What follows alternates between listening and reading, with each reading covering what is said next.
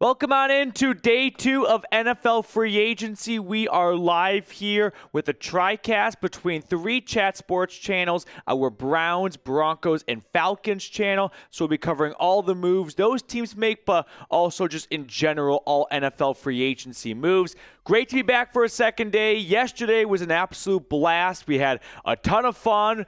Towards the end of the live stream, I think if you were here yesterday, you know what I'm talking about, but I'd say a ton of fun minus the Browns and Falcons not making any additions, but the Broncos making 2, I'd say, home run signings with Talanoa Hufanga and Dre Greenlaw, both coming from San Francisco to Denver. Not even that the Broncos defense needed some beefing up, but the rich got richer in Denver. But the Browns made a signing at the ass crack of midnight. Cornelius Lucas, offensive tackle, who can serve as a bit of a left or right tackle for you, and a swing tackle, so to speak, coming over to Cleveland to provide some depth. I also think there's a very good chance he might end up starting at some point, knowing Jack Conklin's injury history and DeJuan Jones' injury history, so don't sleep on that signing. And then the Falcons finally made their first signing of free agency. They signed former Raiders linebacker Divine Diablo, a safety converted to linebacker, really good athleticism, great speed. He can fly across the field. Despite playing safety in college, the biggest knock I've seen against him is his coverage, which I just don't really get, but I guess I just got to watch more Divine Diablo tape and games from the Raiders last year, but that's kind of the common theme I hear when talking about Diablo and his time in Las Vegas. But all 3 teams, Browns, Broncos, and Falcons, have made at least one external free agent signing. Now we are back for day 2 to see if more moves are made, like maybe another trade. The Browns traded for Kenny Pickett yesterday, which, listen, they traded for a backup quarterback to be their backup quarterback. That's probably not something to get too upset about, because I hope and believe he won't have a very big role for this team in 2025. But here's the issue with that. I still think it's a bad idea to trade or sign players who suck. I don't really care what their role is. If they're not good, why would you acquire them? And I don't believe Kenny Pickett is good. And you want to know why I think that? It has nothing to do with all the small hands jokes in his time in Pittsburgh. I think he's not good because he wasn't even the best second string quarterback on his own team. Tanner McKee was a better backup than Kenny Pickett was. Prove me wrong. So if the Eagles were willing to part ways with Pickett and not McKee, I think that's a reflection as to what Philadelphia thought of the quarterback who they traded for just a year prior and gave up more than a 5th-round draft pick for. Backup QB is a valuable position. If he was very valuable to Philly, I don't think a 5th-rounder after giving up, what was it, like a 3rd and a 4th-round pick swap with the Steelers the year prior, I don't think a 5th-rounder would take Pickett away from the Eagles. But because they think Tanner McKee is better, I think the Browns traded for the wrong backup QB. Now, as for Atlanta, some news and rumors lines going on that front there. Who's calling me from Houston? Should we all answer together as a channel? Should we just put them on? You're live on YouTube right now. No, we'll send that 713 to voicemail. Atlanta, I read this from Jonathan Jones over at CBS Sports. He said Dahlman turned down more money to come to Chicago. All right. Do we owe an apology to Terry Fontenot? Was it the Falcons that offered him more money? They were not specific. Jones was not specific about who offered more money. It could have been the Vikings. They just gave Ryan Kelly $18 million. So maybe it was between Minnesota and Chicago, and Atlanta was never really involved. But I thought that was something worth nibbling on right there. And then as for Denver, Evan Ingram visited all day with the Broncos yesterday, went out to dinner with some of the coaches and personnel members, but left without a contract. So there that is. I don't think it's imminent.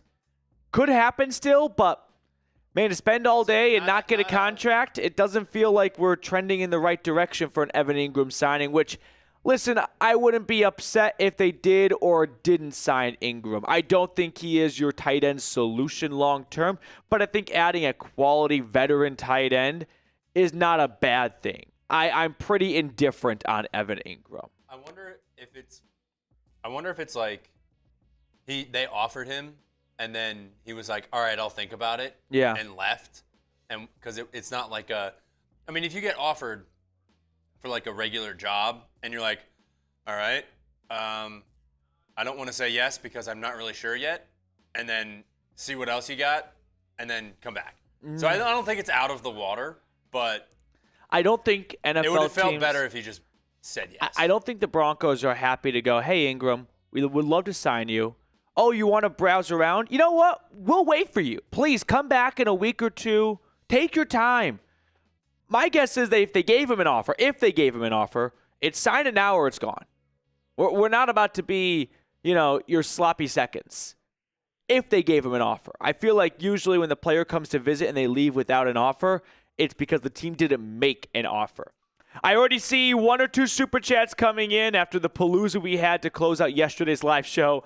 I don't expect it to get that wild again today, but who knows? We'll get those supers on screen for you just a little bit here. Appreciate everyone for shouting out their city in the chat. Let's see. I've got Joel saying like the video. I've got 181 viewers on our Brown stream with 17 likes. Falcon stream has 388 viewers with 35 likes, and our Bronco stream has 104 viewers with 30 likes. So that's kind of the current pecking order at the moment. But we got this from Josh Miller over on our Brown stream. Kenny Pickett is the Browns tank for 26 QB. I don't think Andrew Berry is approaching it that way. I don't think he is like, let's go get a quarterback who can really suck. You know what I mean? If that was the case, why not just start Dorian Thompson-Robinson and keep your 5th? I guess this way maybe you could disguise it a little bit more like you pretended to try. Josh, I see your Kenny Pickett. Can I raise you? And I saw, what's his face? Why am I blanking on his name? Ran out the back of the end zone. Thank you. Dan Orlovsky. I can't believe I just forgot his name for a second. Dan Orlovsky tossed out this, and I think it's got some legs is probably an upgrade. It's got some feet. It's got baby legs. It's just starting to learn to walk, right? It's walk and then fall. He saw Daniel Jones got, and I was surprised by this, $14 million. Now, of course, when you see the words up to $14 million, a lot of that includes, no. This is just $14 million. I didn't see the guaranteed earlier. I thought maybe there's a lot of incentives. So he got $13.1 million. Man, $13 million to be a backup. I don't see that very often. I'm not convinced the Colts signed Daniel Jones with the expectation of he is a backup. Chris Ballard said at the Combine, we are looking for competition. So not that Anthony Richardson has really a lot to stand on, but this is kind of the modern era of how athletes work where when feelings get hurt, they want to be traded. And I wouldn't rule out Richardson going, if you guys are going to have Daniel Jones get $13 million in free agency, I know what your plans are at quarterback, and it's not me. So trade me. Please trade me. And maybe the Colts will be more comfortable with that because they've probably come to the realization, hey, we went with all these veterans, Phillip Rivers, Matt Ryan, Carson Wentz. We had to go young in the draft. We were picking top 5. It was a very good quarterback class. Let's take a shot. And it didn't work out, which is kind of why I don't want the Browns to waste the 2nd overall pick because they'll be like the Colts in a few years, but whatever.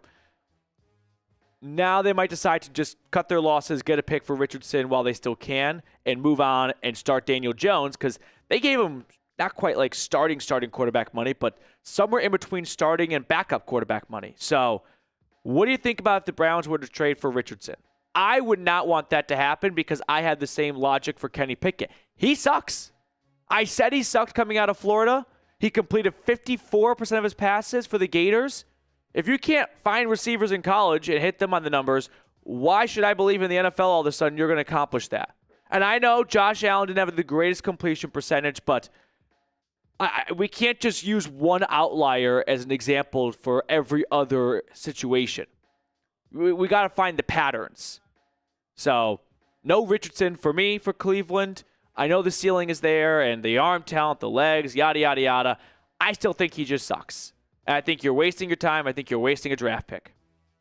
Josh, thank you for your super. Aiden plays with a super chat coming in from our Bronco stream. Aiden, hope you're having a good Tuesday. Feels like it's already Thursday. After yesterday, Reid and I got in Central Time. That's where we are in Dallas. Call it 8:45. So, I mean, I'm not going to pretend to be like a blue-collar worker at like 5 a.m. Like, do you watch the show Landman? Good show. They get up at like 3 a.m. I was like, okay. I'm never going to complain about what time I get up. But we were out of here around 7 to 7:30-ish, give or take. No, 7:30, I think. Yeah, and then we had some signings happen overnight. So it was a busy day yesterday. It's been a lot calmer so far today. It's not like, if it's not our team, we're not doing anything. No. We help everyone who has channels and everything like that. So I was up until pretty late last night. I mean, we all were just helping out with, who was at Byron Murphy. Byron Murphy re-signing with the Vikings. Lots Chase of signings. Young. Christian Fulton, by the way, going from the Chargers to the Chiefs. I don't think that's something Chargers fans are very happy about. I see Mac has a super chat. We'll get that on screen. We got super chats coming in from our Browns and Broncos channel. Falcons still trying to get on the board, but we are aiming to be live today for probably 3 to 4 hours. It'll kind of just be dependent on how the news is. Yesterday, you saw a lot of money get thrown around. I think the Patriots, any guesses, by the way? Quick trivia. How much total money did the Patriots give out? In total value, not guaranteed, but total money. How much do you think New England gave out yesterday? Which, by the way, this would never have happened under Bill Belichick. I mean, he did not spend, but this is outrageous spending. I don't know, so I'm going to give a guess. Yeah. Give a guess. Like total? Total money given out.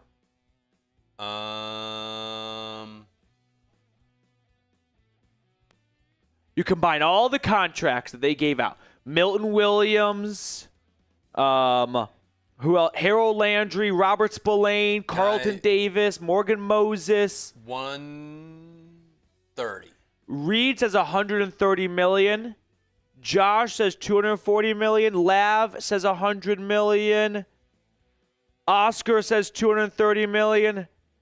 You're all lowballing it. $286 million in change. Wow. $286 million in one day. I didn't think it was $250 million invested. Their defense, by the way, completely turned around. You insert Milton Williams in the middle of the D-line for the Patriots. Harold Landry coming off the edge. You got Deion White kind of coming up in the ranks a little bit. Texans have been busy as well. They've been bringing back. Hey, Browns fans, you remember this guy right here. They've been bringing back some guys. They've been bringing in some new faces. The Laramie Tunsil trade was very strange, but they also redeemed themselves by trading Kenyon Green for C.J. Gardner-Johnson. I have to imagine that the C.J. Gardner-Johnson trade was partially fueled because of they were paying a lot of guys and there was some salary cap relief to be had by trading him away. But I just think they probably maybe weren't happy with him as a leader and, I wonder if one last thing. I wonder if Philly was like the lick my balls thing was Swifties can lick my balls. I wonder if they're like, hey, it's funny, but we're kind of done with all the antics. And there's a lot of chatter from C.J. Gardner-Johnson. He never quite seems to stick anywhere. So I agree. I think it's both. I think it's, man, we need some help on the salary cap. He's a little off the rails. Yeah. We're okay with letting him go because it gives us salary cap relief. Right. It's a little bit of like double pros, but also one big con. He's very good. He's very good. He was the heart of the defense. Yeah. So that's a huge con that very well, I think, outweighs the pros. Now, here's the thing, though. They got Kenyon Green, which to me signals that they're going to lose Mekhi Becton in free agency. And I do not want to bet against the Eagles. What's that offensive line coach they have? Jeff, what's his name? Jeff Stoutland. I don't want to bet against him not being able to develop a former first-round pick like Green, who on the Texans offensive line last year was the worst starter, and that Texans offensive line was bottom 3 in the NFL. So you took the worst player on arguably the worst offensive line. And I expect him to be a Pro Bowler in 3 years.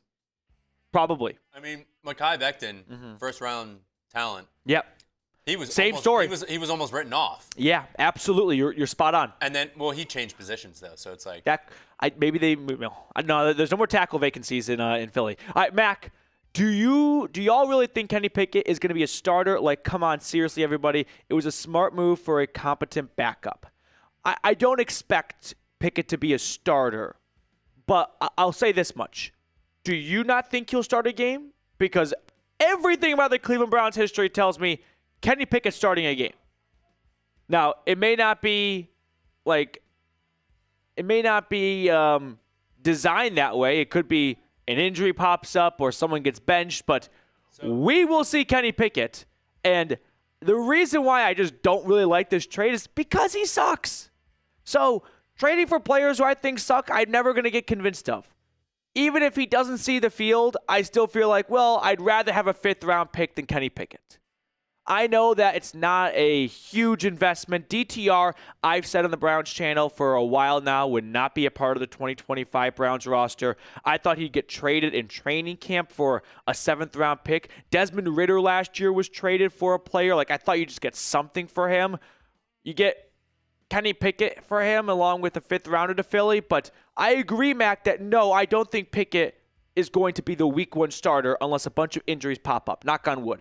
But I still think he just sucks. I know we are currently live on Broncos, Browns, and Falcons. So 3 TriCast. I created 3 questions for each channel. Mm-hmm. So Broncos and Falcons, don't go crazy. I have questions for you guys too. But since it came up, I have this question for Browns Report. Will the Browns sign or draft their 2025 starting QB? By starting QB, do you mean week 1? Week 1 starter. I think week 1's going to be a veteran. I don't think Cam Ward or Shedeur Sanders, wherever they end up, are probably week 1 ready. I think Sanders needs to... And the other 2 channels, by the way, you can answer this question. Yeah. Whatever you guys think. Because I know everyone's NFL fan. I think Sanders needs to get with NFL game speed a little bit because, while he was accurate last year, a lot of his passes were very close to the line of scrimmage. He threw 63% of passes between either behind the line of scrimmage or between 0 to 9 yards. For reference, Cam Ward and Jackson Dart were 50% or less.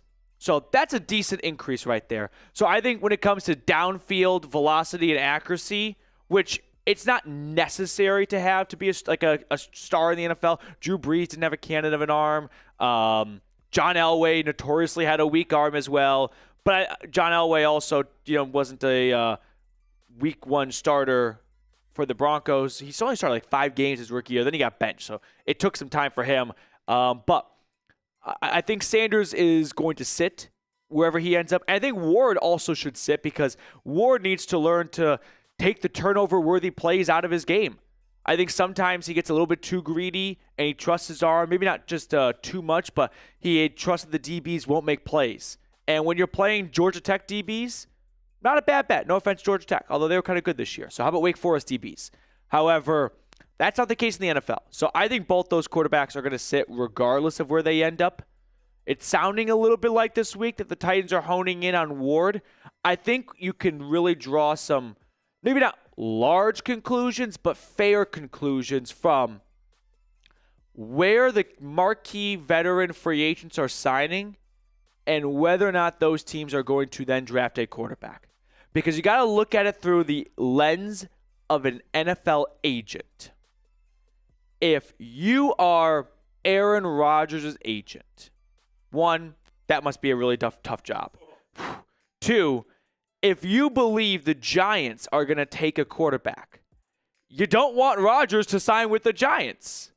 So I could see a lot of veterans passing on the Browns because they are under the belief the Browns are going to take a QB at number 2. It's not a guarantee, though. The NFL draft is full of wild twists and turns. No one saw Michael Penix going to Atlanta last year, so don't look at this as being set in stone. But we got the Browns, the Titans, and the Giants all looking for quarterbacks, and none of them have signed a big name from the market. Maybe it's because those quarterbacks believe they are going to draft a quarterback. So do with that information what you will. Really quickly, make sure to like the video if you have not already. Trying to get our streams, our live coverage to as many eyeballs as possible. And to help the YouTube algorithm out, scroll on down. Click the thumbs up button. It's completely free, and it really does help, hopefully, your favorite content creator. So I also saw we had a super chat come in from Joshua Miller. We did have a super chat come in from Falcons as well. Oh, Falcons as well? I'm sorry, Trey. I missed that. Bradley Stern from the Broncos channel said, what do you think happens draft-wise since the Cowboys took Pookie? I saw someone yesterday, I can't remember who, quote tweet the Cowboys signing Williams going, watch for Denver to trade up for Genty. Guys, no matter what happened with Javonte Williams re-signing or not, that was not going to be a difference maker in their running back draft strategy. Javonte Williams is a good pass protector, and he can help out in the receiving game. That is not what you are going to model your run game after and go, we got Williams back, so no need to get Genty anymore. I don't think the two are connected whatsoever. So Williams going to Dallas, I don't think alters the Broncos draft strategy of, damn it, we lost Javonte. If they wanted Javonte back, they could have had him back. He signed a veteran minimum deal, 1 year, $3 million, so a little over vet minimum. I saw, though, the idea of Denver trading up for Ashton Genty. I'm not – the NFL draft, like I said, is unpredictable. As of right now, I don't think Genty is going to get past Chicago at 10. I think that might be his backstop. The Bears just invested heavily in the offensive line. Ben Johnson had a great O-line in Detroit. He also had 2 great running backs. So he's checked one box. I'm thinking Genty might be the next box he'd look to check. You're getting some heat for your Elway comment. Elway have a strong arm? Am I... Did he have a strong arm or not? That's I wasn't listening. I thought the story was like Elway notoriously didn't have a very strong arm, but he had great legs. Oh, I don't know. That's like a lot of people are saying he had a strong arm. Am I mixing up quarterbacks? I mean, Broncos for life said. Oh, who am I thinking of then? Who am I thinking of? I'm sorry. I was like, I think he had. I think I was just going down the line here. He had like a really like a rocket, like it would hurt their hands. What veteran am I thinking of? I'm sorry, everyone. That was a dumb comment by me. Weakest QB arm strength. Trey, don't worry. We're about NFL to hit your history. super chat. Boo me in the chat. Boo me in the chat. I'm thinking of Joe Montana. That's what I'm thinking of. I'm sorry. Born in 1998. I'm thinking of Joe Montana. That's dumb. I'm sorry. I'm thinking of Joe Montana. My mistake. All right, Trey, what's going on, buddy? Why is Azeez Ojulari still available? Well, we can look at his stats, and I think what you're going to find is we've got an edge rusher who's never really had a true breakout season. People are still mad at me. I don't blame them. I was thinking of Joe Montana. My mistake. I was kind of like trying to name someone for all the teams a little bit. So I was trying to get the Broncos one included. Joe Montana did not have a super strong arm, right? That was the knock against Montana. I think so. Yeah. Yeah. The only reason because I looked. That was also. I wasn't like actively listening because I was like I have 5 screens in front of me, but so I was like I saw. What do you mean Elway doesn't have? And I was like. Wait, what did he say? The double dumb comment there is, of course, Elway had a strong arm because he could have played for the Yankees. Yeah. So. And I was like, wasn't there a story that came out that it like hurt to catch his balls? Yeah. Pause. Just boot me in the chat. That was stupid. Trey, Ojulari, why is he still available? Answer your question. Can we throw up Ojulari's stats? Because I think that's pretty much going to answer the question for you, Trey. Well, we've seen a lot of edge rushers get signed so far.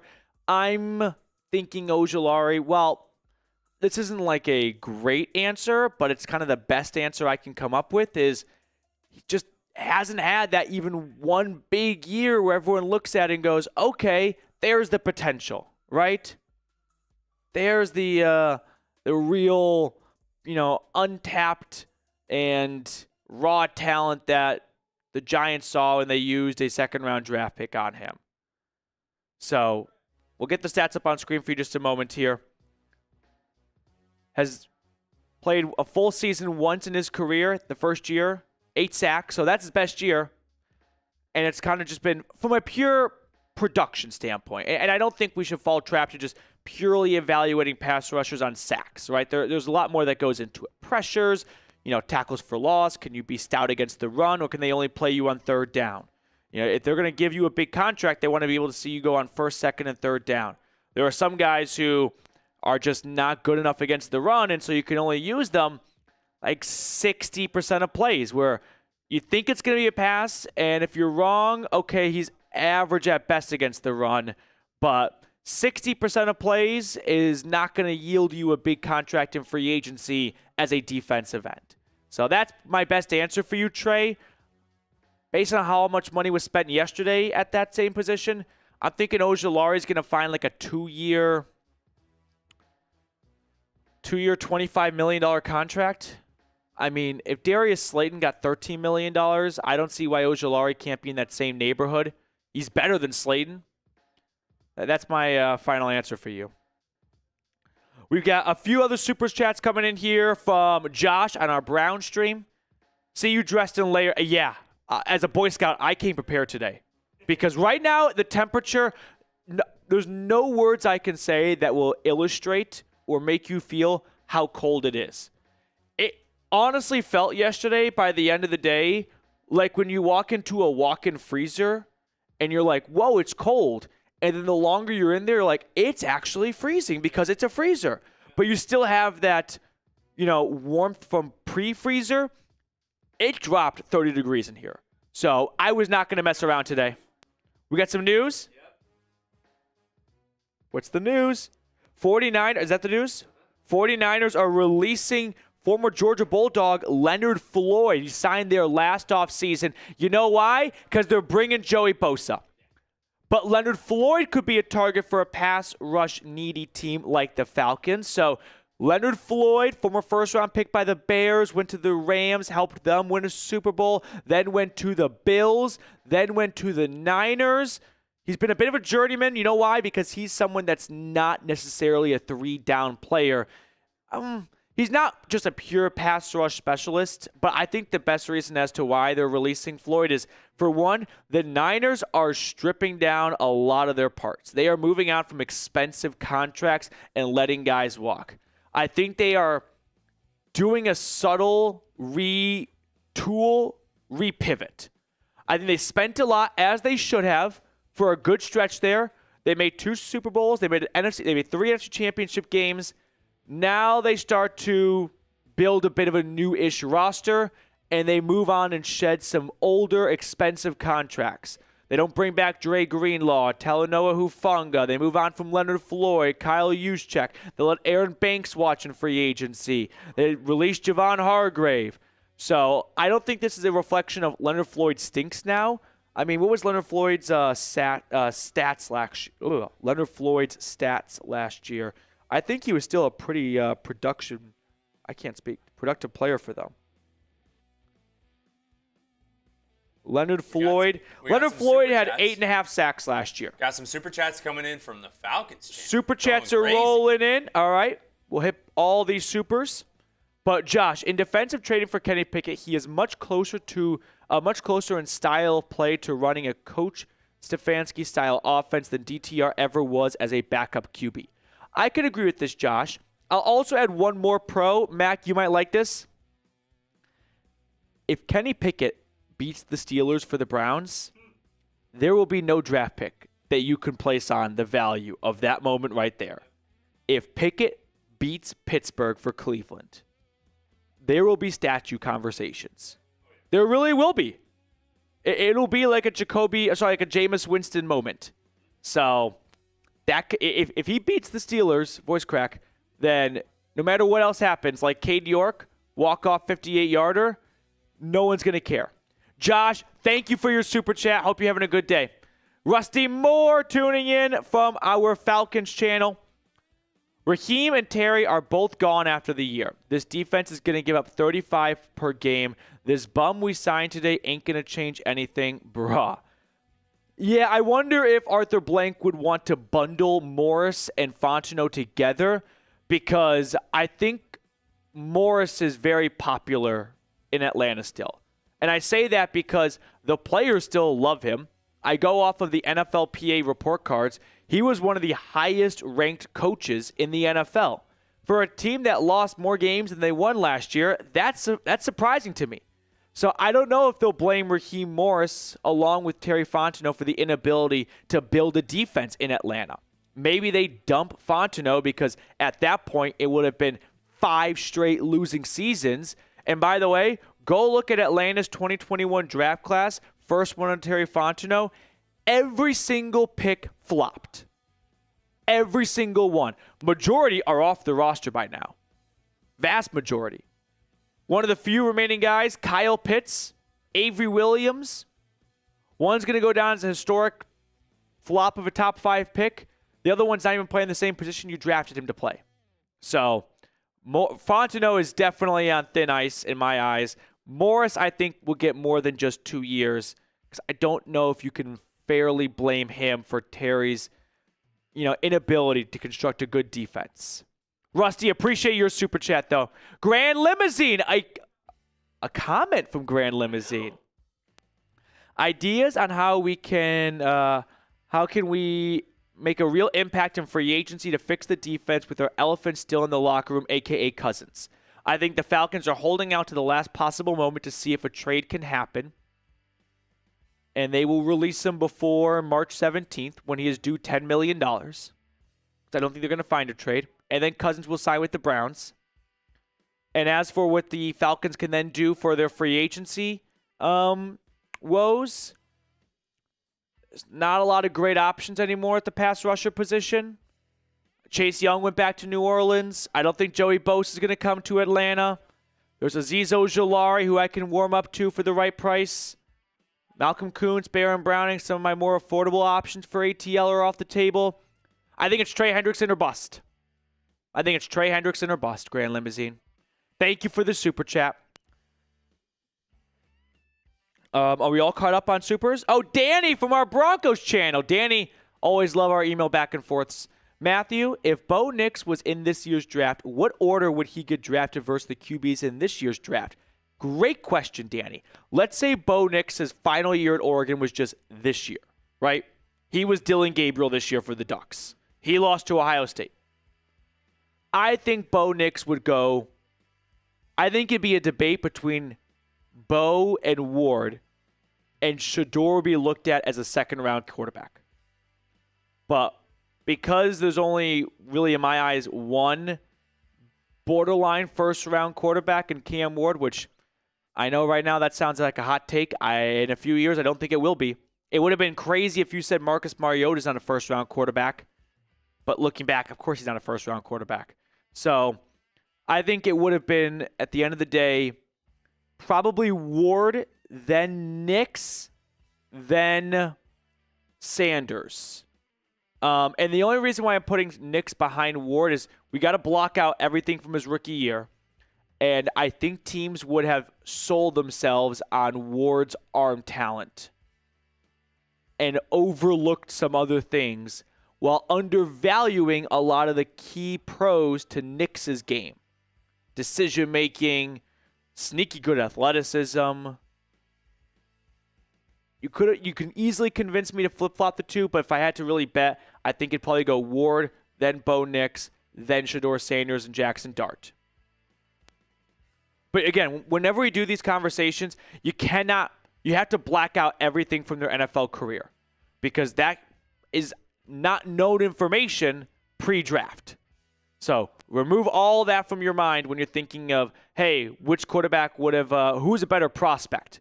And if I said, Marcus Mariota or Lamar Jackson, you're going to say, obviously, Lamar Jackson. But again, you can only view them from their college careers. You can't let their pro careers influence that because that's not what the prospect is. The prospect is them before they get to the draft, before they get to the league. Before we look at some other supers and just talk free agency in general, Fanatics is having an awesome deal right now where a lot of their gear is 25% off. So if you want to get a shirt, you want to get a sweatshirt for your favorite team, go to chatsports.com/fanatics. I put that link in the comments and description of today's video. So if you want to get some more Browns, Broncos, Falcons gear in your closet, use our link, chatsports.com/fanatics, for 25% off. Like I said, that link is down below. Holy smokes! Mr. Ha-Ha from the Falcons channel with a $50 super chat. I thought today would be a much more mellow day after the craziness of yesterday, but I think Falcons today is out for blood. After finishing third in super chats yesterday and leading for a good stretch, by the way, too, Mr. Ha-Ha has put the Falcons Today channel in the driver's seat. Terry Fontenot and Kirk busting our nuts has screwed Atlanta for 2025. We need to hope that Kirk drops his no-trade clause and we get either a draft pick or a one-for-one swap with someone else who can't help us. Arthur needs to fire Terry, though. There have been some good things Fontenot has done, but listen, when you get 4 years to build a roster, I sure hope you've done some good things. Right? If I appoint Mr. Ha-Ha in charge of finding a good restaurant for us to go out to for 3 weeks straight, and we like 2 restaurants he picked, does that mean he was good at his job if we didn't like 19? No. But if you want to defend him, you can say, but that one steak dinner and pizza night was awesome. Yeah, but the rest of the nights gave us food poisoning. So that's my Colin Cowherd analogy for, yeah, Fontenot has done some good things, but I hope so. You've had the job for 4 years. That's 4 off seasons, 4 drafts, 4 free agencies to put together some good things. But I think the cons are really outweighing the pros here. So, Mr. Ha-Ha, I would not get your hopes up for a trade for Kirk Cousins. I don't know why any team would make a trade for him. They'll just wait for him to be released. The only reason why Cousins would waive his no-trade clause if the Falcons tell him, we'll keep you hostage. Browns news. I haven't got anything. Is it a signing? Yep. Ooh, we got a signing. At the top. Who the fuck is that? I don't know. I think that's the first-round pick by the Buccaneers like 4 years ago. That was the Bucs like first-round pick, I think, in like 2021. Well, everyone learned this guy for the first time today. We're going to break down the signing for the Browns report here, but yeah. Full shebang. Everyone's learning about Joe. This was the first-round pick.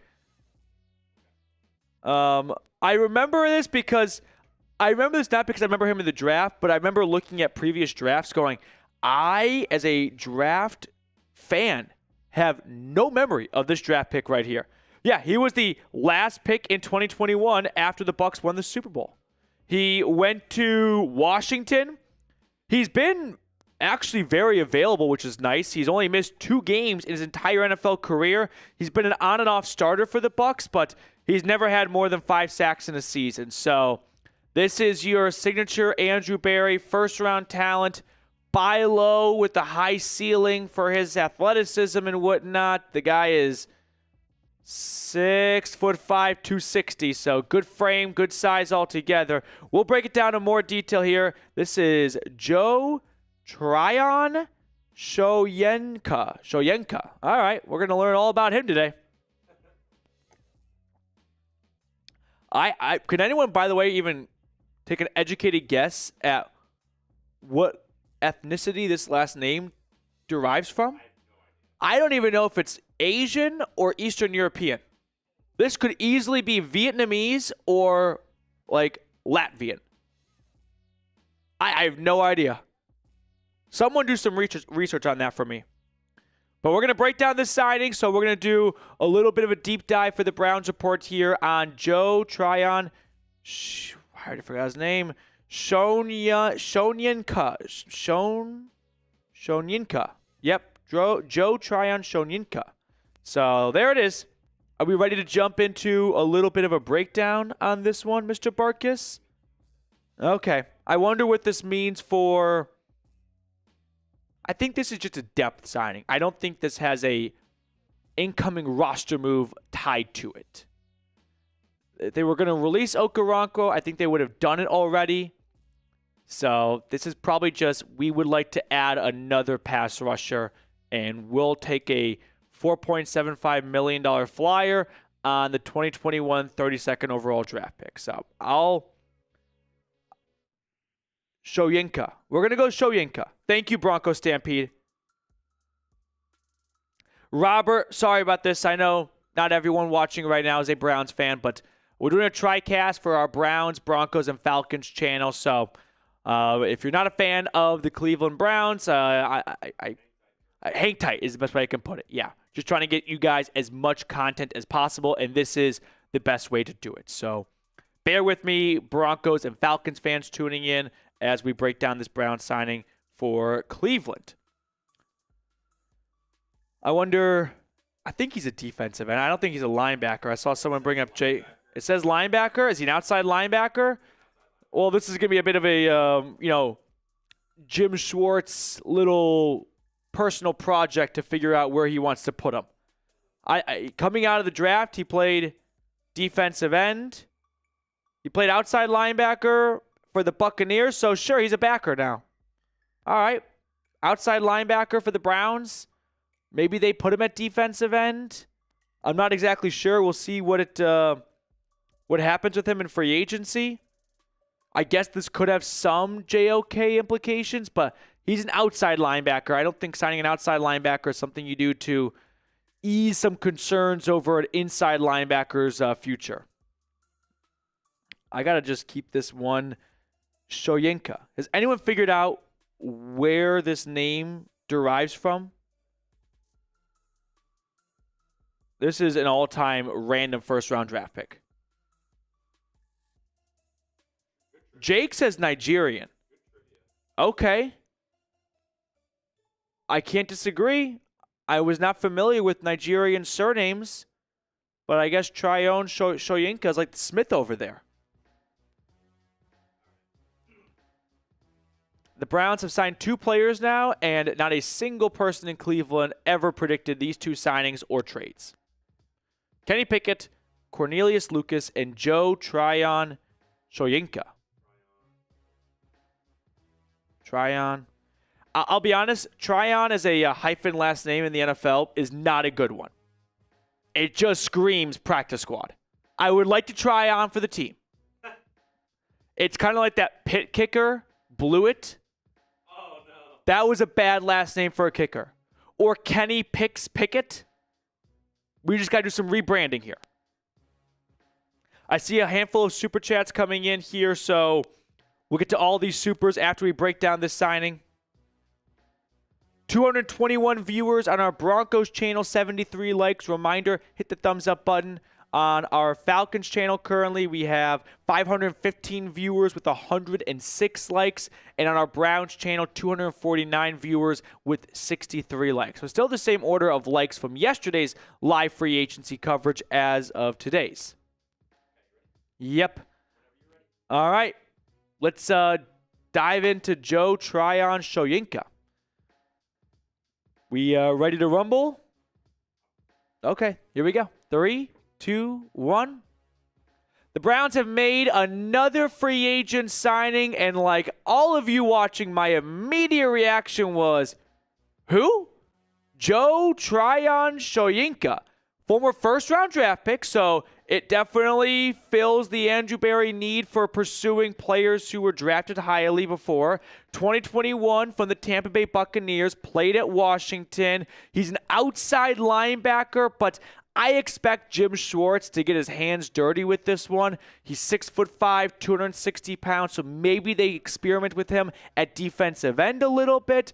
But my view on this signing is it's a depth piece. It's Andrew Berry doing what Berry has done for so many free agency periods, which is he likes to find former highly drafted players and give them cheap contracts and see if they can live up to their expectations from years past. So we're going to get you guys familiar with Joe Tryon-Shoyinka. I didn't think any name would be tougher to pronounce than Okoronkwo when they signed him, but our friend from Washington just said, hold my beer. So here are some pros to Mr. Joe, we'll call him. Great availability, Through 4 years with the Buccaneers, he's only missed 2 games. He's been an on and off starter for the Bucs, so he's had some good presence on that defense. He has not made any big splash plays, though. We can kind of just browse through his stats here for a second, but in 2023, he had 5 sacks. That's the most in a single season for him. 2 forced fumbles in his career, no interceptions. He just has not made any game-changing plays or had that big wow moment or factor for a first-round pick that warranted a return to Tampa Bay. But I think Barry saw a pass rusher, which he loves, building up the cornerstone pieces, edge, corner, wide receiver, and he got him for less than $5 million, and he's willing to buy low for a high ceiling for a former first-round draft pick. I don't believe this move signals anything else other than the Browns just wanted to add some more depth at the linebacker, possibly defensive end position.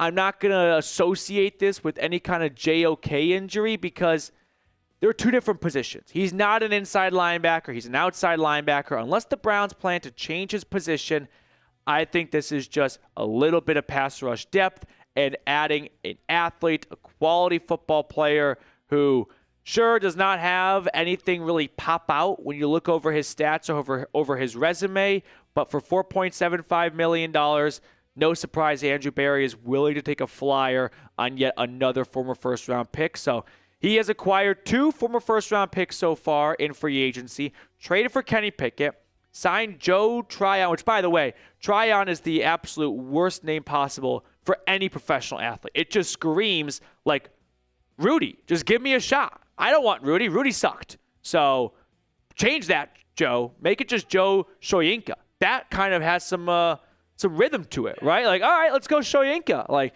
once everyone learns his name, it's like a badge of honor of like, you don't know who Shoyinka is? That's a casual right there. So welcome to Cleveland, Joe. Best of luck to your career with the Browns, and we'll see where it goes. But make sure to subscribe to the channel. When news breaks, we're going to be the first ones to get you guys a video. I got out of bed when Cornelius Lucas signed at midnight. We're going to get you guys a video within 30 minutes of this signing coming out when Kenny Pickett got traded. So if you are looking for a YouTube channel to keep you up to speed and tell you everything you need to know about the Browns in free agency, scroll on down and click that sub button. Now, I also just want to talk about how the Browns have made 3 moves now in free agency, and none of these moves were predicted by anyone. No one, I think Aditi talked about Kenny Pickett possibly getting traded, and that could be someone the Browns go after, but no, I don't think anyone that I had on their bingo card. First signing, offensive tackle. Next signing, first-round pick project from the Buccaneers, Joe Tryon-Shoyinka. Now, I kind of warmed up, not that I was ever cold on the Cornelius Lucas signing, but I was just kind of peeved that Barry, of course, yet again makes his first signing at midnight and gets everyone out of bed for it. But I think he offers a lot of depth and experience at both left tackle and right tackle. And Conklin's had his fair share of injuries with the Titans and then, of course, with the Browns. And DeJuan Jones, 2 years in, 2 seasons ended on injured reserve with a knee injury. So it's a wise investment to make sure you are not having your next quarterback run for his life because you did not put together a good backup plan at tackle. As for Kenny Pickett, I'm pretty sure I said this in the video yesterday about the trade, but I'll reiterate it right now. I don't expect Kenny Pickett to be the starter. I don't think anyone is envisioning Kenny Pickett getting traded to the Browns to be their starter week 1. No questions asked. He'll be a part of a quarterback battle, but he's not going to be the favorite to win that battle. I don't like the trade because I think Pickett sucks. And no one likes a negative Nancy during free agency or the draft because you're a buzzkill. You want someone to tell you what your team did was great. But if someone had told you Juan Thornhill would not have been a good signing, you would have been mad at them, but they ultimately would have been right. Pickett's not going to have, hopefully, a big role on this team. Maybe he definitely will start at some point due to an injury. The only way this trade works out for the Browns is if Pickett beats the Steelers. If Kenny Pickett goes to Heinz Field, Acrisure Stadium, and beats Pittsburgh, it doesn't matter how many picks they give up for him, it'll be worth it at that point. But until then, I still am never in the business of, I don't care how much it costs. If you acquire a bad player, I'm not going to defend it. Now, some 2024 numbers broken down more for the latest member of the Browns. 24 tackles, so he played 15 games. He started 11 for the Buccaneers. Let me look at his snap percentage here. Last year, he played 55% of snaps. That's kind of on par in his career. 3 out of the 4 seasons, he's played between 49 and 55% of snaps. The one outlier was 2022 when he played 75% of snaps, making 16 starts. That year, he had 4 sacks and 6 tackles for loss. He's going to have a 7 to 8 year career in the NFL as a rotational piece on defense. For a first-round pick, it's definitely disappointing for the Buccaneers. For the Browns, $4.75 million deal. Barry has always been in the business of one man's trash is another man's treasure. If someone wants to discard a former first-round pick, we'll take a chance on him.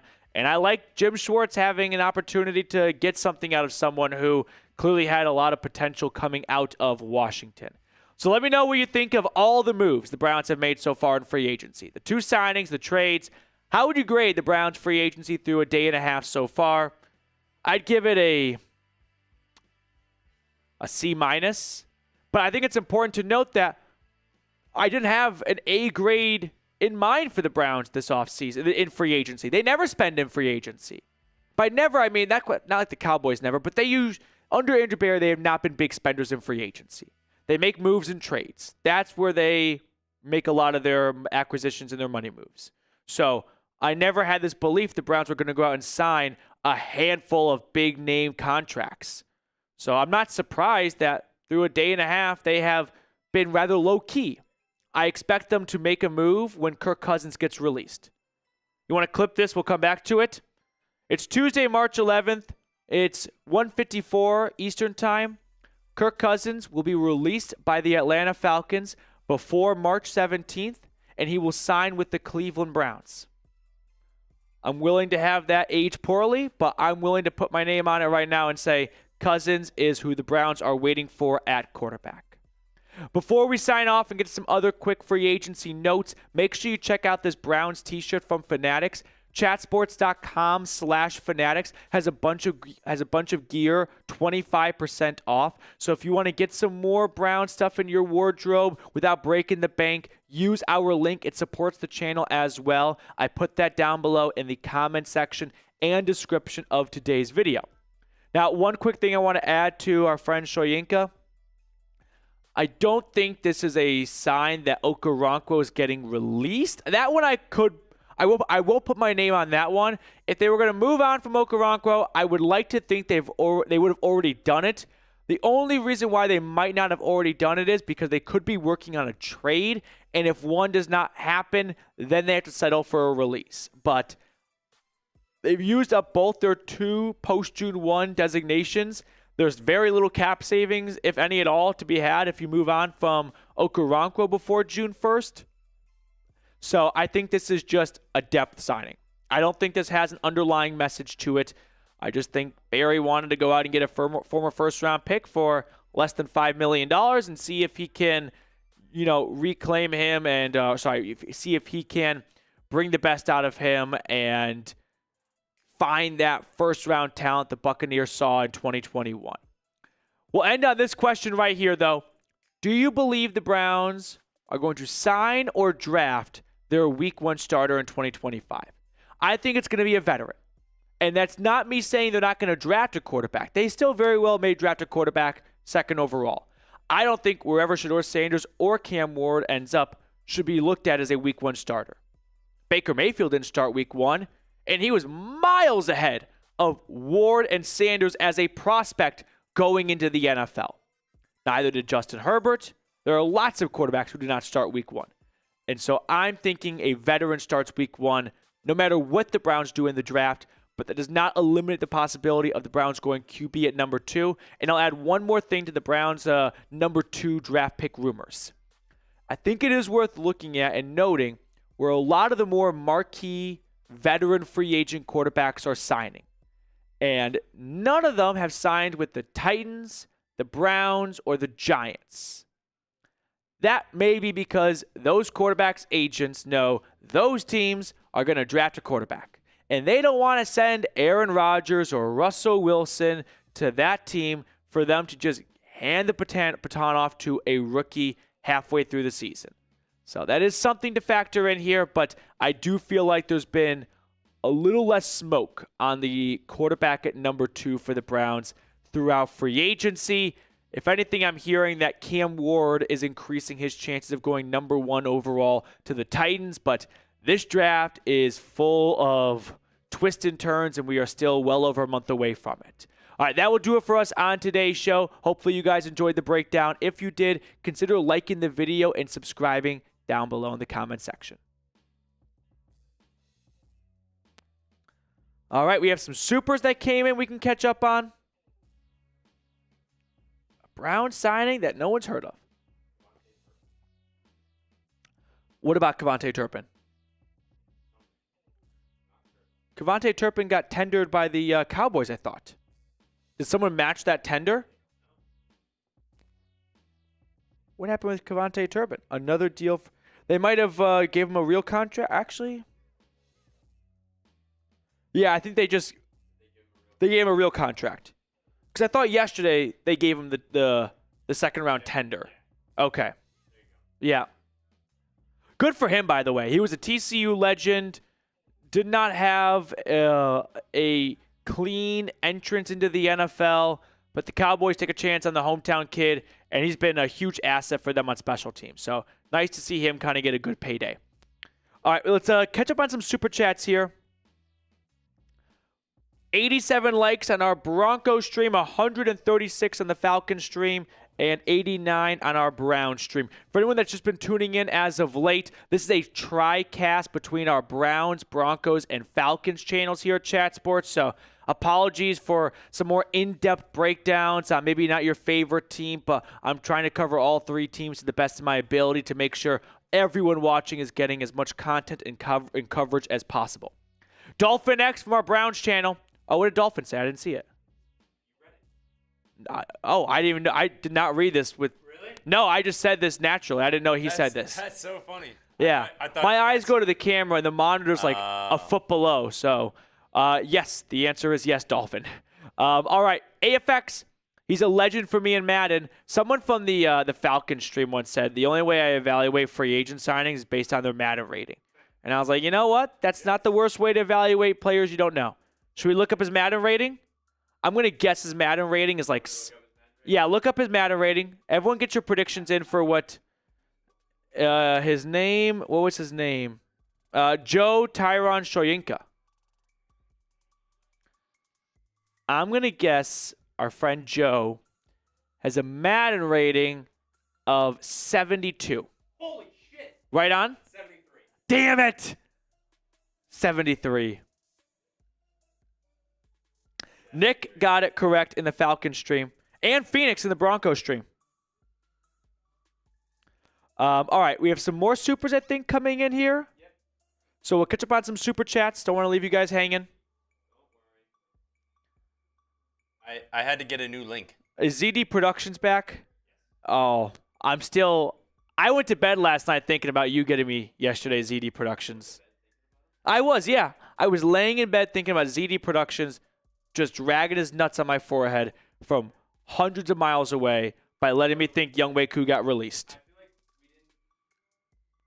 did we go through this whole thing? We'll put it back on screen.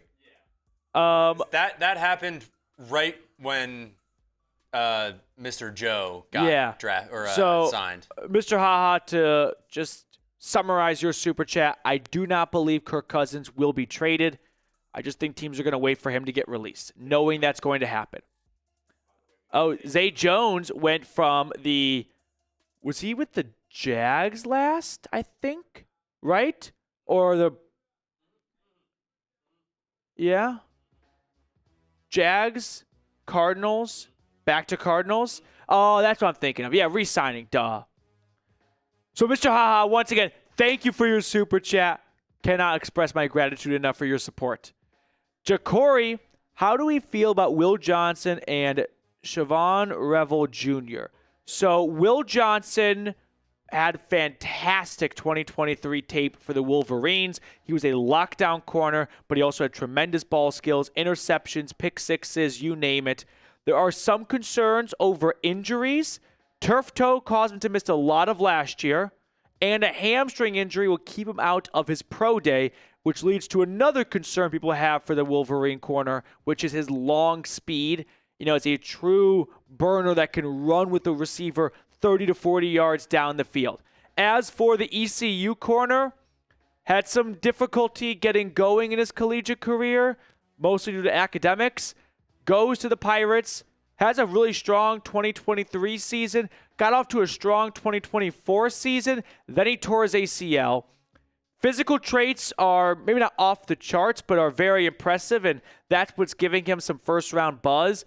I'm probably not going to sink in for a physical traits guy at corner off an ACL injury that I just haven't seen enough of. So I'm not going to roll the dice on Revel, but I will, for the Falcons, say yes to Will Johnson.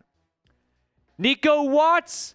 I've never heard of Divine Diablo, and I'm in Vegas. C, average. He's going to push Troy Anderson for that starting inside linebacker job, and push might be downselling it. He could be signed with the expectation of being the team's next starting linebacker.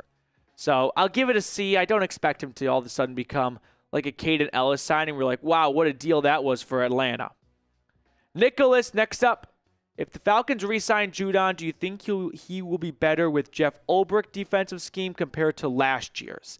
The defensive scheme thing is always a little tough because good coordinators adjust their scheme to their personnel. They don't try and take guys from one scheme and force them into their scheme.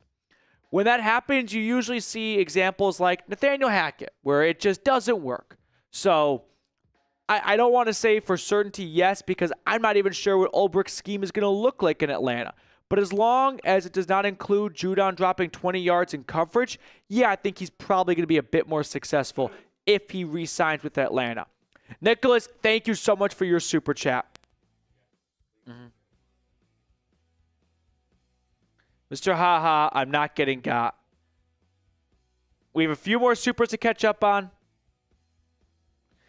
Phoenix, you're thinking of Trey Harris, the Ole Miss wide receiver. I think he's going to be a really good second-round pick for a team. He's not going to go round one. He missed a little bit of time last year at Ole Miss, but I think Harris is going to be a really fun pick for a team in day 2 of the draft. Mr. Haha, $9.38. $17.38. Yo, PD, per Rappaport, Kirk Cousins traded for Bosa and Bozeman. Look on, we got it. I'm not even going to look at my phone for this one, Mr. Haha. First off, Bradley Bozeman signed with the Chargers just this morning after some time in Carolina. And Bosa is not on the team anymore, so not getting me with this one. You guys will always have the Young Wei Koo on me. That I did sink my teeth into for like 5 minutes.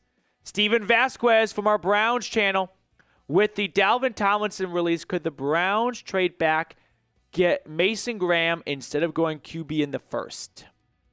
I could see the Browns trading back. I don't know if Mason Graham is the guy I would target, but I could see the Browns going with that direction because Graham is an awesome specimen of an athlete at the defensive tackle position, and you are seeing teams really covet interior linemen that can rush the quarterback. Thing with Graham is, I don't believe he is this like future pass rushing stud of a defensive tackle.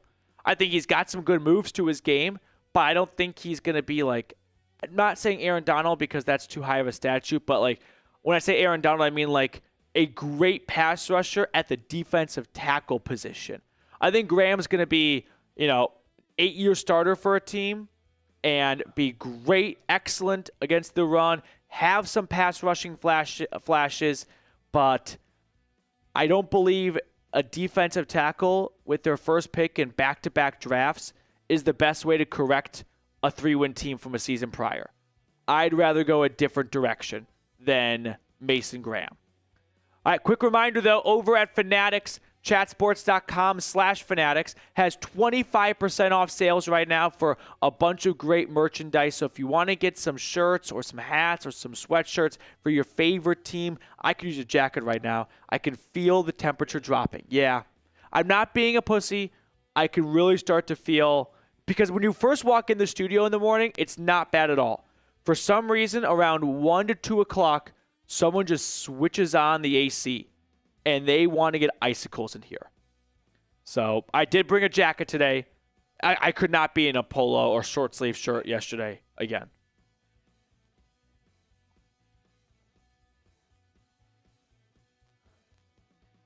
Okay, Reed, you want to give some shout outs? I just got to catch up on some messages here.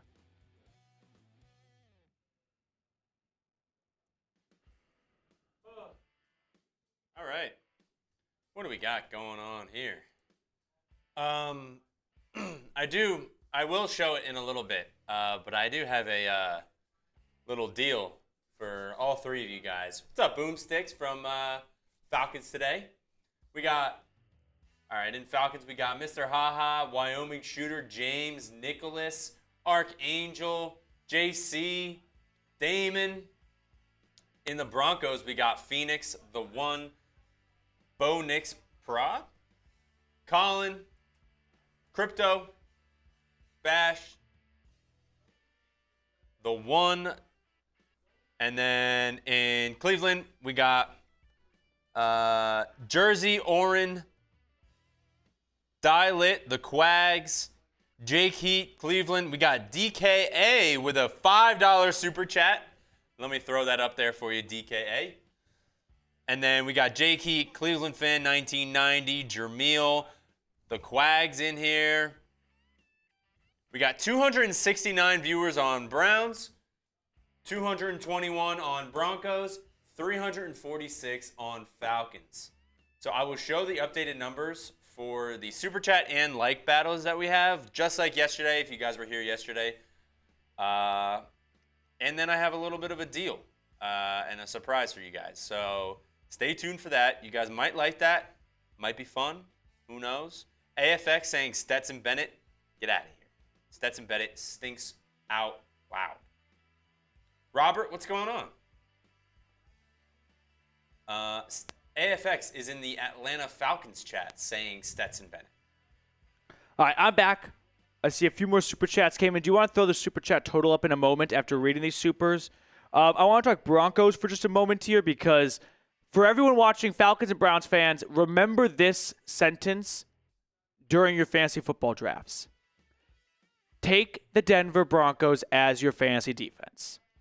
Adding Dre Greenlaw and Talanoa Hufanga does two things for first the Broncos and then from a fantasy implication just so everyone can kind of feel included. From a Broncos perspective, their two weak points last year were safety opposite of Brandon Jones and just the injuries and the lack of, I wouldn't say playmaking abilities from the linebacker position because Barton did make some plays, but always looking to do a little bit better was the linebacker position. And they made two, I think, terrific signings with Hufanga and Greenlaw. So Broncos defense stock, which was already great last year, it was suspect when it went up against some good NFL offenses, but those two holes were filled with all-pro, Pro Bowl talent kind of guys. I think Denver's defense is going to be top 3 in the league next year. So if you're looking for a sleeper fantasy defense, and it may not even be a sleeper, the Orange Crush, I think, is back in Denver. And for a team that led the NFL in sacks last year, they keep all of their pass rushers. They're all young. They're all ascending. And then they just go out and add, an all-pro safety and a great middle linebacker to roam the field. I'm struggling to see the downside for these two signings other than injury concerns, but I just think their ceiling is worth the risk for those signings. So I think Denver's defense is going to be super impressive next year after an already very impressive year. DKA, do you see the Browns retaining Elijah Moore or getting a free agent such as Tyler Boyd or Lockett and a wide receiver in the draft?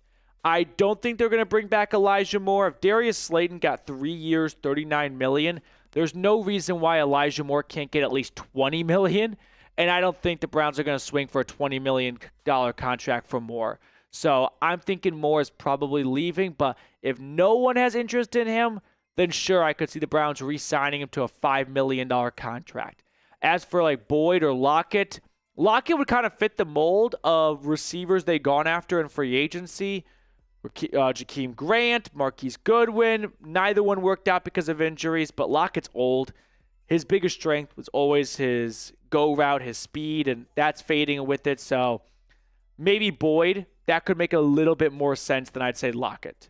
DKA, thank you for your super chat. Yes, we did. We might as well have traded for Stetson Bennett. The channel would have been deleted if the Browns traded for Stetson Bennett. I'd go on sabbatical. I'd go into rehab.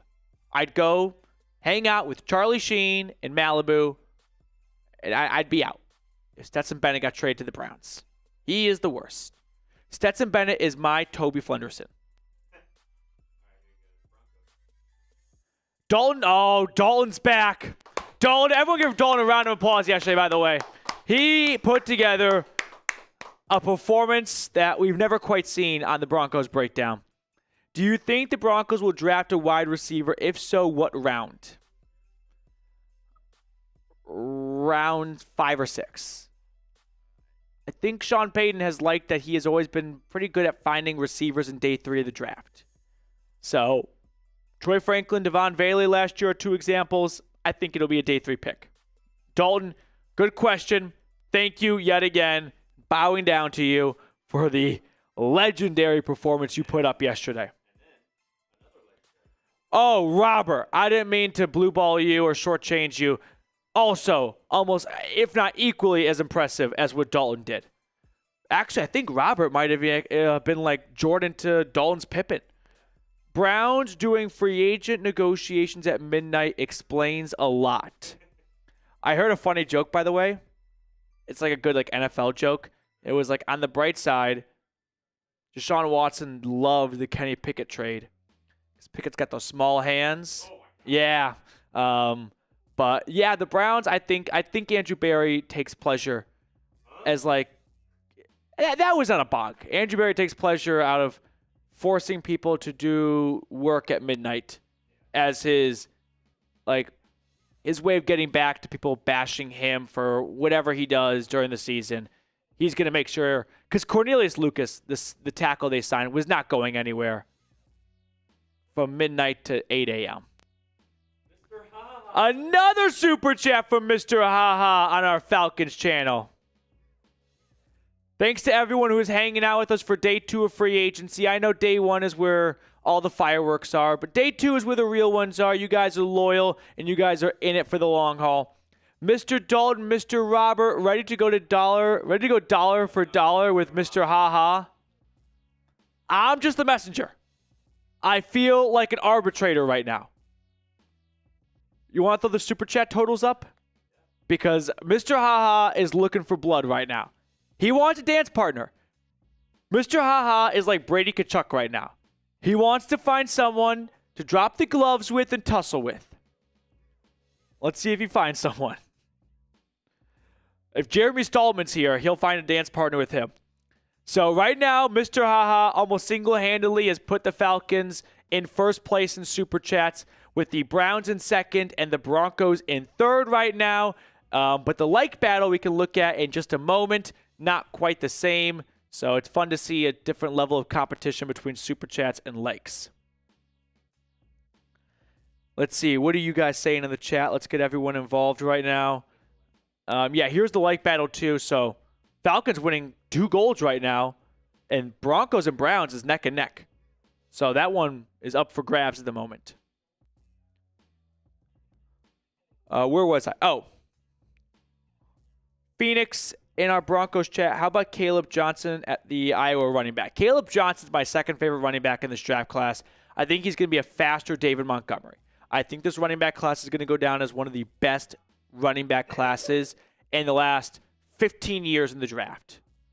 I know that is a high bar, but I think it's capable of doing that.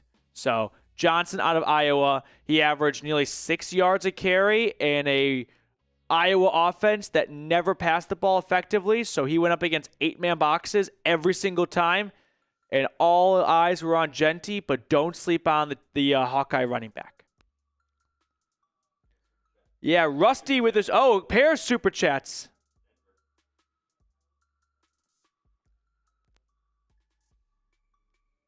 Cappy, good hockey shot out there, PD. Love Brady Tkachuk with the Ottawa Senators. After the first USA-Canada game, this is the most impulse buy. I immediately went out and bought a Brady Tkachuk jersey, but like a Four Nations one. They didn't have a just pure dedicated Team USA one, but I just still wanted to support Tkachuk. Rusty from our Broncos stream, if Denver signs Evan Ingram, do you think they would potentially still draft Colston Loveland if available? Yes, I don't think an Ingram signing would dramatically alter their draft plan. I think an Ingram signing could provide insurance if they were not able to get Loveland because he goes before pick number 20. So I don't think Ingram coming to Denver potentially then goes, all right, we're good at tight end now. We can focus our attention elsewhere. What it could possibly do is if it really comes down to we love Colston Loveland and Caleb Johnson equally. There's 100 people in this room, and we're split 50-50. Having Ingram might be a slight tiebreaker, but that would require it to truly be split down the middle. Rusty, thank you for your super chat. I saw another one from Robert come in.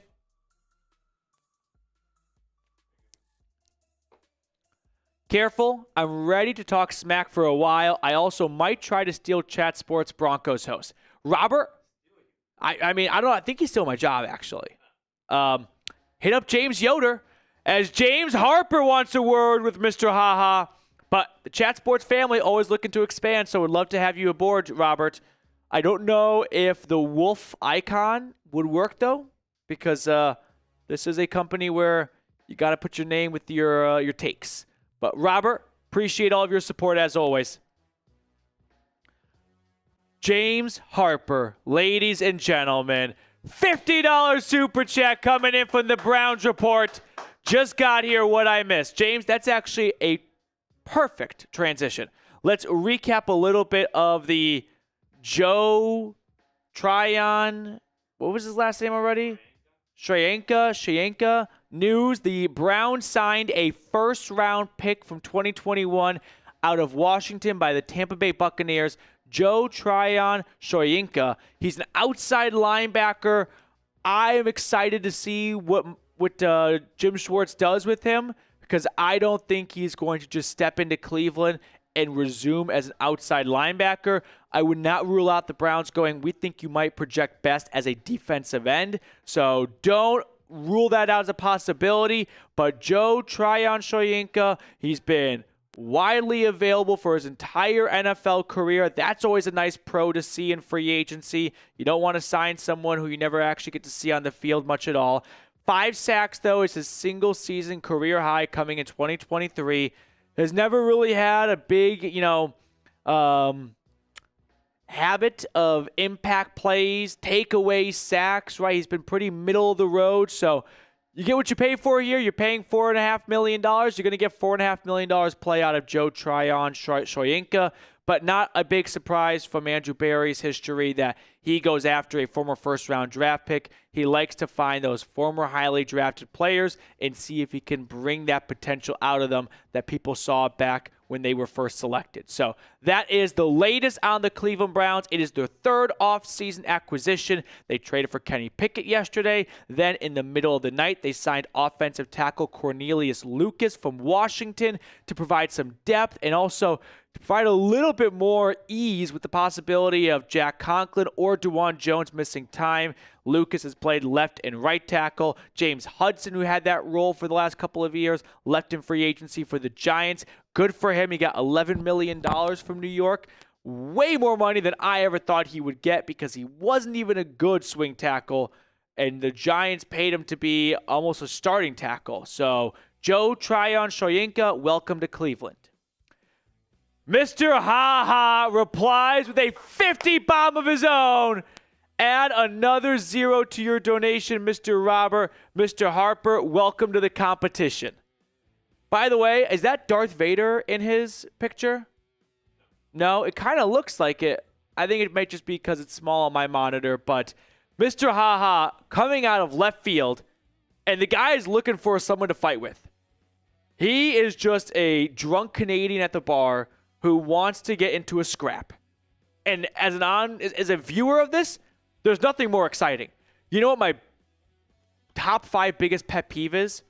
When you're watching baseball game, football, and a fight breaks out and the broadcast goes, and they always say the exact same thing. Ready? Oh, you never want to see this. Yeah, I do. I love watching fights in sports. It's the best. There's nothing worse when the broadcast just pussifies it and they're like, oh, no, this is not what we want to see. We want to see the players play. Well, come on, guys. Stop fighting. Shut up and turn this into a WWE brawl. There is nothing better than when a batter gets hit, takes a second, and charges the mound. That's an all-time feeling right there. Cortland Finnegan, Andre Johnson, put that shit on repeat. I love fights in sports. It's the best thing to watch. Updated Super Chat battle numbers right here. All right. James Harper with a $100 Super Chat. And this has turned into Kendrick and Drake. Jacory with a $50 Super Chat from Falcons Today to put Atlanta back in the lead. We have a shootout. It's Big 12 football right now, and I'm watching Texas Tech and Oklahoma State go after it on a Friday night in the middle of October. So I was just about to show. I talked about a deal. Uh-huh. This is my deal.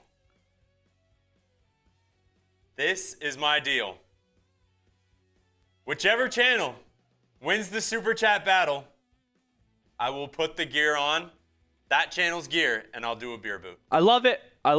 So there's more at stake. Producer there we go. Reed will do a beer boot in the winning channel's gear. There we go.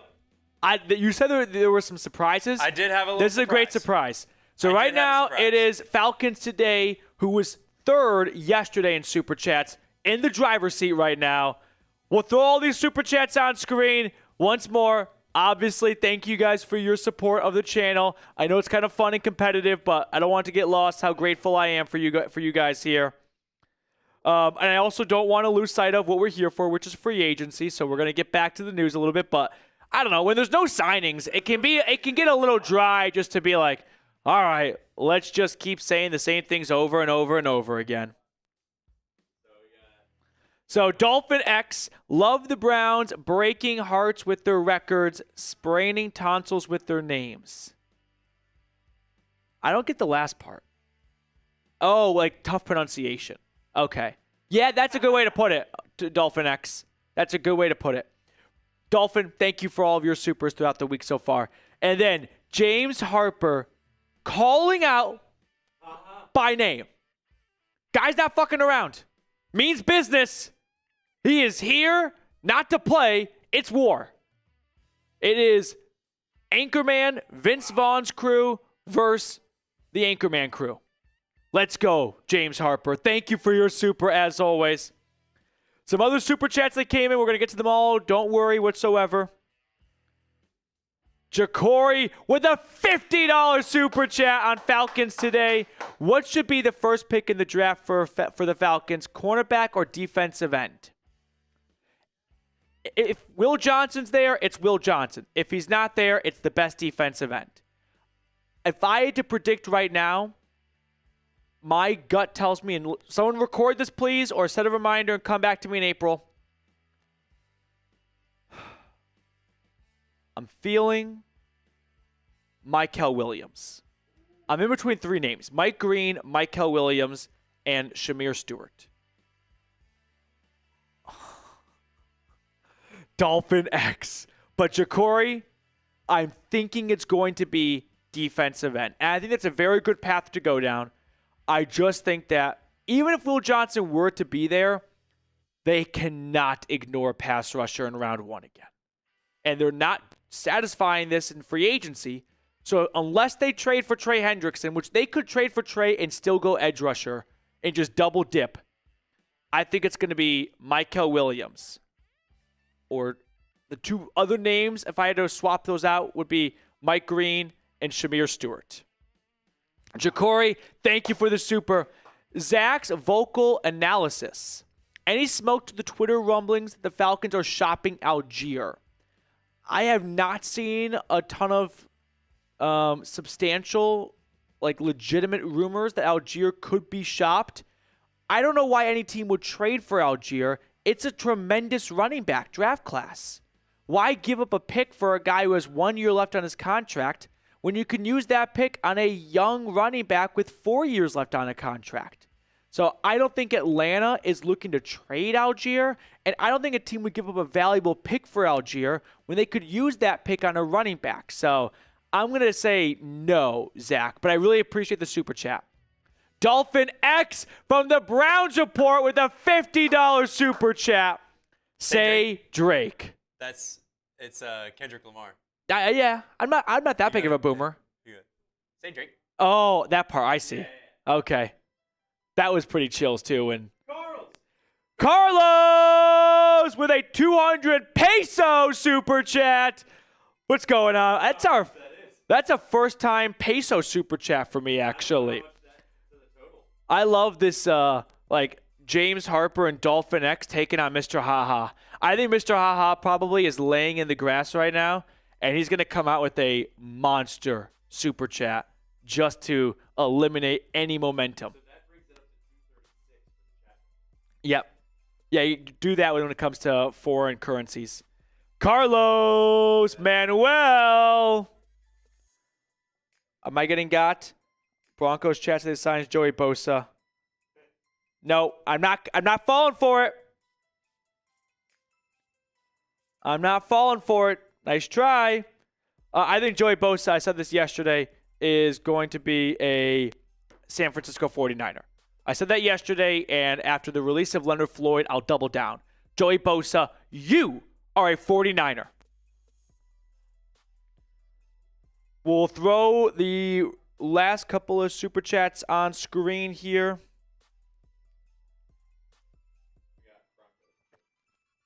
Yep, don't worry, Robert. I don't want to ignore your super chat at all. We're just kind of going in, I think, a rough chronological order of the super chats. But Carlos, 200 Mexican pesos. I took French in high school, so désolé. But Carlos Manuel Hayashi Abitia, I think I did pretty well right there. The Hayashi part seems a little Japanese. So Carlos, gracias. Thank you for your super chat, and hope you enjoy the coverage and have a good rest of the day hanging out with us. Michael Alejandre, Njoku to the Broncos for a second or third round pick. Well, we've got Broncos and Browns fans right here, so you guys can all discuss this idea. I don't think Cleveland's trading Njoku. Andrew Berry said after the season, we're not trading our cornerstone pieces. He did not flinch or blink when Myles Garrett requested a trade. I don't see why now he would trade the Chief. Also, it's a very good tight end draft class, so why trade for a 29-year-old tight end who's had some injury issues the last few years when you can just draft a 22 to 23-year-old tight end that has a cheap 4, maybe 5-year contract in front of them. So I would say unlikely that Denver trades for Njoku. They'd probably rather just sign Evan Ingram and not give up a very valuable pick. If Denver was hell-bent on, we need Njoku, and the Browns were willing to make a trade happen, it would probably be more like a 4th. Browns fans would want more. Everyone always wants a lot for their players, but you often don't get quite as much as you think in a trade. The Seahawks wanted a 1st and a 3rd for DK Metcalf. They settled for a 2nd. Michael, thank you for the super chat, though. Robert, it's a snow leopard, LOL. Also, come Wednesday, I predict we'll be next big wave of free agent signings. Kupp to Denver, a dream. I saw the Broncos were a list of a few teams. Let me see the other teams real quickly. Hold the phone. Hold the line. Hold the door. Okay, ready? This is from The Athletic. Diana Rossini, I believe. Patriots, Steelers, Chiefs, Broncos. Possible Cooper Kupp landing spots. Let's rule out Pittsburgh because they just got DK Metcalf. Patriots are still looking for a wide receiver. I think Kupp to New England has a very good chance. Patriots have spent $285 million so far in free agency. So do they want to spend a little bit more? Maybe, maybe not.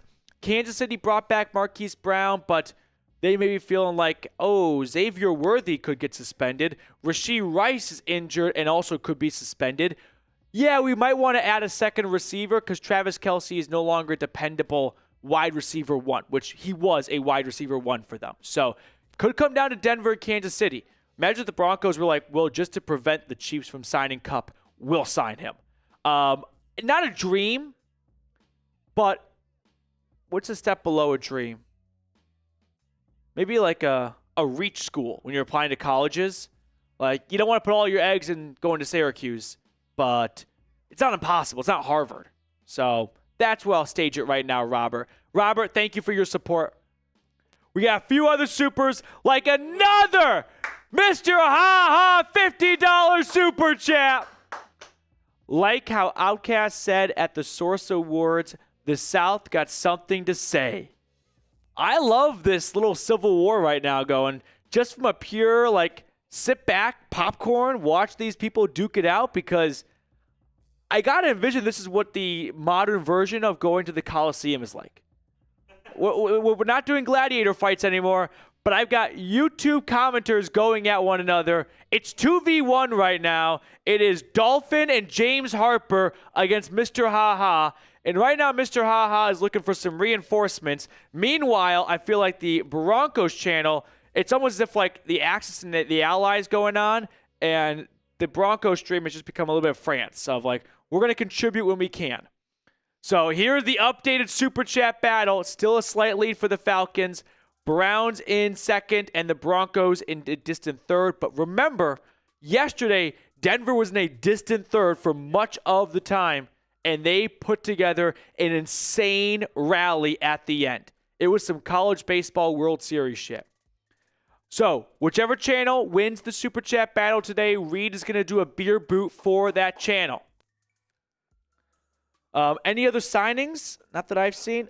Oh, no. One just happened. Tyronn Matthew returning to New Orleans. The Honey Badger staying in the Big Easy, re-signing with the Saints. So that's one free agency move right there. Yesterday, it was a machine gun. Just one after another. You could hardly keep up with it. Today, slow down. All right. Yeah, I saw a few other super chats come in. One from the Broncos stream, one from the Falcons stream. See, Ryan. Thank you, Ryan. Any chance Denver signs a free agent tight end and then moves up for Genty? I won't say no to this. I think it's got a chance. I wonder how far you have to move up for Genty, though. It's just not an overly first-round grade littered draft class. So I wouldn't be shocked if Genty doesn't escape the top 10, which on the channel for the last 2 months or so, I was like, listen, guys, the draft is full of unpredictability. Don't kill the idea of Genty falling to 20. It always felt like a little bit of a long shot, but now it's becoming more and more of a long shot based on the buzz and the word on the street. So same goes for Tyler Warren. If they feel like we're not going to be able to get Warren, we can get a good tight end in free agency, but we can't get a good running back in free agency, then sign Ingram and try to move up to get Genty, but that would require a big trade up, I think, from 20. I'm talking future first-round draft pick big. The Bears went from 20 to 11 to get Justin Fields, and that cost him a future first. I got to think Genty could be in that same range of being picked. And would you want to give up 2 firsts for Ashton Genty? That's what it would basically come down to. I'll ask everyone watching right now, would you give up first-round pick this year, of course, and then first-round pick next year for Ashton Genty? I think he's going to be terrific. But that's definitely a little bit steep. Definitely a conversation to have. Ryan, thank you for your super. Penix Pumpers highlights. What would you as Falcons GM in What would you do as a Falcons GM in free agency, draft, or trade? And all three? I'll answer all three. So we'll start with free agency. We'll start with a clean slate, too. Josh Sweat signed for under $20 million a year. That's not a horrible contract right there. I could have kicked the tires on that one. I don't know how much of a chance you really had to bring in Khalil Mack. It seemed like he wanted to stay put in LA. It never seemed like there was a very big home run signing to be had at the edge rusher position of free agency. But I wish they made maybe more of a move for some of the mid guys that weren't too expensive but had some high ceilings. Baron Browning, Malcolm Kuntz, just to name a few right there. But I got to be honest, in free agency, if you're trying to satisfy your pass rushing need, it probably wasn't going to happen. Asante Samuel is my number one free agent target right now for Atlanta. In the draft, you'd have to go the other direction then. It's got to be a pass rusher. It just has to be. So, Mykel Williams from Georgia, he has not shown enough production. He's shown a good amount of production, but not a ton. And I think that's how he could fall to 15. But he's an incredible athlete. We did not test the combine, but, the tape speaks for itself. He played through an ankle injury for much of last year. I'm not interested in Shamir Stewart from A&M. I don't care how good of an athlete he is. This is football, not track.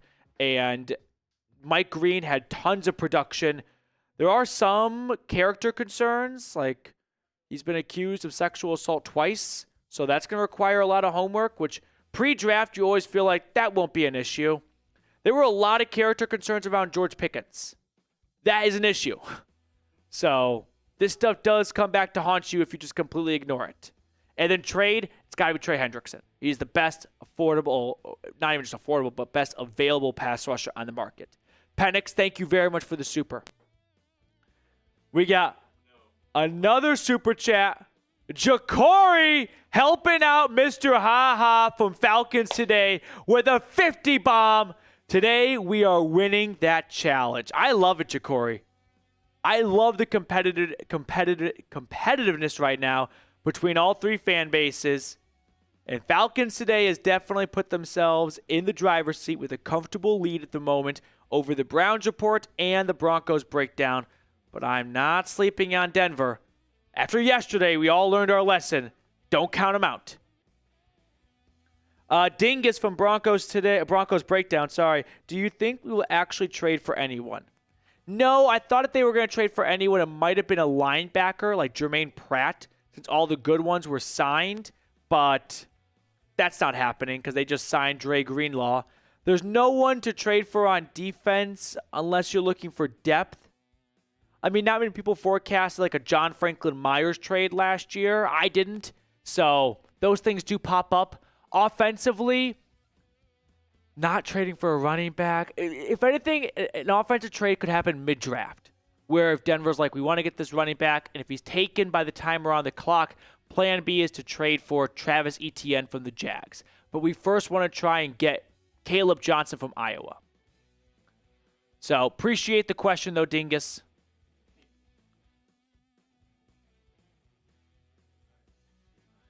Cam Sky Trucking. I've been at work. Anything I missed for ATL? First off, Cam Sky Trucking, are you a trucker and are you driving right now? If there are any truckers driving right now, let me know, because to kind of bridge the gap between signings, I like to just guess where truckers are and what state they're in. So don't tell me what state you're in, but it's kind of a fun game for everyone to play. As for any Atlanta moves, no. They signed Divine Diablo this morning from the Raiders to be an inside linebacker. Him and Troy Anderson will compete for the starting gig, but that's about it. Leonard Floyd was released, as Mark points out. That's a name I'm interested in. I think that could be a very good target for the Falcons.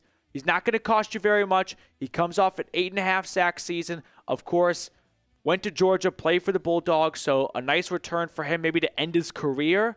He was a 2016 first-round draft pick. He's coming up in the twilight days of his NFL career. I could definitely get on board with a Floyd signing, Mark.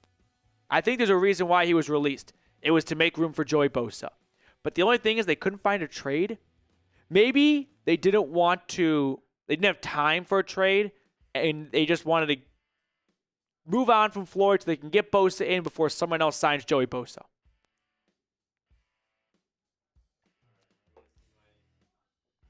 I I have a new graphic. Okay, let's see it.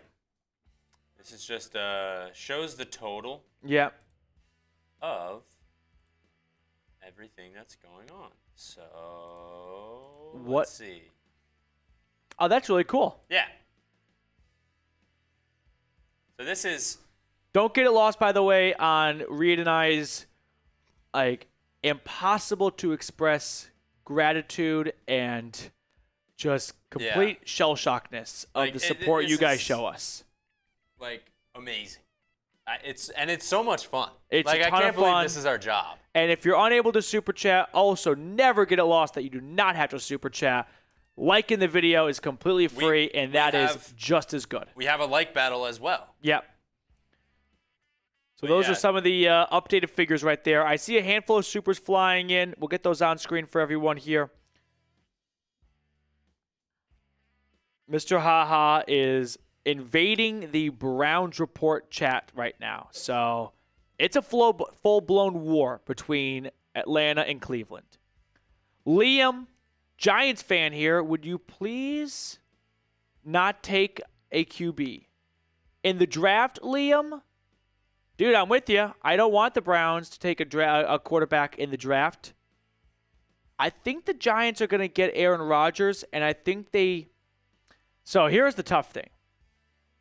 If they take Aaron Rodgers, does Joe Schoen feel comfortable enough with Rodgers to win enough games where Schoen won't get fired and he can pick who he really wants to pick? And if that's the case, I got to admit, while I don't think it's probably going to result in wins, on paper, Aaron Rodgers, Malik Neighbors, and Travis Hunter would be a really fun trio.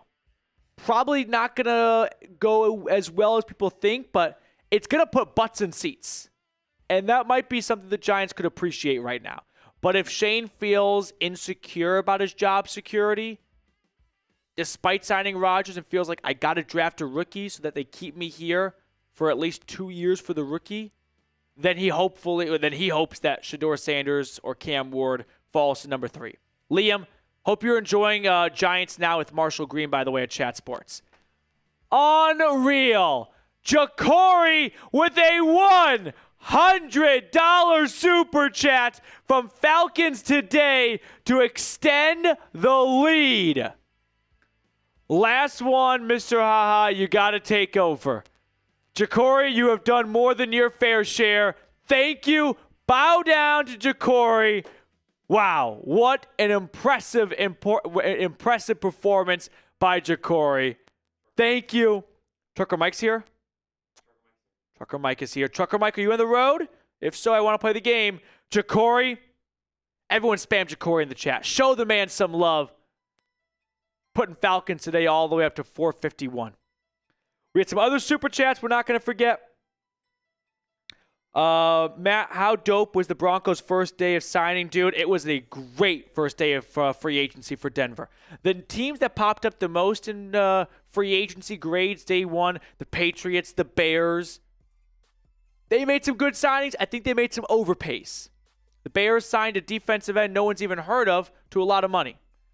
The Broncos just signed 2 great starting all-pro caliber players for affordable contracts. I think Denver, pound for pound, best day in free agency yesterday. Taylor Vaughn, insider information, Azeez Ojulari bought a house in Atlanta. He is from there. So, don't know if this is quite the news you think it is, but maybe it has some legs to it. Don't think I'm going to, rule it out completely. Taylor, though, thank you for all of your super chats and super thanks. Mr. Haha, a little tickle as I invade the Browns chat right now. Join me in invasion, dirty birds.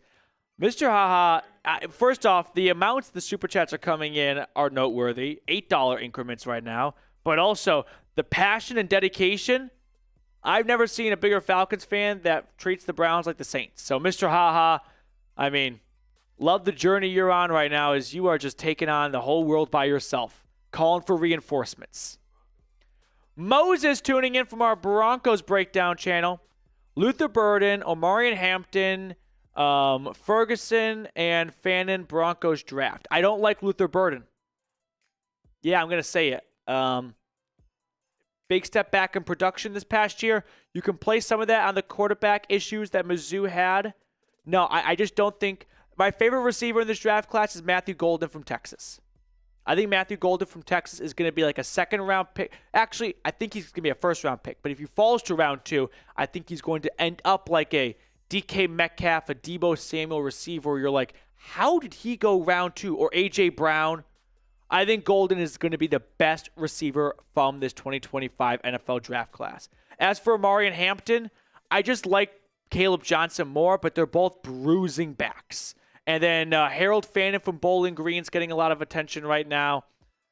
I'm still doing a little bit of research on the tight end class beyond Colston Loveland and Tyler Warren.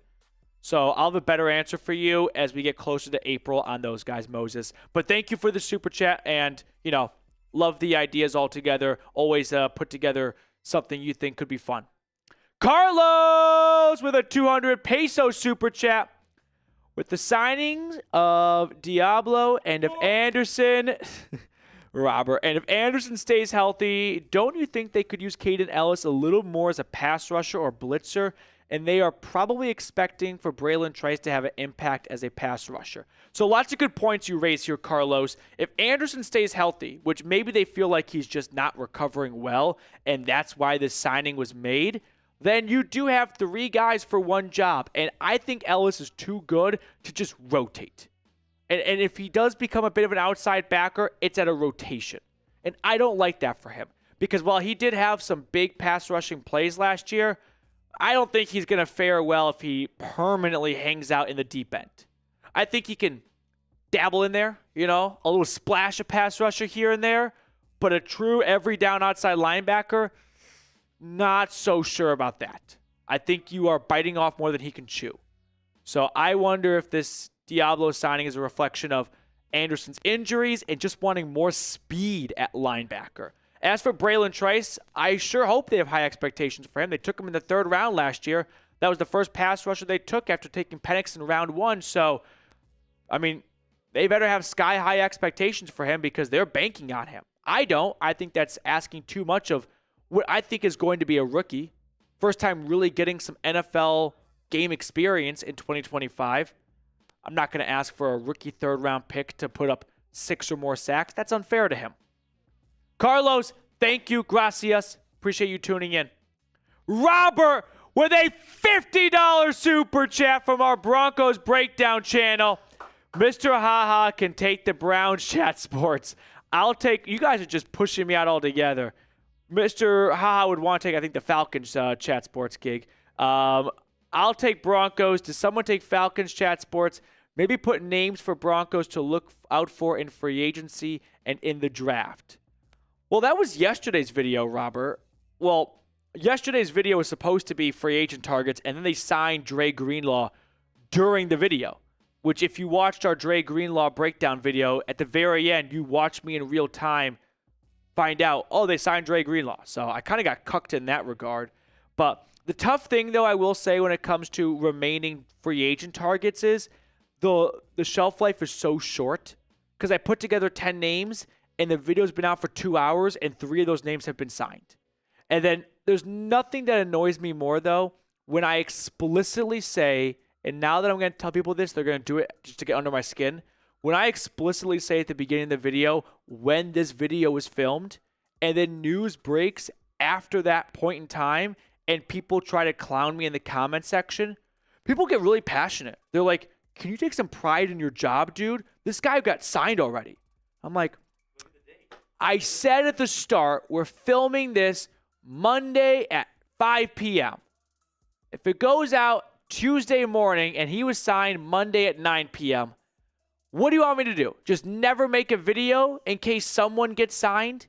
That, honestly, this sounds like a weird fetish. I don't mind when people are an asshole to me in the chat because that comes to the territory of living online as a living. You got to have thick skin if you're going to be any kind of creator online. And if you go back and forth with people in the chat who are mean to you, you're just in the wrong line of work. But when I say this was done here and people get so up in arms, it's like, I guess this won't make content for tomorrow then, because it's going to get dated potentially, and then everyone's going to get pissed off. That's like my one bugaboo. Mr. Robert, though, or Robert2424, thank you to you and your Snow Leopard for all of your support on the channel. I mean, you are carrying the Broncos channel right now, putting the team on your back. Sutton on my face. What's going on? Is it Cam Sutton or Cortland Sutton? I think it's Cortland Sutton. Is it clear how serious Loveland's shoulder injury was? Does the injury make you iffy on picking him up in the draft? Go Broncos. You know, I got to be honest, Sutton. I had no concern really. And then when I got to the combine and he had a huge brace, you know, like the sling where they put like a little pad right here? That's a big boy one. That's a scary looking one. So I did find related but unrelated. Terry Fontenot for the Falcons, the GM, was asked, hey, what do you value most in the combine? Medical information, meetings, or the 40-yard dash? And Fontenot did not waste any time by saying, well, first off, medical. That's what the combine is for these guys, almost not entirely about, but a lot of it is they get to get complete medical breakdowns on all the players. So coming out of the combine, I did not hear a ton of concern over Loveland's shoulder injury, but teams know by now what to be concerned about with that shoulder injury and the surgery he got on it late in the year. Sutton on my face, all-time name. Thank you very much for the super chat. Let's get a quick 2 claps for this all-time name. 1, 2. Oh, it's he's him. Do you guys want to hear some drama? We're in between. How about this? He's him. Let's let everyone watching be the jury. So he's him and I were emailing last night. I was up late making a video for the signing. He's him. I don't know how to describe the relationship we have, because he talks a lot of shit, which I just said 10 minutes ago. I don't really care about that stuff. He emails me some weird stuff every so often saying how much he hates me and loathes me. So I'm like, well, if you really hate me this much, I don't know why you keep watching. He won a raffle in November. I said email me. He did not email me for a while. Then he said, can I get my raffle winnings? And I said, sure. Send me your address. He did not respond for weeks. He emails me again asking for it. And I said, yes, I need your address. I cannot send something. I don't know where it's going. That was all in November, December. 2 days ago, he emails me with the address. Finally, I go to send him what he won. That item is no longer available. I found a replacement option and said, I can't find that anymore. I can give you this. He got up in arms over it. And I told him, I'm not going to sugarcoat it. I asked for your address twice. You waited 4 months to give it to me. I'm sorry the item is no longer available. This is not some major corporation. I'm doing my absolute best here. A two-man band with Reid now. I used to be a one-man band before Reid joined last year. You took 4 months to send me your address. The item's no longer available. I didn't say you're just not getting anything. I found a replacement, and he's like, no. So you guys decide. Also reset the L3. Uh-oh. Who's in the wrong here? Me or he's him? I don't know what more I could have done in this situation. I truly did everything I could. So, what's news. We got news? We got news. I don't see any news. I got no news. What's the news?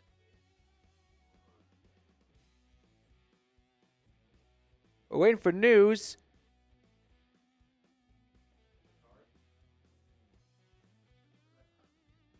Oh, I was looking at Twitter.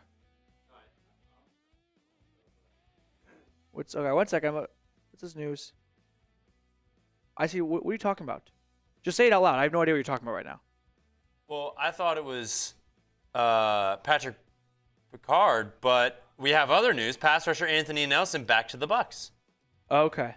But I thought we had Patrick Ricard. Yeah. But I was duped by our own employee. Mm-hmm. Oh, thanks, Joel. Joel said W, Matthew, Peterson, and Reid. Joel. Appreciate it, Joel. Browns. So he's him. The offer still stands. I can send you the replacement. I asked it. That's what I wanted to resolve this situation with. Instead, he's emailing me at 12:30 in the morning. I'm responding to, so I don't know what else I can do to remedy the problem. He's him. I don't steal prizes. I can't give prizes that I don't know where they're going. Next time, don't take 4 months when I ask twice for an address. Yeah. I would say I'd be in the wrong if I was like, hey, this deal expired. You never got back to me in time. You're shit out of luck. That'd be like a crummy thing to do because there's nothing worse than getting a gift card and it expires really quickly. One time I went to Omaha for the College World Series.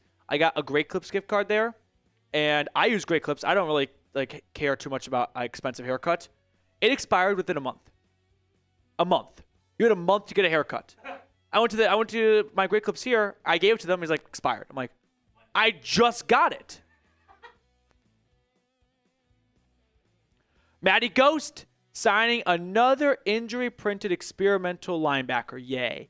Can we throw up Diablo's all-time name, by the way, stats really quickly? Because the injury thing is not false. I think it might be overblown a little, right? You guys can tell me if I'm wrong here, but it's not like he's missed a substantial amount of time. You know what I mean? Like, he's missed time. I'm not trying to, sugarcoat it, but I don't know if it's like this injury plagued forever.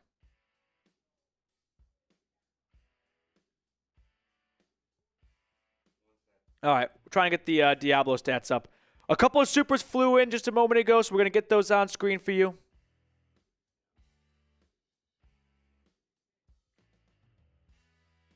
Robert, and yeah, by the way, there's probably a handful of people watching here right now. Like, raise your hand if you ever won something or gotten a giveaway before. It always gets to you. So, this is not like me trying to avoid sending him something. I'm trying. Oh, Fletcher's here. Sorry I'm late to the show. I really like the Pickett trade. The potential is there. You know what, Fletcher? How about this? Let's play a quick game. Who's out of the league first? Kenny Pickett or Will Levis? Reed says Kenny Pickett. Who is out of the league first? Pickett's a little older, so he could be out quicker. I think the question is, who gives better backup vibes? Who would embrace that role more? Because that's their future. I don't know if Levis gives me great backup vibes. I think Levis gives me better starter vibes. I'd rather have Will Levis as my starter than Kenny Pickett. But if they're both going to be backups, I think Pickett, for being a nice guy, could stick around a little bit longer. Although he was not even the best backup for the Eagles last year. I thought Tanner McKee was better. So, quickly could fall out. Heather says Levis. Fletcher, Will Levis is horrible. I don't know what the Titans were thinking. He sucked at Kentucky. But yeah, going back to Diablo super quick here, building off this last super chat saying injury-plagued player. Missed 3 games last year, he's missed 5 games total over the last 34 games. For the NFL, you're not going to find a ton of 100% attendance. So sure, missed a lot in 2022, of course, but played every game in 2021. I don't know if he can fall into like a chronically injured guy when the last 2 years he's been more or less very healthy. I think we can't compare it always to you have to play a full season to be deemed a healthy player. That's just not common enough. I think it's asking for probably a little bit too much. And that's coming from someone who preaches the best abilities availability. But I think we nitpick when it's like, oh, but he missed 2 games. All right. A lot of guys miss 2 games. So that seems like we're just trying to fuel our agenda more than anything else. Maddie, I can understand maybe just not liking the signing in general, but the injury part, I don't know about. Appreciate your super chat, though. We got a few more super chats to catch up on. 303 people tuned in with our Broncos stream, 170 likes, 330 watching with our Falcons stream, 216 likes. And on our Brown stream, we've got 263 people watching with 141 likes. Jesus is the way. I want the Browns to draft TreVeyon Henderson in the second round. He would be a great locker room guy and a heck of a back.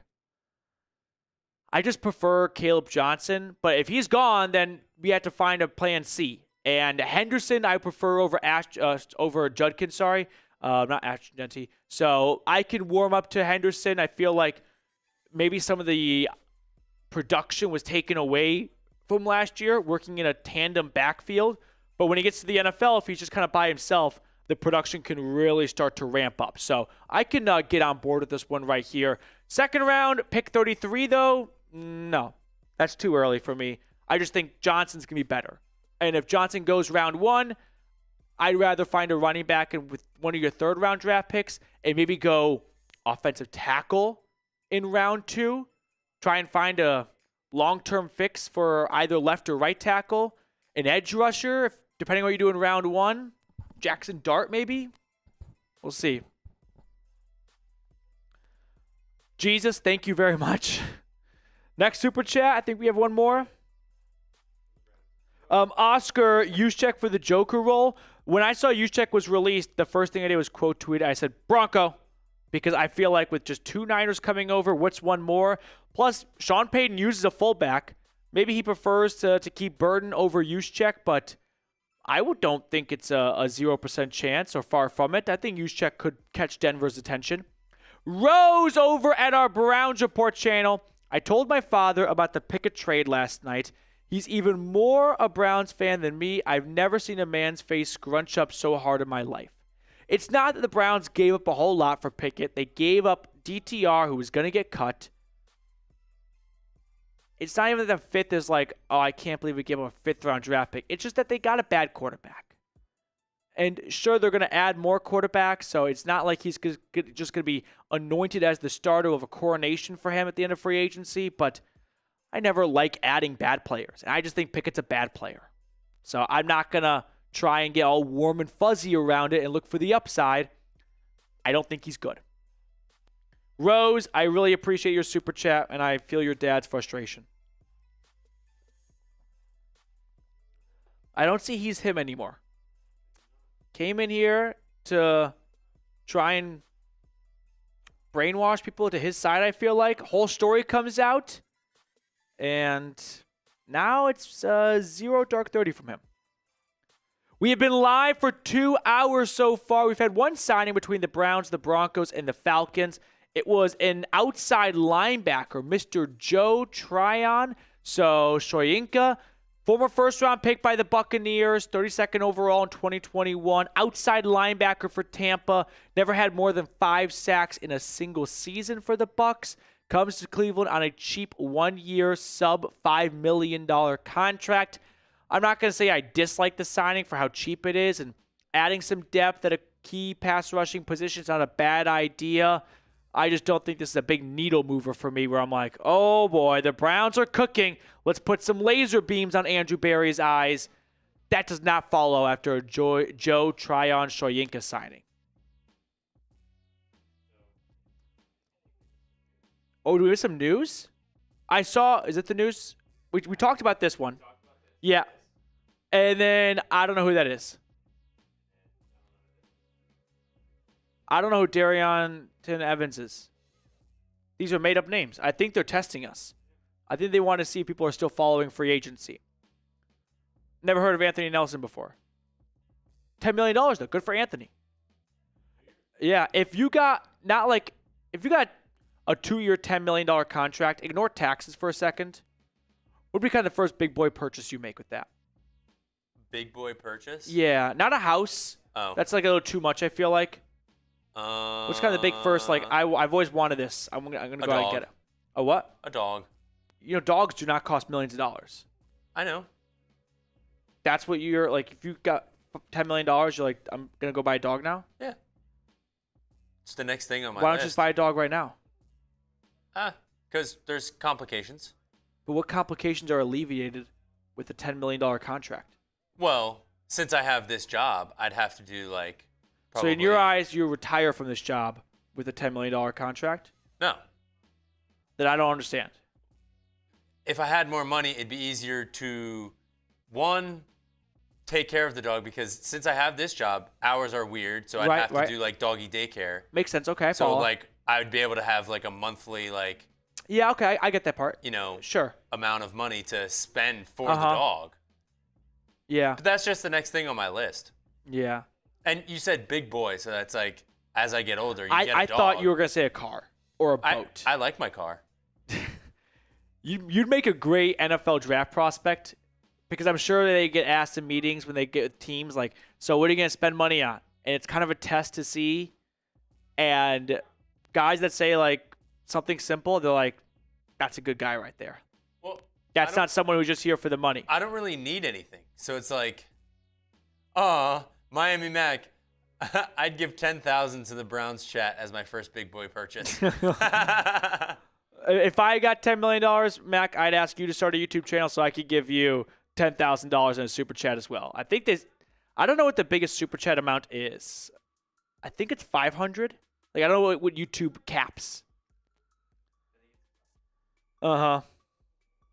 So let's kind of recap a little bit, Reed, if we could, just the free agency tracker for the three teams. Talk about what all three teams we're tri-casting for right now, Browns, Broncos, and Falcons, have done.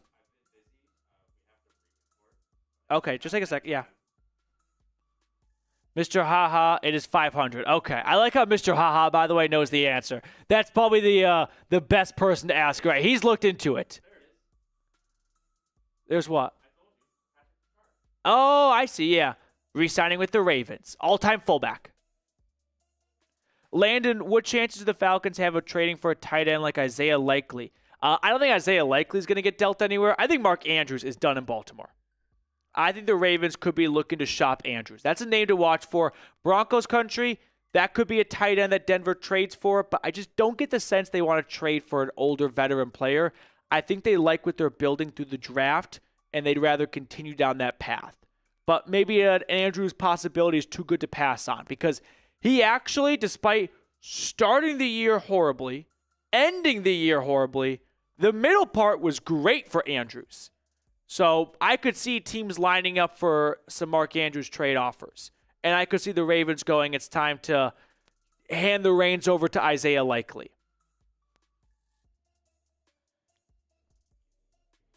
Yep. Matthew Davis, Mark Andrews to Denver. Matthew is just speaking everything into existence. Joey Bosa to Denver. He wants the Broncos to do something. Lucas is Ford Raptor. My favorite, my all-time dream car, just a Rolls Royce. They're so cool. They're the coolest. I had a car for all of high school and college, and it just broke down when I moved to Dallas. So I'm a kind of sentimental guy, so I was sad to move on from it, and I always wanted a Jeep too. So I was like, I'll go get a Jeep, and then I went to the Jeep dealership, and I just liked my current car more, the Lincoln Corsair. It was cheaper, better mileage. I was like, this is a car for me.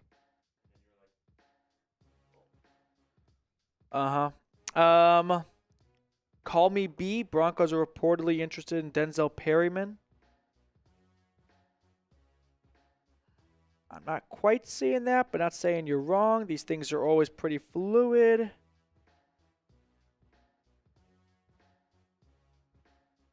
Oh, a $5 super chat on the Broncos stream.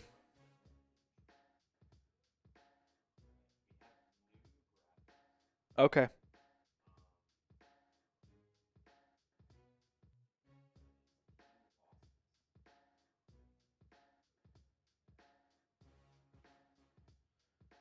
Okay. One thing I want to note here, a little specific to Atlanta, but it applies to other teams as well. You have to be cap compliant by the start of the new league year, which is tomorrow, 4 p.m. Eastern time. So, the Falcons right now, before the Diablo contract info comes out, they had $10.5 million in cap space.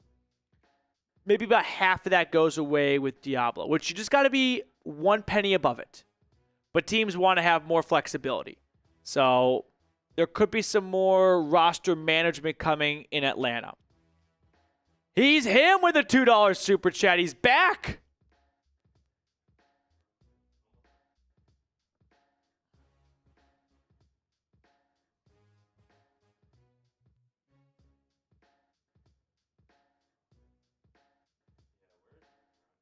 Aaron Rodgers, I think right now is on like an acid trip for 24 hours deciding between the Giants and the Steelers. If you're really just thinking about it objectively of like, if you're Aaron Rodgers, where can I go to have the most success? I don't know how you could pick the Giants over the Steelers. I mean, the Giants are just a bit of a dumpster fire. And that's coming, like, the Browns don't have a lot to speak on or stand on themselves, but the Giants aren't very far behind. Cleveland's picking second. New York's picking third. And while not everyone here likes the Steelers, they win a whole lot more than New York does. So I wonder if it's a little bit of Rodgers maybe just not wanting to either. I'm thinking one of two things. Rodgers might not want to leave New York after just getting there for the Jets. Also, Mike Tomlin runs his team his way. And that might not gel well with a little bit of a diva quarterback who likes to march to the beat of his own drum. And instead in Pittsburgh, you got to fall in line. That doesn't seem like something Rodgers would do well in. He's him, Jack Mehoff to the Browns. Thank you, he's him, for this groundbreaking signing. Yep. We had another super chat come in on Broncos. We'll check out in just a second as well.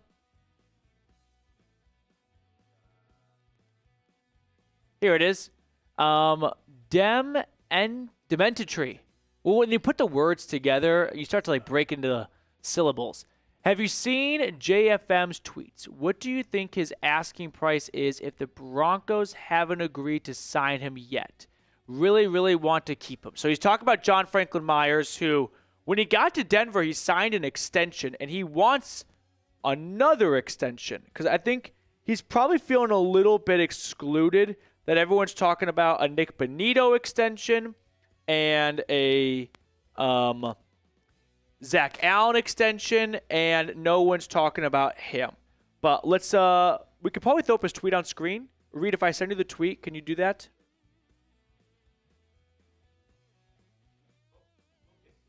Lucas!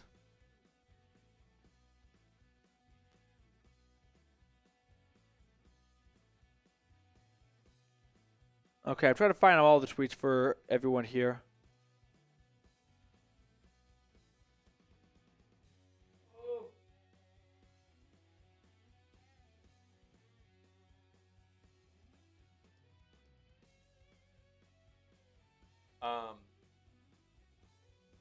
Thanks for hanging out with us.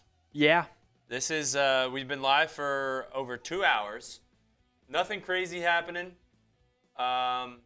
We've got 268 viewers on Falcons today, 337 on Broncos Breakdown, and we've got 233 on the Browns. This is our Chat Sports' Super Bowl. Is free agency live? The draft. Or the draft? The draft is king. The draft is an absolute marathon. It is Thursday to, I'd say it's like the draft for us, Chat Sports. Thursday, you kind of get in around, say, 10 a.m.-ish, 11 a.m.-ish, and you're here until Sunday around 2 p.m.-ish.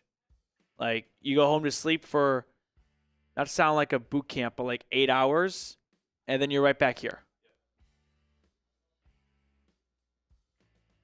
Okay, I'm going to send you a photo link, if you can throw that on screen.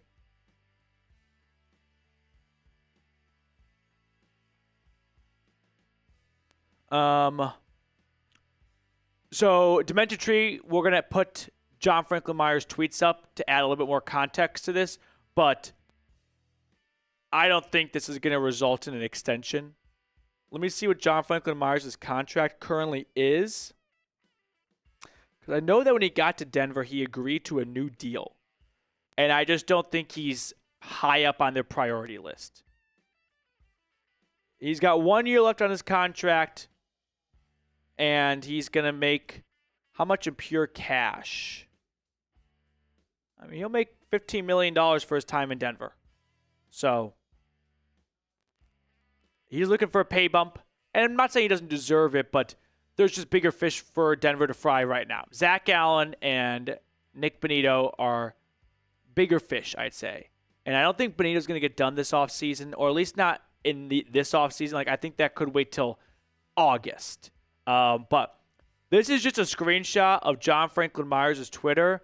Just retweeting and showing a lot of airtime to those that echo the sentiment of don't wait to pay your best players. He's basically referring to himself here, and then tweeted out himself, still counted out. So I'm not concerned about this. It's not like John Franklin Myers is going to get a trade out of it to a team that's going to pay him more. So Denver's just going to stay put. They didn't really flinch much when Courtland Sutton had his hold in, hold out, whatever you want to call it. Maybe they just offer Franklin Myers more incentive money. That's a possibility as well. Dementor Tree, thank you for your super chat. We got a super chat coming in from our Falcon stream. Overlord, do you think we will target Asante Samuel Jr. and Ojulari? Also, big fan of you guys. Appreciate that, Overlord. Thank you. I haven't heard a lot of buzz on either of these two players. There just hasn't been an insider coming out saying Atlanta is interested in one of these two guys. I sure hope they express interest in Samuel Jr. However, with the Chargers letting Christian Fulton go to the Chiefs, maybe that signals that they have money and room to bring back Samuel. If they had brought back the other DB, then that might have been their pick of the litter. But now that one's already left, that could make them a little bit more aggressive to re-sign Samuel. As for Ojulari, Atlanta's got to add a pass rusher in free agency. They're just flat out going to sign someone. Now, the tier of that signing is what we don't know for sure. But as long as free agency passes and other guys start getting, picked up, the herd is going to begin to thin. And if Ojulari is one of the few last players standing, then process of elimination, he's going to have a good chance. But I have not heard much traction on either guy. If I had to pick one, though, in terms of likelihood, I would take Ojulari. Overload, thank you very much for your super chat and your support. We got Sad Falcons fan. Do you think Terry Fontenot is an undercover agent sent by the Saints to sabotage Atlanta? Longtime Saint. I mean, came up in their ranks with Sean Payton and everything. No, I don't think so. That would require the Saints to double his salary in Atlanta. That's the only why. This obviously isn't true. But if this was true, if let's say he make math easy, $5 million, he makes more than that, makes $5 million for Atlanta, and the Saints were like, go be a spy, he'd have to say, well, you got to pay me $10 million. Now I'm making $15 million, right? 10 from you, 5 from them, triple my salary, and I'll be a spy. The Saints are not paying him $10 million to be a spy. Not to be a double agent, not even a spy. No, I do not see that happening. By the way, I was on a flight a few months ago, watched a good movie, Bridge of Spies, all about spies. So recommend it next time you're endlessly searching for a movie. Okay, quick shout out to Fanatics. They've got an awesome deal going on, 25% off. chatsports.com/fanatics. If you want to get a t-shirt for your favorite team or a jersey, which is a t-shirt jersey combo, much cheaper than a jersey, or maybe you want to get a hoodie, whatever you're searching for, use chatsports.com/fanatics. I put this link in the comments and description of today's video. Shout out to Fanatics for sponsoring and supporting us here at Chat Sports. Austin Anderson with a $5 super chat from our Broncos stream. Ooh, Puka Nacua is switching his number. I don't like when they do that, though, because I know it's their jersey and everything. No, I just saw switching from 17 to 12. Do you realize why? No, I stopped reading after 12. Adams. Yeah, but what if you bought a Puka Nacua jersey? Yeah, but Davante Adams 117. So tough shit for Davante Adams. Well, that's not how it goes. Yes, it is. It happens all the time in the NFL. He's a veteran. No, Kirk Cousins came to Atlanta and wore 18, not 8. Because he said no. No, because he Davante said... Adams is like, I want 17. No, but you're misunderstanding where I'm coming from. I feel bad for people that bought a Puka Nacua jersey. That's the loser in this. Yeah. And it's unfair 100%. When the NFL charges this much for jerseys and they quickly become so meaningless. There better be like some kind of jersey exchange for Puka Nacua.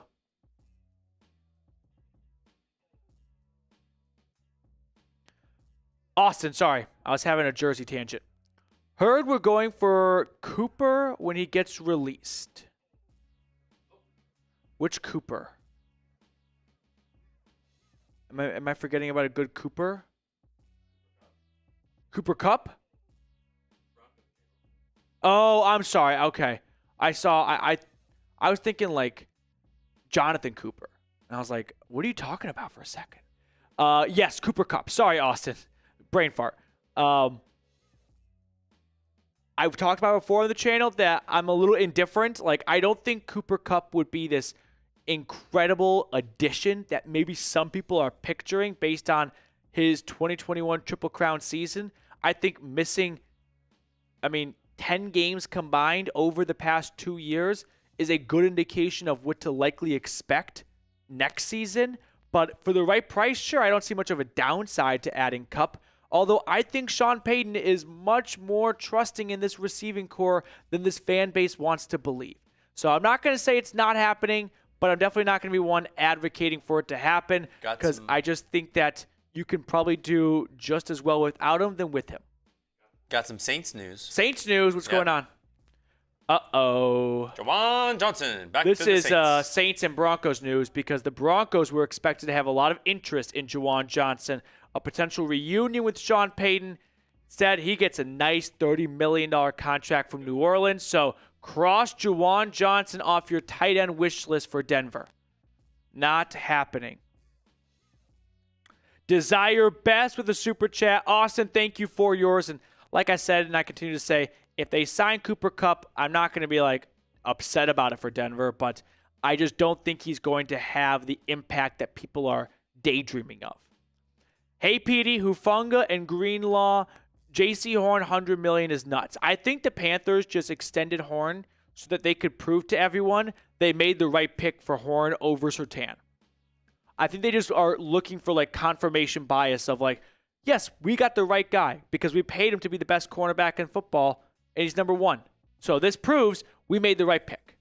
I really believe that David Tepper was just that like insecure about the draft pick and goes like, well, if we pay him the most, then people are going to think he's the best. That's really the only thing that makes sense for this extension. But Hufanga and Greenlaw, excellent signings by Sean and George Payton. Let's do a quick little recap of Browns, Broncos, and Falcons free agency moves so far. For Cleveland, it started off on Sunday, right before legal tampering began on Monday. Obviously, we know Myles Garrett signed that 4-year, $160 million extension. I think Garrett just came to terms with he has no leverage. He has 2 years left on his deal. If the Browns really wanted to, they could keep him for the next 4 seasons. They could franchise tag him twice. He knew he was going to be here, so if he's going to be here, might as well sign a $123 million guaranteed contract. The tough thing right now is the elephant in the locker room of, now here's a guy who said this team isn't going anywhere. Does he believe they're going somewhere now, or is he going to walk around the locker room going, I made a lot of money, but I still don't think we're any good? And that's going to be, a tough conversation I think he has to have with his teammates. Kenny Pickett traded. I don't really like the trade because I don't think Kenny Pickett's any good. So why am I going to defend a trade that you got a bad player out of? You didn't give up much, so it's not like it was an awful trade, but Pickett stinks. Cornelius Lucas is going to be your new James Hudson kind of swing tackle who will probably end up starting at some point because knowing DeJuan Jones and Jack Conklin's track record, an injury is likely coming for one of the two. Sorry to be the bearer of bad news, but history says so. Then they signed a former first-round draft pick in Joe Tryon-Shoyinka out of the Tampa Bay Buccaneers. 1 year, $4.75 million contract. And DTR going to, these are some of the losses, going to Philadelphia in that Kenny Pickett trade. James Hudson signed a 2-year, up to $11 million contract with the Giants. I have 2 thoughts on that. One, this is a sign of what the NFL thinks of the draft class at the offensive tackle position. That there's no one good there, so if you want to get someone, you got to give them free agency. That is a fair, natural thought. However, because it's the Giants that signed James Hudson, and knowing how bad they have been in free agency, I think it's just the Giants being a bad free agent team, and it's not a reflection of the tackle draft class, which is probably just around average. As for Denver, they made a handful of re-signings. Long snapper Jared Stidham on a 2-year deal. DJ Jones, a big contract, 3-year, $39 million. Matt Peart to return as the swing tackle for the Broncos, but also valuable special team asset on a 2-year contract. Speaking of the Giants, former Giant draft pick right there. And then 2 notable additions. Talanoa Hufanga and Dre Greenlaw getting similar-ish deals, 3 years, $35 to $45 million each. Curious to see what the Greenlaw guaranteed money is, but remember, when it comes to free agency, my rule of thumb is you take the years, subtract 1, apply to the guarantees. This is a 2-year, $20 million contract. Losses now. Trayman Smith, he was a backup depth corner. Who cares? Cody Barton got $21 million for the Titans. You got Dre Greenlaw 2 hours later. Who cares? Zach Wilson was never coming back. He wants to go somewhere he's a better chance to play. Backing up Tua, you have a better chance to get on the field than backing up Bo Nix. Javonte Williams, a 1-year, $3 million contract with the Cowboys. Happy trails, best of luck to him. Sucks that 2022 knee injury really ended his career in Denver. And Riley Dixon, the punter, who had that great fake punt pass against the Bills. But other than that, I always felt like you could do better. So Denver wanted to bring it back. He got more money from Tampa. This is not something to cry over. Now we can take a look at some of the Atlanta Falcons free agent signings. Oh, there's 2. There's 1.5. There's one. They extended Jake Matthews, and they signed linebacker Divine Diablo. I thought maybe edge rusher would be a bigger priority. I mean, it's only 3:30 on the East Coast. Day 2 of free agency. There's still some names out there, but yeah. Thought they would do a little bit more than they have so far, but I mean, they also don't have a lot of draft picks. So this is the time where you can make some moves. I also think that Penix going into year 2, it's probably not the offseason to be too aggressive. Let Penix play a full season, see what you kind of got in him, and then next offseason you can kind of behave in a more aggressive way to build up the roster. As for some departures, Drew Dahlman, reportedly from Jonathan Jones at CBS Sports, took less money from the Bears. Now, I don't know which team offered him more money. My money is on the Vikings, but he wanted to play with Ben Johnson and Caleb Williams. Grady Jarrett got the bag in Chicago for his age and just kind of where he's at in his career. Good for him. I know that it was a bittersweet loss and mostly bitter rather than sweet, but another team was willing to pay him a whole lot more, and he's still got gas left in the tank. Richie Grant was a backup. He went to the 49ers probably as a cheap, Hufanga replacement competition signing. So those are all the moves Cleveland, Denver, and Atlanta has made so far. Let's throw the 30-minute timer on, Reed.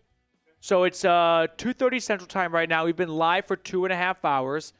We've only had one signing so far, so we'll put 30 minutes on the timer. If we get, some signings happening, or if you guys really want to stay on the show, stay live for a little bit longer, we can continue the show. But I definitely don't want to just stand up here and keep everyone captive if there's just not really anything going on.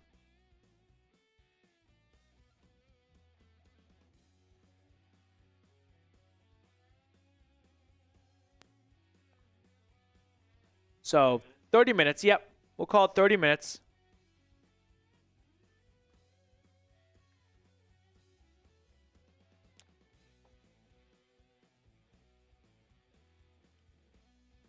Demented Tree with another super chat. That's good. So 30-minute timer on. You want to show the updated Super Chat battle, and then we'll get to Demented Tree's Super Chat. I said this earlier, but for anyone that's just tuning in, here are some predictions for the next few days. I believe Atlanta will release Kirk Cousins, and I believe the Browns will sign Kirk Cousins.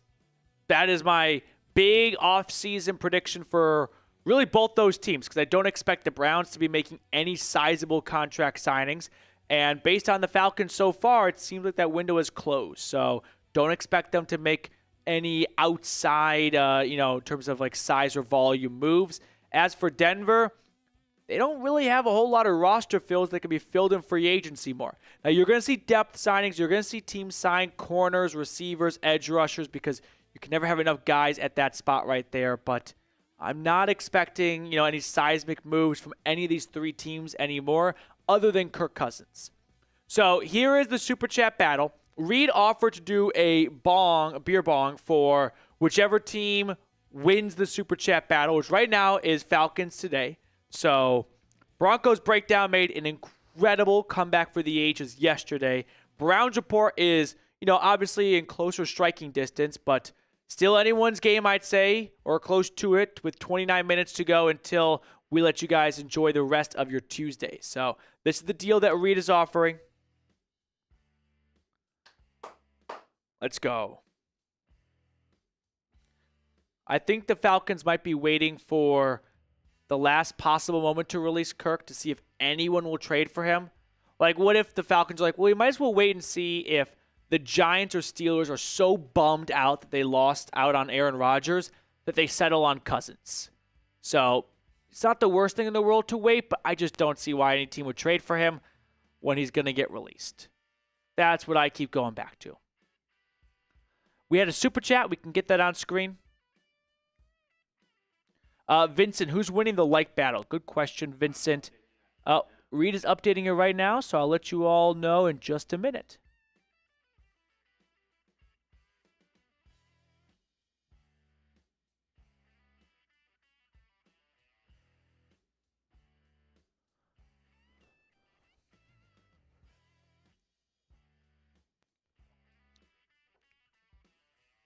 That's the Super Chat battle, our like battle.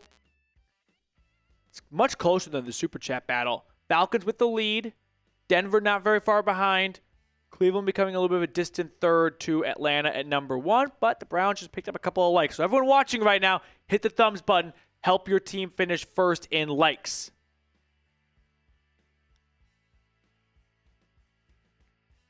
All right. Let's check out that Super Chat from Broncos. I'm so bored. I feel that right now because yesterday was so fun, and this day has just been way less fun. A signing? Oh, a signing, but not for any of these three teams right here. The Commanders, by the way, to be a Commanders fan under Adam Peters and Dan Quinn must be a ton of fun because they do so much in free agency. They are bringing back running back Jeremy McNichols. He is the patented, waiver wire addition in week 12 when all of your backs are injured or suck. And you're like, he gets some receptions in the PPR league. It could be worth it. Do I think Kyle Pitts still has a valuable market? I don't think they're going to trade him until maybe the draft. I mean, I'll refrain from saying that. I think a trade could happen in a week after the first wave of free agency is over, and if teams are still very desperate for a tight end and feel like they can't get one in the draft. Like, for example, couldn't the Chiefs make a trade for Pitts if they're like, hey, we didn't sign a tight end, Kelsey's got one more year left, and we don't think we're going to get Warren or Loveland, so we'll make a deal for Pitts now. Demented Tree, thoughts on the Broncos signing Kyle Juszczyk? Arguably the best fullback in the NFL, and Sean Payton likes his fullbacks, would be great for the Denver 49ers. Yeah, Demented Tree, I agree. I do think this would be a good signing for the Broncos. Has Juszczyk been declining lately? I don't know if I'm missing something with his release, or is it purely just contract? Well, it wasn't up, but he was released.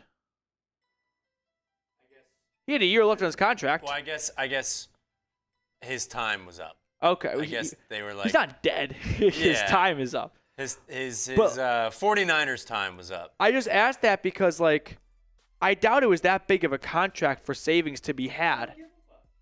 Oh, I don't give a buck is here. I mean, he signed a 2-year, $9 million deal. How much savings was there to be had by moving on from him? So I have to envision this was more play motivated, but I'm still on board. I don't care. Yeah, why not? Give it a shot. So I'm with you, Demented Tree. I don't give a buck. Hey, Petey, what's your thoughts on Courtland Sutton? Is he coming back this year? And who do you think? Who think be our running back? Who do you think will be our running back this year? So Courtland Sutton will be on the Broncos in 2025. Yeah, that's what year we are. There was some level of trade chatter with the Steelers, but they got DK Metcalf, so that's pretty much killed now. But he's got 1 year left on his deal. I expect some type of contract rework to be done, but I don't think Denver's looking to get him a big long-term deal like he's probably hoping for. I think there might be a little bit of like concern over the way he plays the receiver game, and with age, the two don't gel super well. He's never been super good at separating, and so as you get older, you separate less and less, and if you really aren't good at separating to begin with, what's it going to be like when you're 30 or 31? So I think Denver could look to give him like, I doubt he wants to sign like a 1 or 2 year extension. He'd probably rather just bet on himself and go to free agency. But Sutton's going to come back. I just don't think Denver's in a big rush to get any kind of extension done.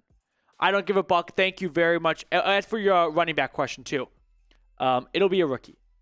I think it'll be like Caleb Johnson or Omarion Hampton. One of those two guys, if I had to bet on, will be the Denver Broncos starting running back week 1. All right. I think we're caught up with Super Chats with that one right there. Yeah. Reed has a question for our Falcons viewers. Joel wants to know, will there be a stream tomorrow? I think so, yeah. I don't see why not. We'll probably do the first 3 days and then kind of see how it goes from there for Thursday and Friday. But I'm down to hang out. If you guys are down, let me know. I do this for you. So if you find this valuable, you find this entertaining and informative, and you would like one tomorrow, let me know in the chat and we'll do one. But if you're like, hey, probably just not worth the squeeze, that's fine too. We don't have to do a live show. Philip with a $10 super chat. Appreciate it, Philip.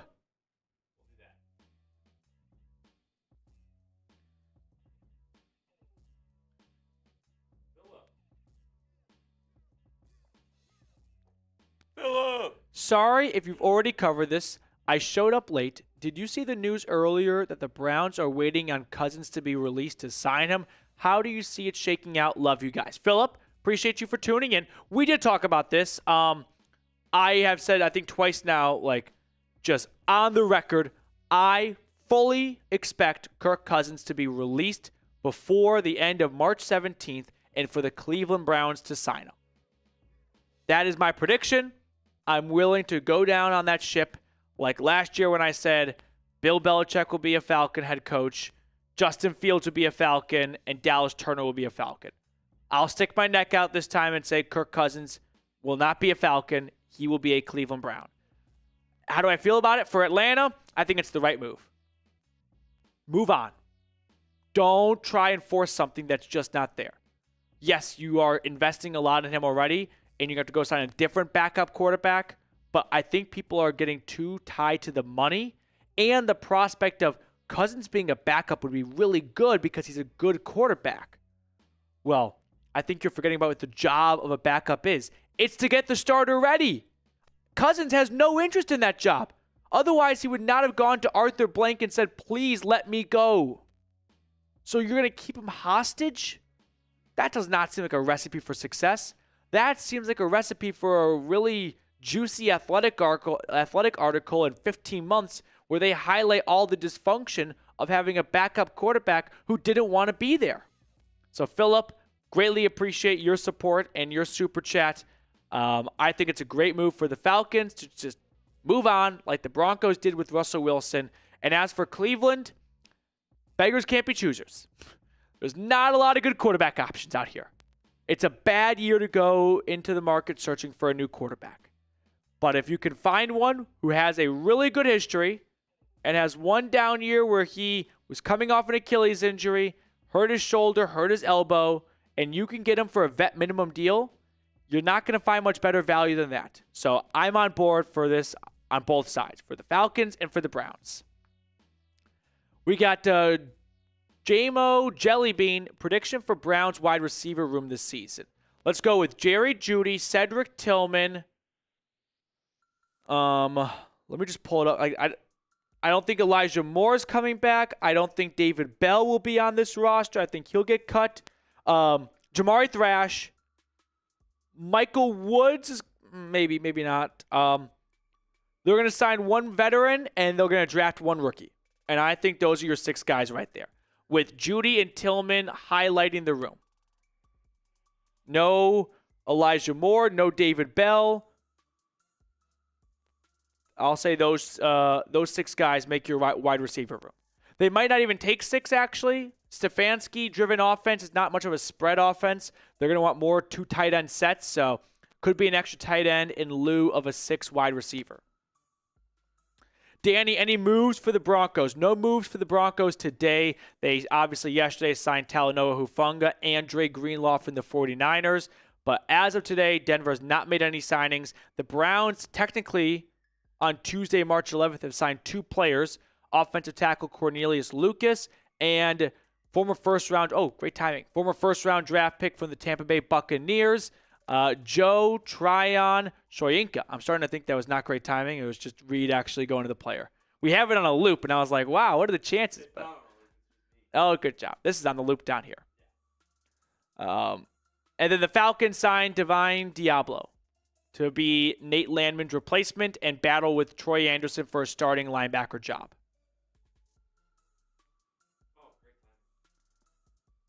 Okay. Just kidding. Rod, $5 super chat for the Falcons. Phoenix, I'll do my absolute best. Got 3 chats going on here on super chats, so it is tough to kind of keep eyes on all 3 chats, but I hear you. Couple of super chats coming in on Falcons today. Rod, Falcons need some big thing in return instead of letting Kirk go for free. You're not getting anything in return, Rod. Sorry to be the bearer of bad news, but you're not going to get something. Cut your losses. Just come to reality with me here.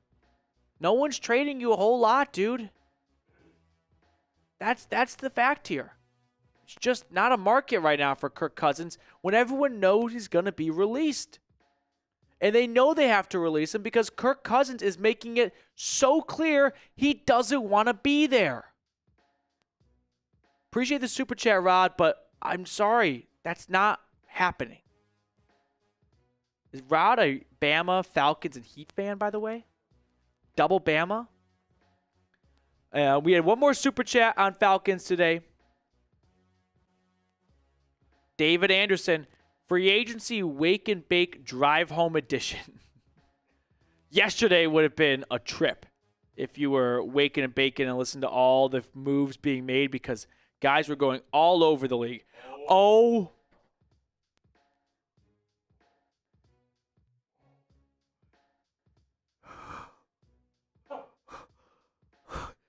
Tim Green, a $500 super chat! Tim.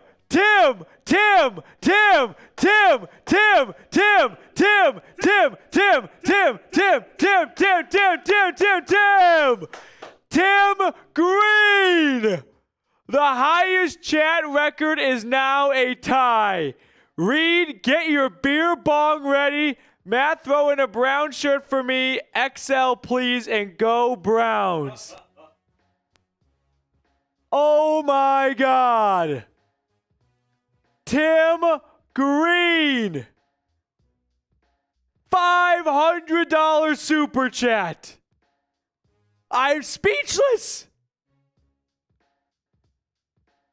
Holy shit. Tim. Oh my God. Putting the Browns firmly in the lead in super chats now. Don't know what to say. Truly have no words right now. Tim Green has no control. You know what? It's not a beer bong. You got to do a dog bowl. You got to do a full dog bowl. All right. And that's the only fitting thing. Also, I don't want to suck the fun out of the room here, Tim, but I brought all of my clothes home to be washed. So I don't have any Browns clothes here. You think he wants a shirt? Do you want a shirt, Tim? Oh, I thought he was saying for me to put on an XL. Okay, Tim, please email me so I don't want a whole he's him controversy all over again.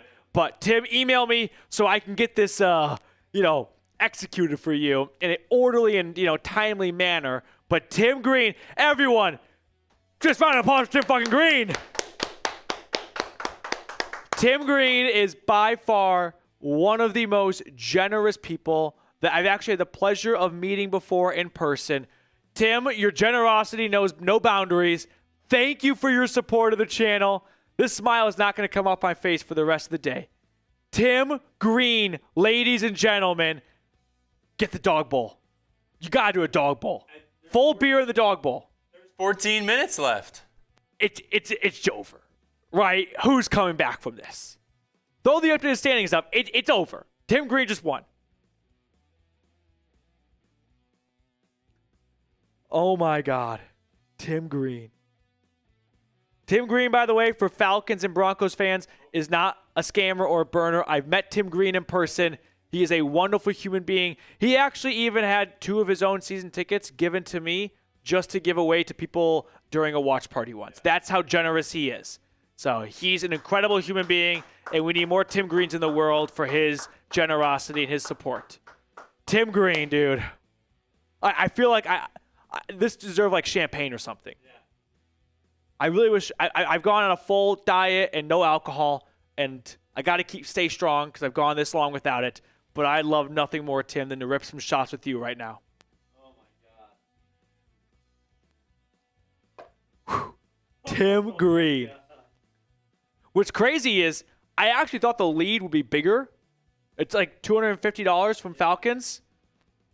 I mean, I'm not going to put it past Mr. Ha-Ha, but I don't think anyone's going to sniff this one. Police the Police is here. Great to see you in the chat. Tim Green. 12 minutes, and then Reed's going to do the dog bowl. Oh, my God. I literally thought that there was, like, a glitch. That was the only thing that could make sense for that. Wow, Tim. Wow. That's all I can say. Tim Green. I'm just not going to say. I'm going to keep saying Tim Green. Tim, you know what? Tim Green, he knows a lot of green. That's for sure. This is a good role model right here. Tim Green's been having a pretty good, successful life. Tim Green to the Broncos. That would be, you know what? Tim Green has spent nearly as much as the Browns have in free agency. Yep. Actually, yeah. He has. He's closing in on it.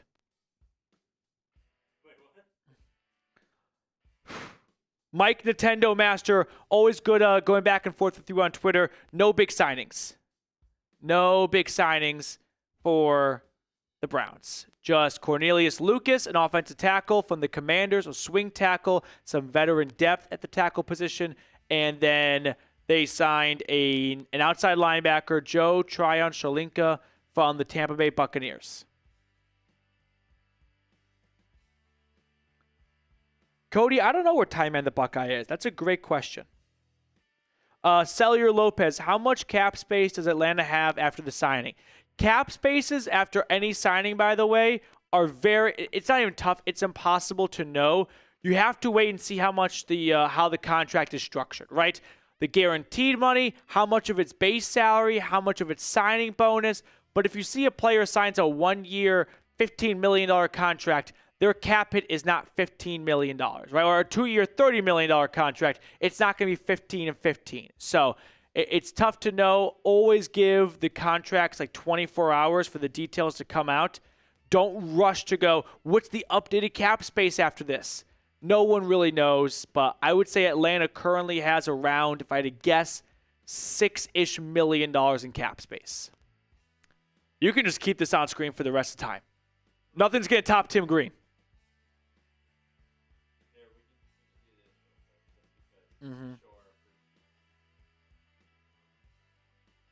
Chill Pop, thank you very much. It was so fun having you in the chat yesterday.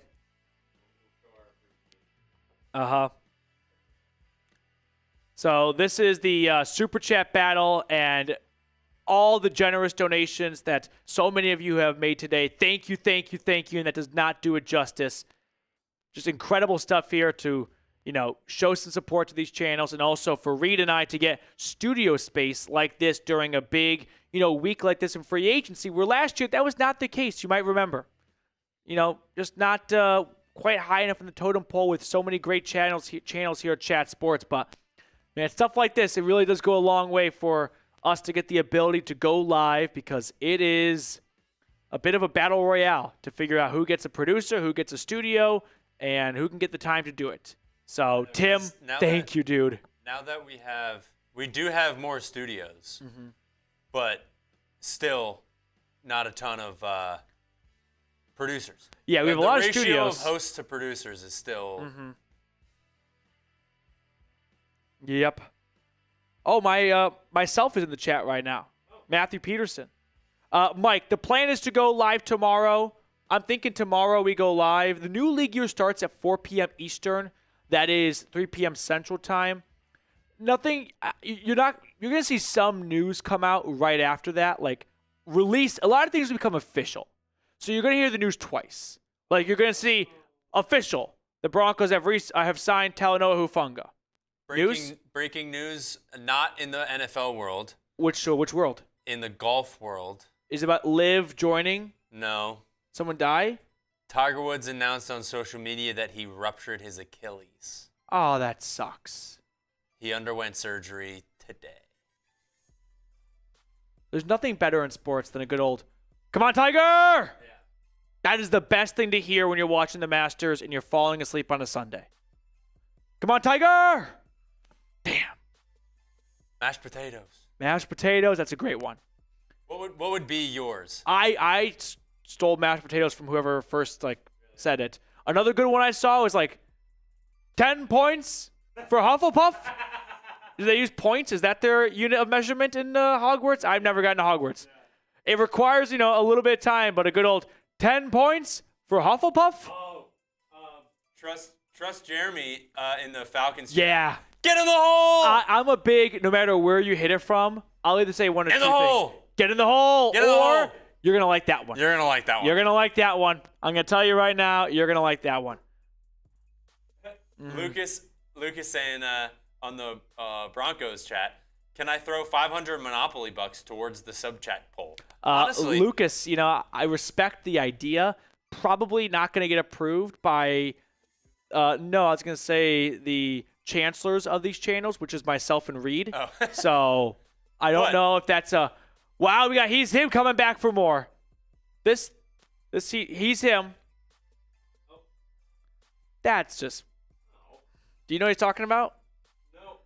Chill Pop! He's him. I don't want to keep going back and forth in emails because I really hate when people engage in a circle conversation or debate online when no one's saying anything new and you're just repeating yourself with different words. So first, Chill Pop. Appreciate the shout out. Pumped to see more content. Be back tomorrow. Salute to you, Chill Pop 54. Thank you so much for your support. Look forward to having you back tomorrow. Awesome. Thank you, Chill Pop. Thank you. He's him. If you don't know, if you weren't here earlier, I kind of just showed all the cards when it came to this disagreement between he's him, and myself. He's him. I'm just going to leave it at this here. You can take the replacement option or you can take nothing. But that's all I can offer you.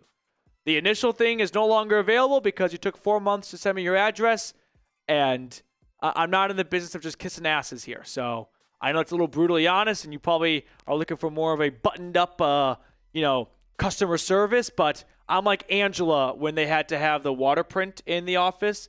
Her on customer service versus Kelly Kapoor. So let me know if you'd like the other replacement option. If not, I don't know what I can do for you. I can't go back in time and beg you more than the other times I did before to send me your address. J-Mo Jellybean, Browns wide receiver room seems a little shaky, especially if Tillman doesn't keep showing flashes. Prediction for Browns running back room, even if we keep Chubb, need more. I don't disagree that the Browns wide receiver room is probably lacking a little bit of depth, but I think they are very excited for Jerry Jeudy. And without really a long-term thing at quarterback at the moment, probably not the best timing to get an expensive-ish receiver and not have a good quarterback with that receiver. And then when you finally get a good quarterback, that receiver's not there anymore. So they will probably sign some wide receiver, but I don't expect it to be a big-ish name. So I hear that part. As for the running back room, I'd love nothing more than for the Browns to go out and get Caleb Johnson at pick 33. I think it'd be a great fit for Cleveland. I won't say he reminds me of Nick Chubb, but I think there are some similar styles between their games. Yeah, I think those could be two good or two plausible outcomes here. J-Mo, thank you for your super chat. We got Zach Hubbard with a super. Less than 5 minutes to go, by the way, in our super chat battle. Reed's going to do a beer bong for whichever team of the three has the most in super chats. Right now it's the Browns, but man, the Falcons are quietly making a little bit of a comeback. Zach, is it true the Falcons are taking calls and listening to trade offers for Tyler Algier? Saw it on X. Zach, you're the second person to mention this, so I'll do some deeper diving in 10 minutes when we sign off here and probably do a Falcons video about that. I would be surprised if Atlanta dealt Algier, because I would be surprised if a team wants to give up a pick for a running back who's entering the later stages of their rookie contract when it is a loaded running back class. However, for Atlanta, he might be disposable because you've got Bijan and you only have 5 draft picks.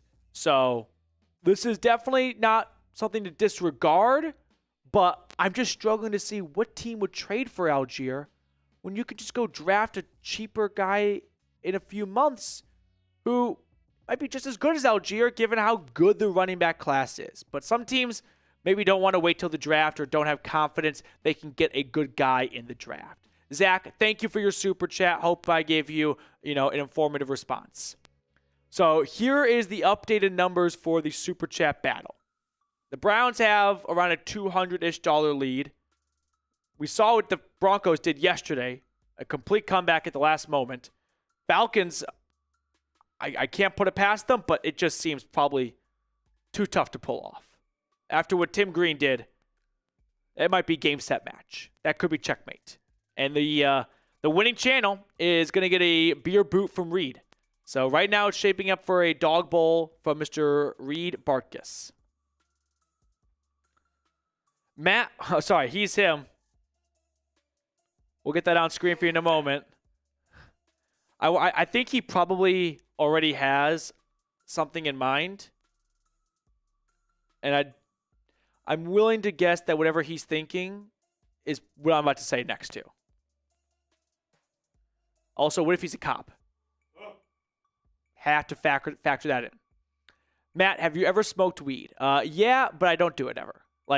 I did it, like doing alcohol. Do you think doing drugs is cool? Get him! Do you think doing alcohol is cool? Have not since freshman year of college. It was just never my thing. Yeah. Freshman year, like a couple of fraternity brothers. Why not? I'm in college, and I did not like it. And I think my belly speaks for the beer belly. That's always been my preferred path. The belly is slowly shrinking. I know. The beer belly, is not very beery right now.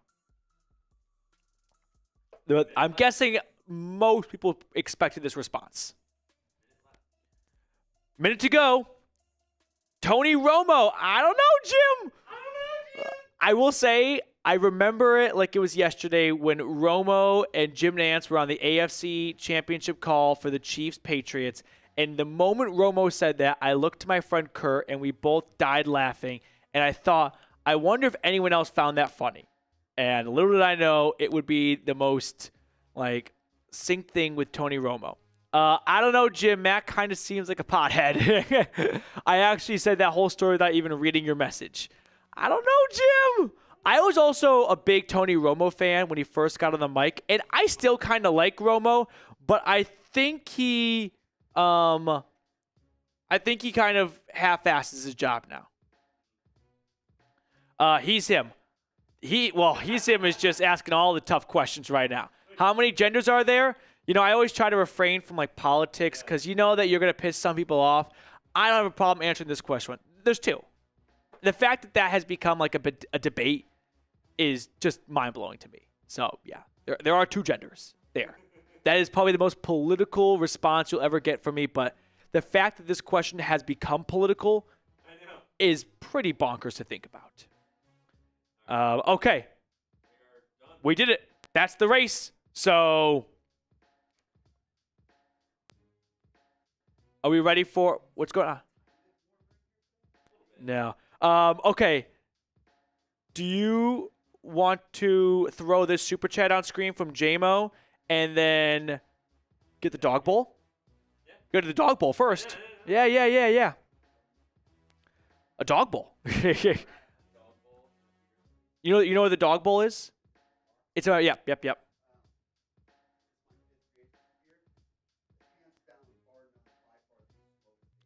Slowest day 2 by far. Sam Brown, the lead producer at Chat Sports, is floating around right now, and it is so slow. Yeah.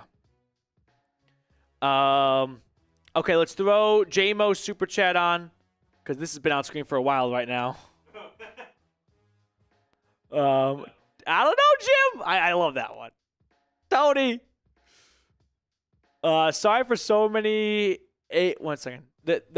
Just so you guys know, I read these super chats off a monitor that's not super big, and then that monitor is shrunk into 4 squares. So sometimes it's a little old man of me. Sorry for so many AM hats. What do you think he meant here? Finally caught a live. Win or lose, get Kirk, draft Hunter, and RB in round 2. Oh, sorry. Okay. Sorry for so many super chats. JMO, apologizing to me for super chats for. Finally caught a live. Win or lose. Get Kirk, draft Hunter, and RB in round 2. I'm going to continue to preach this right now outlandish draft take. I don't think Travis Hunter is a top 5 draft pick. I think that because the Titans and Browns both said that he is a different position in their eyes. And if he's just playing one side of the ball for a team next year, is he a top five wide receiver, top 5 corner? I don't think so. But if they plan to use him on both sides, and that's a good point, and I can warm up to it. Although I don't think effectively, and not trying to be a hater, but I am being a hater, I don't think he can play both ways in the NFL. I'll say it. I think the NFL playbook is just way too extensive to play at a high level on offense and defense. You can probably come in for some specialty plays, but are you really picking a corner who has some gadget plays on offense, 2nd or 3rd overall? I would not, personally. I think Hunter's going to fall more in the draft than people realize. JMO, thank you for your super chats. We have a few more coming in here.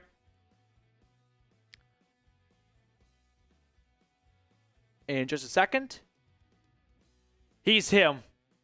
Listen, I am never going to silence anyone's speech. So I may not agree with you. I may not agree with what you say, but I will die defending your right to say it.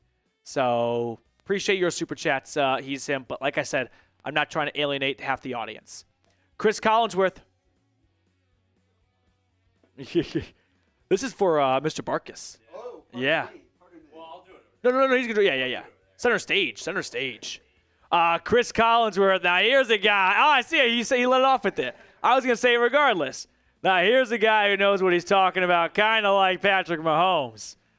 I wish I had the ability to do better, impersonations. That's such a great trait. Here's a guy. Joey Molinaro, he's so good at them. Did you see him at the Combine? Yeah, he was terrific. He sounded exactly like Patrick Mahomes. Yeah, so quick Joey Molinaro story.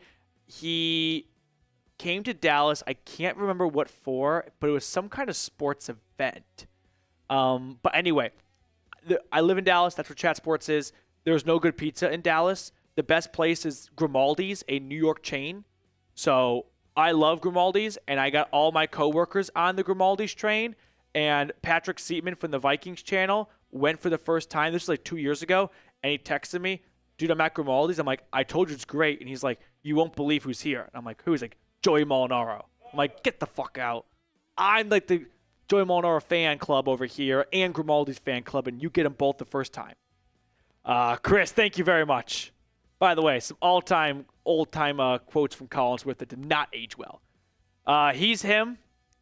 Matt, let's hang out and watch Peter North highlights. Oh, who's Peter North? All right, this is like your favorite comedian all over again. He's an actor. I don't recognize him. Am I supposed to know who Peter North is? I don't know who Peter North is. Yeah, Judy Dog Bowl. I've got no idea who Peter North is. Dog Bowl time. Dog Bowl time. All thanks to Tim Green, by the way. I mean, I don't want to give him 100% credit, but I think we can all agree he did the heavy lifting. So show Green some love in the chat. Tim. Spam Tim in the chat. Winning team got a beer bong from Mr. Bartkus. And for Tim Green winning it for the Browns report, Dog Bowl felt the most appropriate. Are you ready? I'm ready. Go on this side of me. Oh my God. Overlord! A $300 super chat from Falcons today! I think that just means you have to do two. Yeah. Yep. We have a tie. Overlord! 3 big bones! I thought it was over. It was over. I mean, it shouldn't count, but it will. This feels like a crazy college football ending where like both teams left the field, and then all of a sudden the broadcast is like, "Hey, hold up a minute. The referees are actually going to go take a look at something right here." This is like some ACC after dark shit. Go ATL. Overlord, thank you so much. Well, I don't know what else to say. This has been an insane live show that had one signing, which valued at $4.5 million for 3 different NFL teams. This entire live show community has pitched more money together than 2 out of these 3 teams today.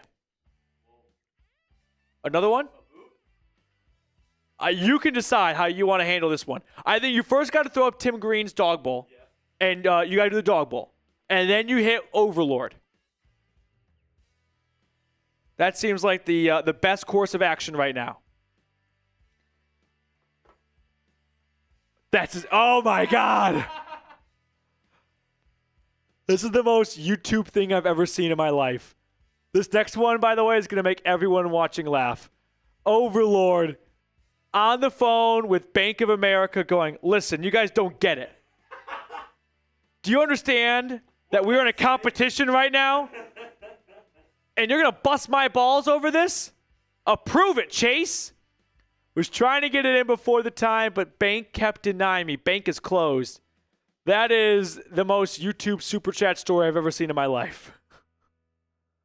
Wow. Dave Joseph, the absolute best effing live show ever. Listen, Falcons today is... Okay, Reed just went out of the room. He doesn't know. He's going to get the beer bong or whatever.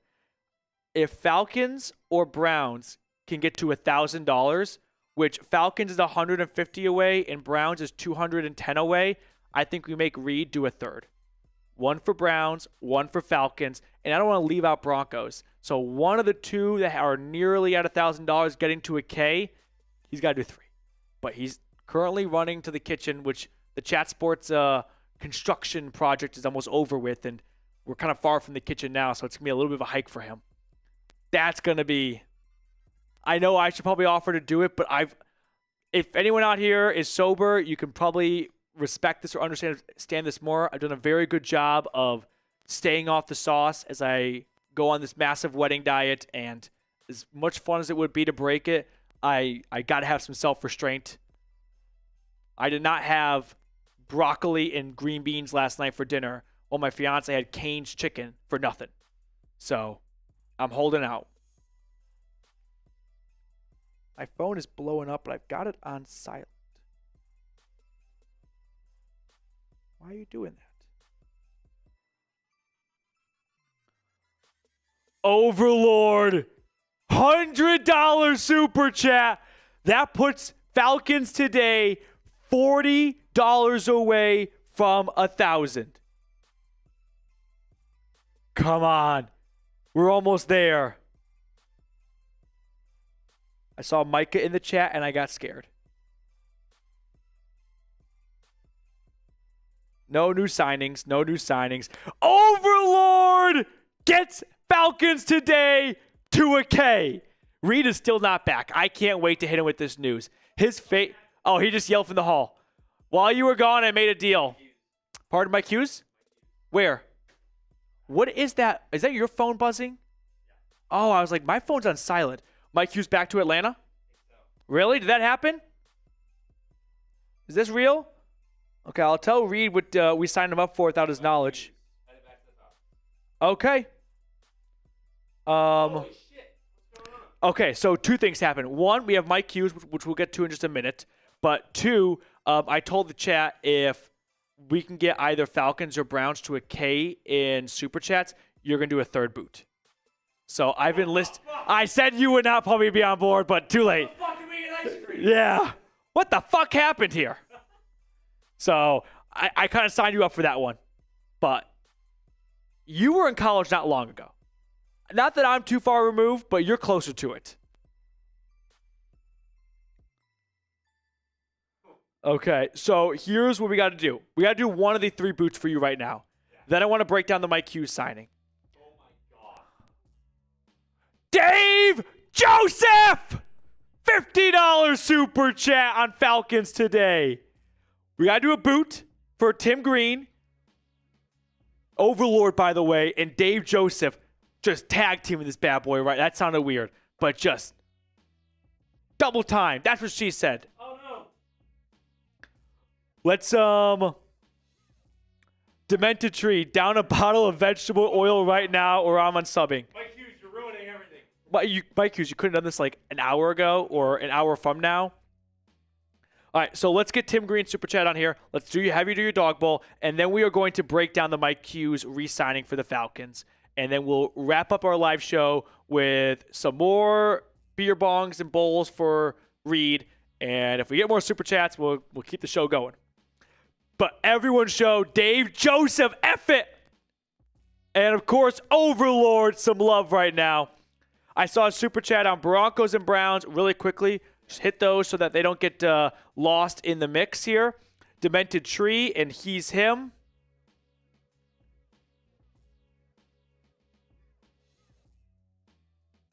Mr. Haha right now is just like grinning, going, I started this empire, and Overlord and Dave Joseph finished it for me.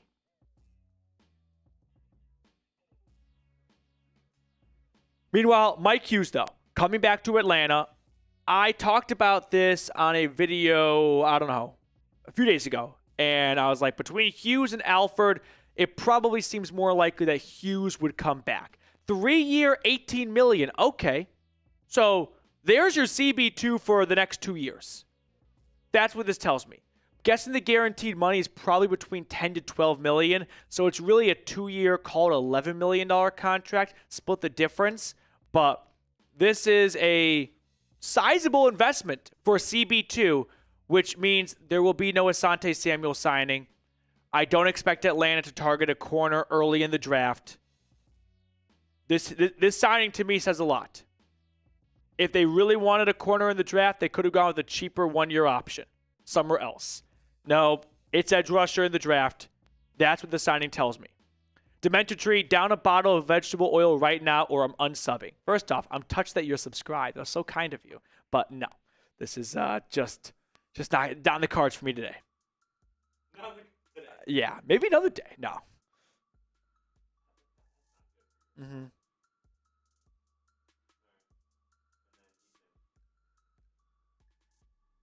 He's him. Matt, Mr. Hands with a horse, or 2 girls, 1 cup. You know, we were at work like a year ago, and 2 girls, 1 cup came up, and no one's watching it. But we were talking about like videos everyone watched in middle school, like when you first kind of like got to YouTube, and of course that came up. It's like wiped from the internet because someone in the group we were talking with had never even heard of it, and we were like, "Well, you gotta watch it. It's gone." Yeah.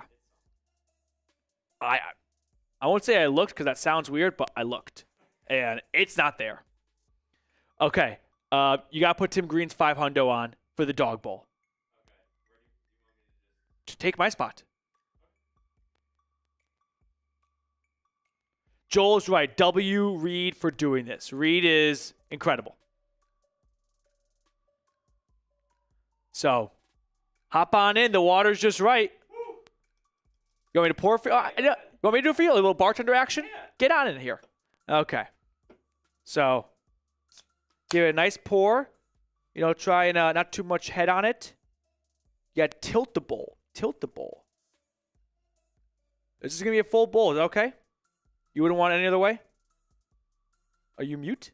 Oh, I guess you don't have the mic, so you kind of are mute. I was like, what kind of fucking mime is this next to me? I'm on the streets of Paris right now? All right. Mr. Bartkus. Everyone for Tim Green. Tim. Cannonball coming. Cannonball. Great form. I mean, just a tremendous exit. Right from the start, he's got the lead. He's not looking back, and he's not going to go anywhere. This is over before it started. This is Usain Bolt type of speed right now. Evaporated. Tim Green, that's good for you right there. That's for you right there. Okay, now let's break down my cues, and then we owe. Yeah, give your stomach a little bit of a break, and then we have 2 more right after that. So don't. Well, you could do another dog bowl if you want to. But that was the deal I made when you were gone. Remember, we did 1 for Overlord, and then I was like, if we can get to 1,000, another one. If you guys could see Reid right now, that's a defeated man. That's a guy who's thinking about LinkedIn jobs after this. He's like, uh-huh. Do we need to call on someone from the bench?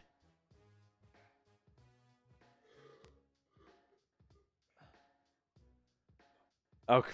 Yeah. Everyone show Reid some love right now because I, not a very good friend, signed him up for an additional beer boot, which is a crummy move. I'm not going to lie.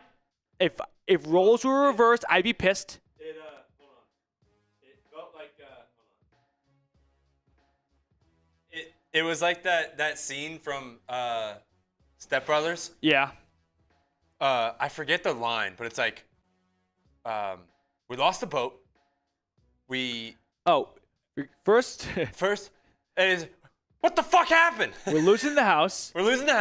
Brendan have to get jobs, and Dale and Brendan and I, you're selling the house. We have to get jobs, and Derek's selling the house. The fuck happened? That was what I felt like. Yeah. I walked in.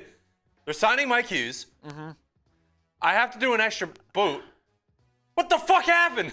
Okay, let's break down the Hughes signing because everyone's probably like, all right, enough with the shenanigans. Talk to us about this 3-year, $18 million contract. So we're going to break down this Hughes signing. I know not everyone tuned in right now is a Falcons fan, but appreciate everyone's kind of patience. And we're going to talk NFL in general during this tri-cast between our Browns, Broncos, and Falcons YouTube channels here at Chat Sports. We don't need to do a highlight cut for this one. We can just do it after the stream is over. Okay. That'll probably be easiest. Sounds good? Yeah, let them know. Okay.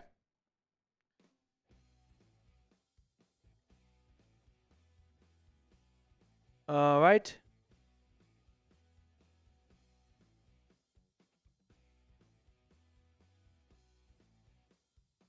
Here we go.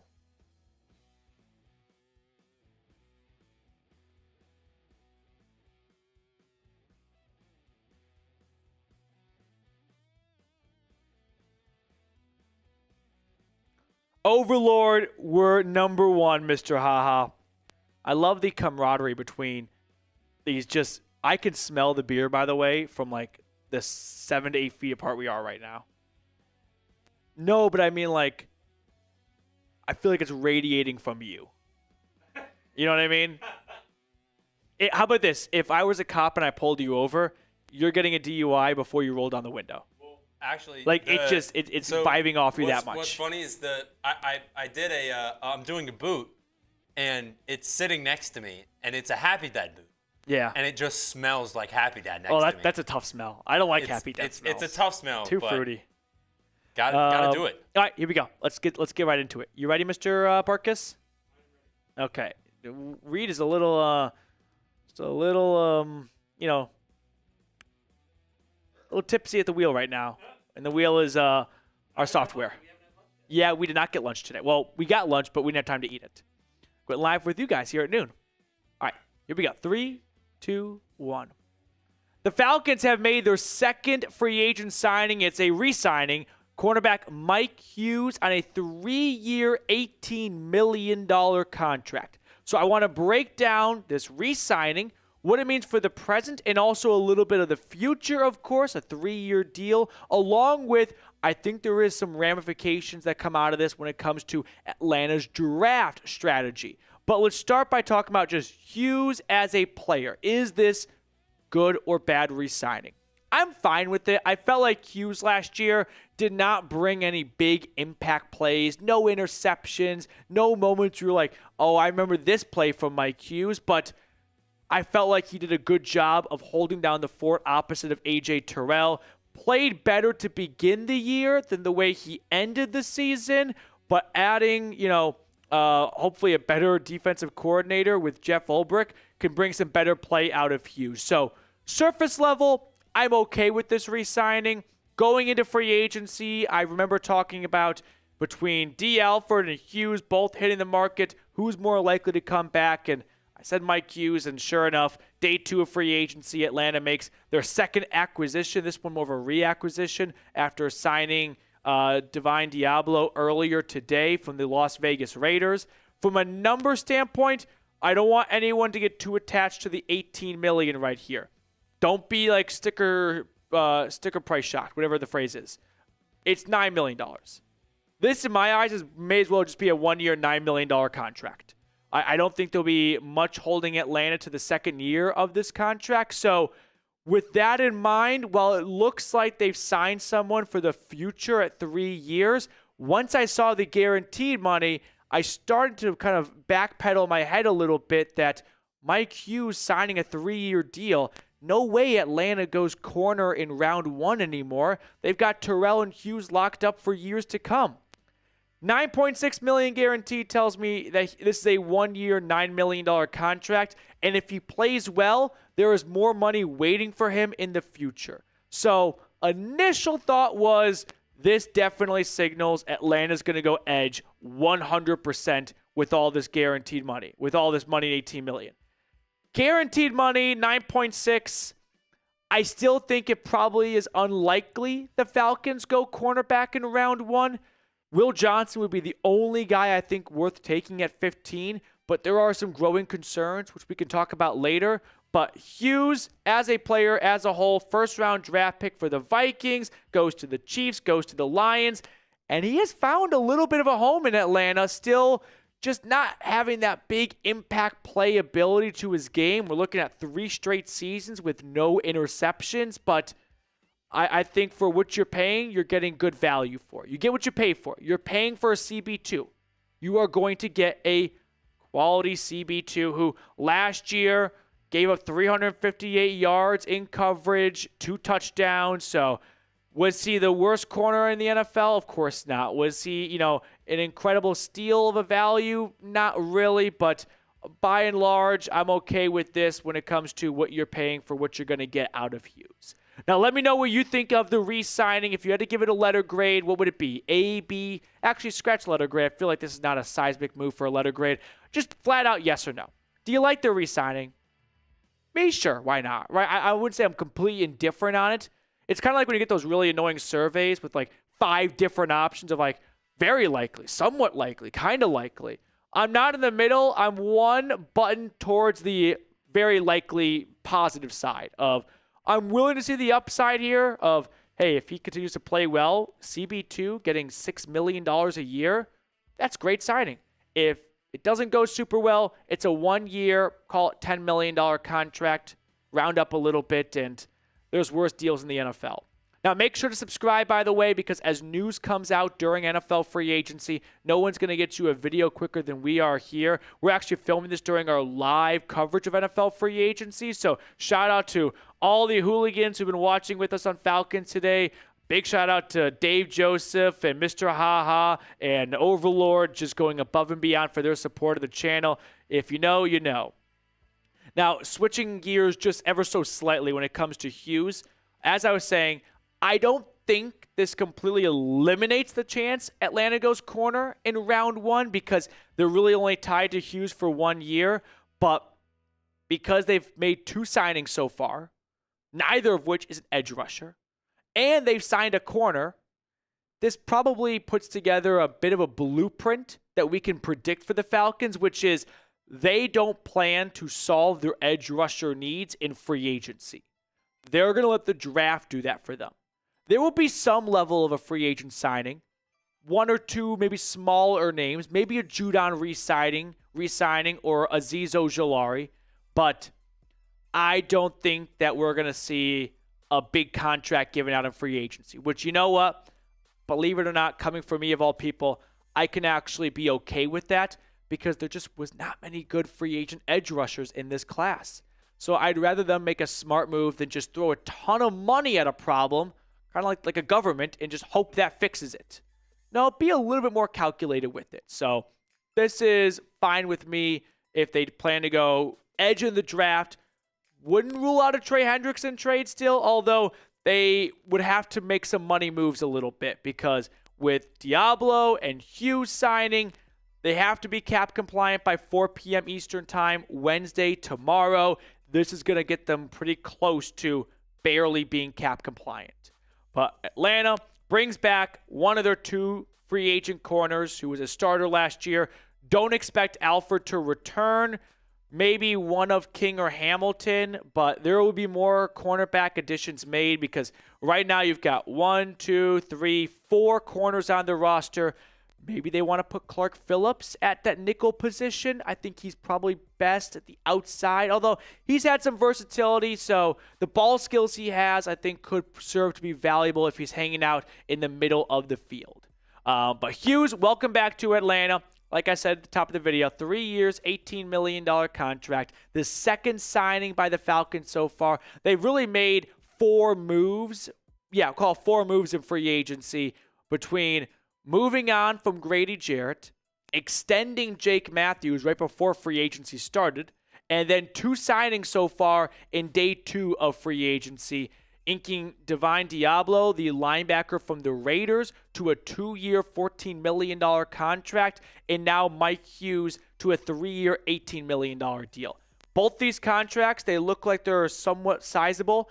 I think they're 1-year deals. It's a 1-year, $8 million for Diablo. It's a 1-year, $9.6 million for Hughes, meaning if things aren't going super well after the first season, you can get out with very little dead money awaiting you in 2026. Now, the Falcons have lost 3 players.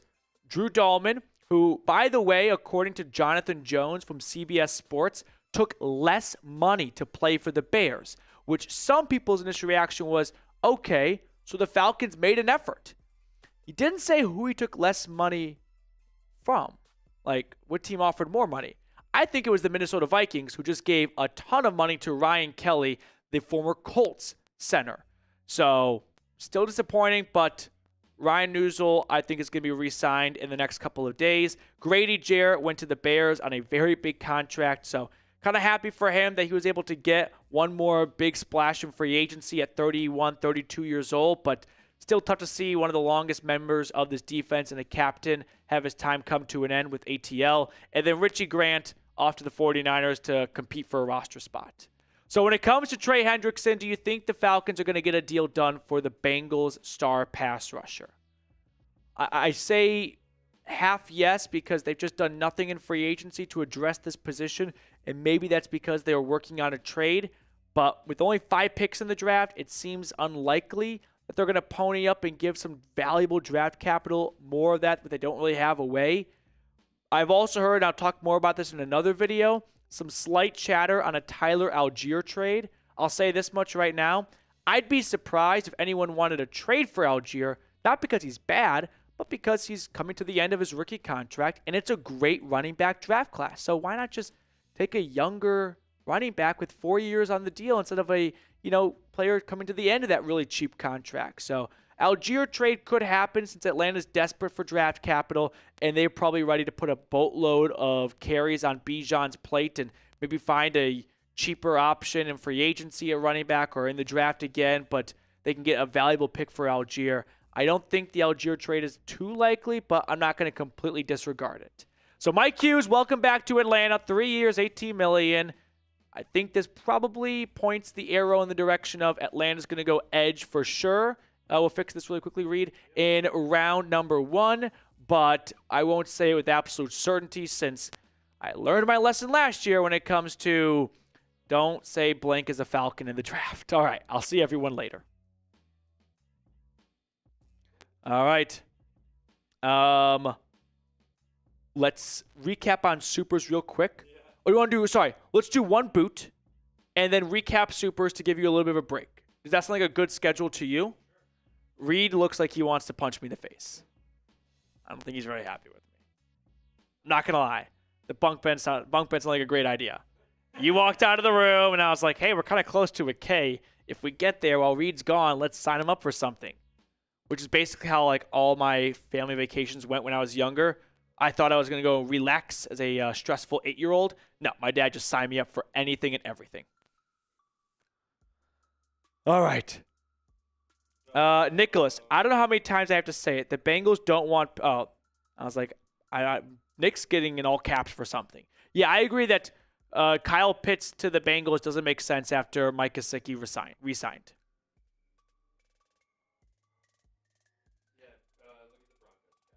Broncos chat, what's going on? 14 bones? Oh, I thought you meant like $14 or something. No. I've said 100 times, but if you're just joining, this is a TriCast. It's Browns, Broncos, Falcons. I host all 3 channels here at Chat Sports. We're still a growing company. We don't have enough hosts for all 32 teams. I know that's pretty quirky and unusual, but my job is to cover the NFL, so if that's the direction I'm pointed, I'm going to go that direction. So I know that's not everyone's cup of tea, and I get it if you don't like it. I wouldn't blame you too much for it, but that is why we are covering a Falcons signing. We covered a Brown signing earlier, and yesterday we covered one Bronco signing on the live stream. So that's really the best explanation I can give you guys. Okay, right, I don't understand why cover 3 teams.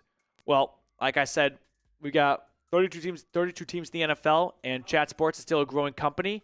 So in order to best maximize, the host here and try and grow so we could add and hire more people to cover more teams, some people have to cover more than one team. Mm-hmm. Again, I understand this is pretty, quirky's probably even downplaying a little bit, strange. And if people don't like that, I won't be offended, I just hope that if they were in my shoes, they could understand.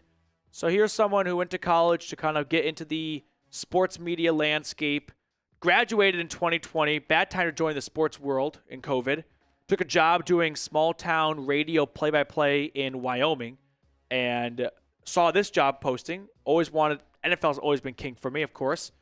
And I was like, I'll throw my name in the hat. Month and a half later, got the job, come down here, and they're like, we need you to, cover the Browns and Broncos for us. And we think I'm just going to get out of the car and go, nah, not interested. And then we had a Falcons guy who left, and they just flat out asked the whole company, who can kind of temporarily help out. And I was like, I'll help out. Volunteer spirit of me. So, sure, why not? And that's been, 2 years now. So don't regret a single thing. All right, let's get into. You want to do? Okay, you want to do this first? I'm not answering this one. Backroom. I'll give you credit, he's him. Like, you put together some thought-provoking questions, that's for sure. This one I can't answer, and the answer is no. The wedding invites have already been a big enough stressor in my apartment. Nearly led to, I wouldn't say tears last night, but a lot of stress. So it's not an easy thing. I think one of the most misleading things for anyone that's planned a wedding, had a wedding, you can understand this. If not, the most misleading thing for movies and TV shows about weddings is that every wedding can affordably be a 200-person affair, and everyone gets a +1. Once you start to realize how much it costs per person, no chance singles are getting +1s. Like in movies, it's like, I need to find a date for my wedding. Like, that made me think everyone gets to bring a date. Like, if you have a significant other, they're invited. But if you're single, you can't just bring someone for the sake of bringing someone. Okay, Overlord, we're number one, Falcons today right now, after coming up short yesterday to the Broncos, coming up in third yesterday to the Broncos, is currently in first place in Super Chats by $200 and change. And are there any more supers? Okay. Can't wait to see DeMarco Hellams back. Yeah, he's going to come back from that ankle injury. He might be in line to start next to Jesse Bates. I was going to say Justin Simmons. He could very well be the cheaper Justin Simmons replacement, an in-house option. All right, are we all caught up now? All right.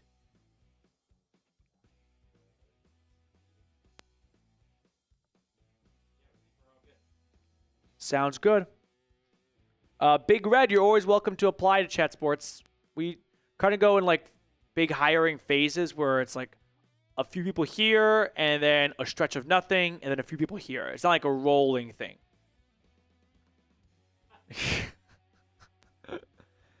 That's a good one. He's him.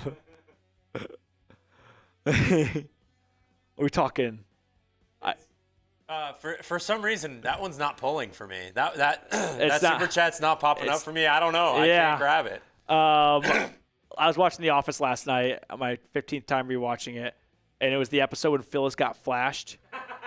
All-time funny episode that doesn't come up enough, but when Dwight's like, he says, flaccid, and they're like, flaccid? You mean Phyllis? He goes, sorry, I got penises on the mind. Such a line. All right. You want to do your boot? Yep. Okay, let's get the boot done. The first one.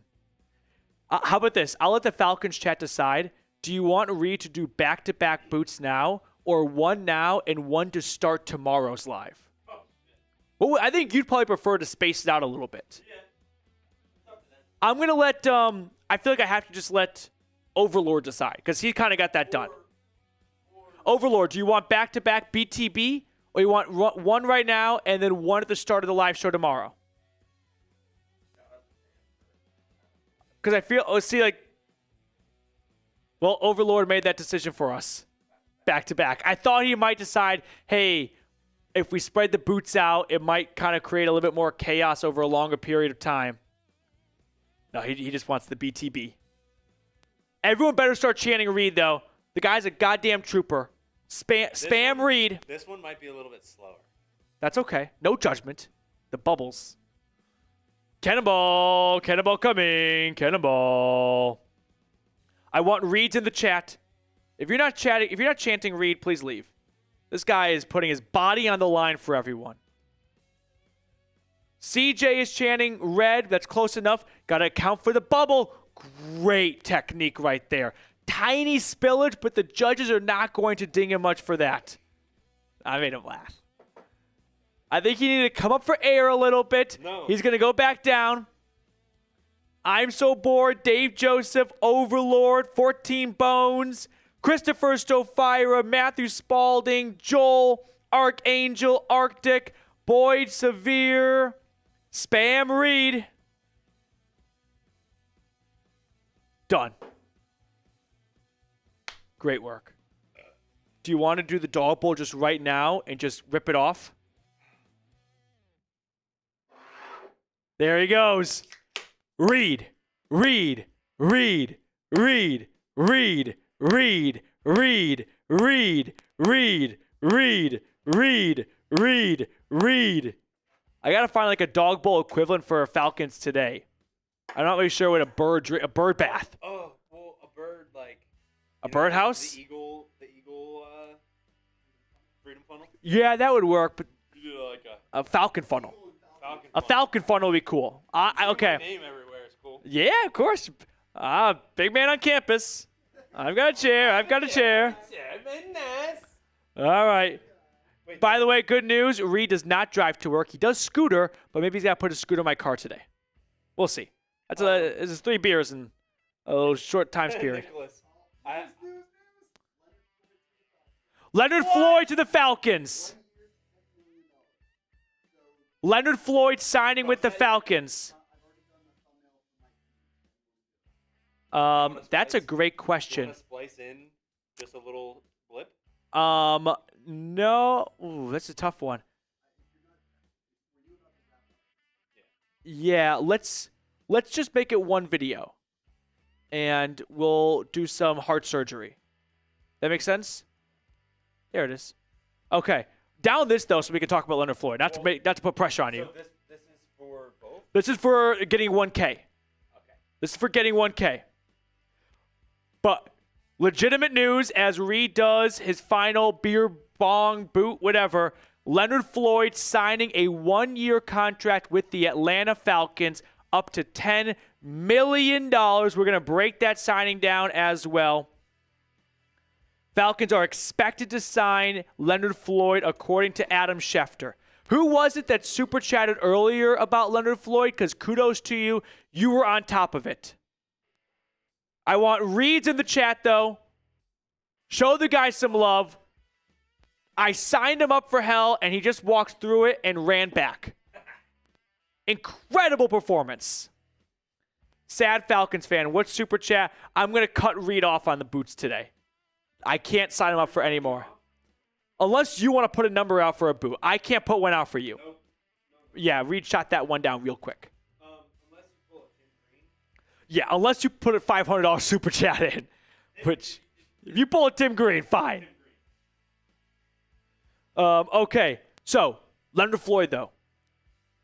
Let's break down the signing. 14 said he thought I was drinking water. No, the boot's like a seltzer.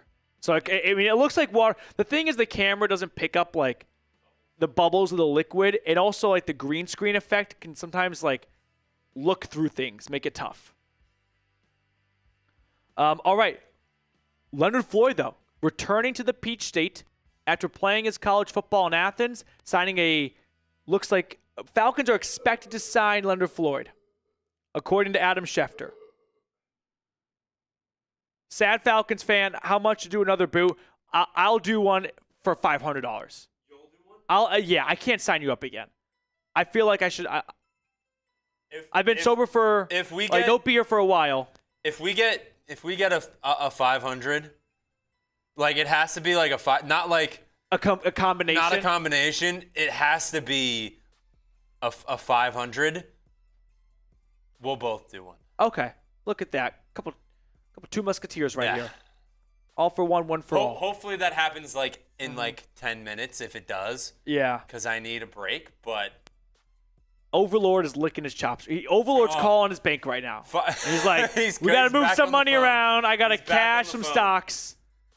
Sad Falcons fan, 500. If you throw 500, there's going to be a me-sized hole in the wall behind me. Let's discuss Leonard Floyd, though. Let me know when everything's in, and we're just going to kind of keep it, not short and sweet, but add it to the Mike Hughes signing. Okay? Overlord, think I won't. I'm not going to lie. I have a feeling this is going to happen. Okay. Yep. I just need the list for cap for him. That'd be the only thing to add. But give me your initial reaction. Give me a grade for a Leonard Floyd signing. I'll read this super chat. Reed's doing a couple of things behind the scenes right now. Yeah, $10 million for Leonard Floyd, and it cost $14 million for Hassan Reddick. Not too bad a value for some patience exercised by Atlanta. 32 years old, sacks been going up and down since 2020. Wouldn't be shocked if he has less than 6 sacks here. Not impressed. Give me Hendrickson. Hey, I don't think that's a bad take. I can completely, see where you're coming from, and you spit facts only. 32, up and down. I get that. And it does feel like Atlanta never has any luck with pass rushers just happening to have a good season with the Falcons. But I think one of the bigger takeaways here is what the chat's kind of coming around to, which is I don't believe a Trey Hendrickson trade is in the works if you just sign Leonard Floyd. Maybe, could be. It definitely lowers the probability of it in my estimation.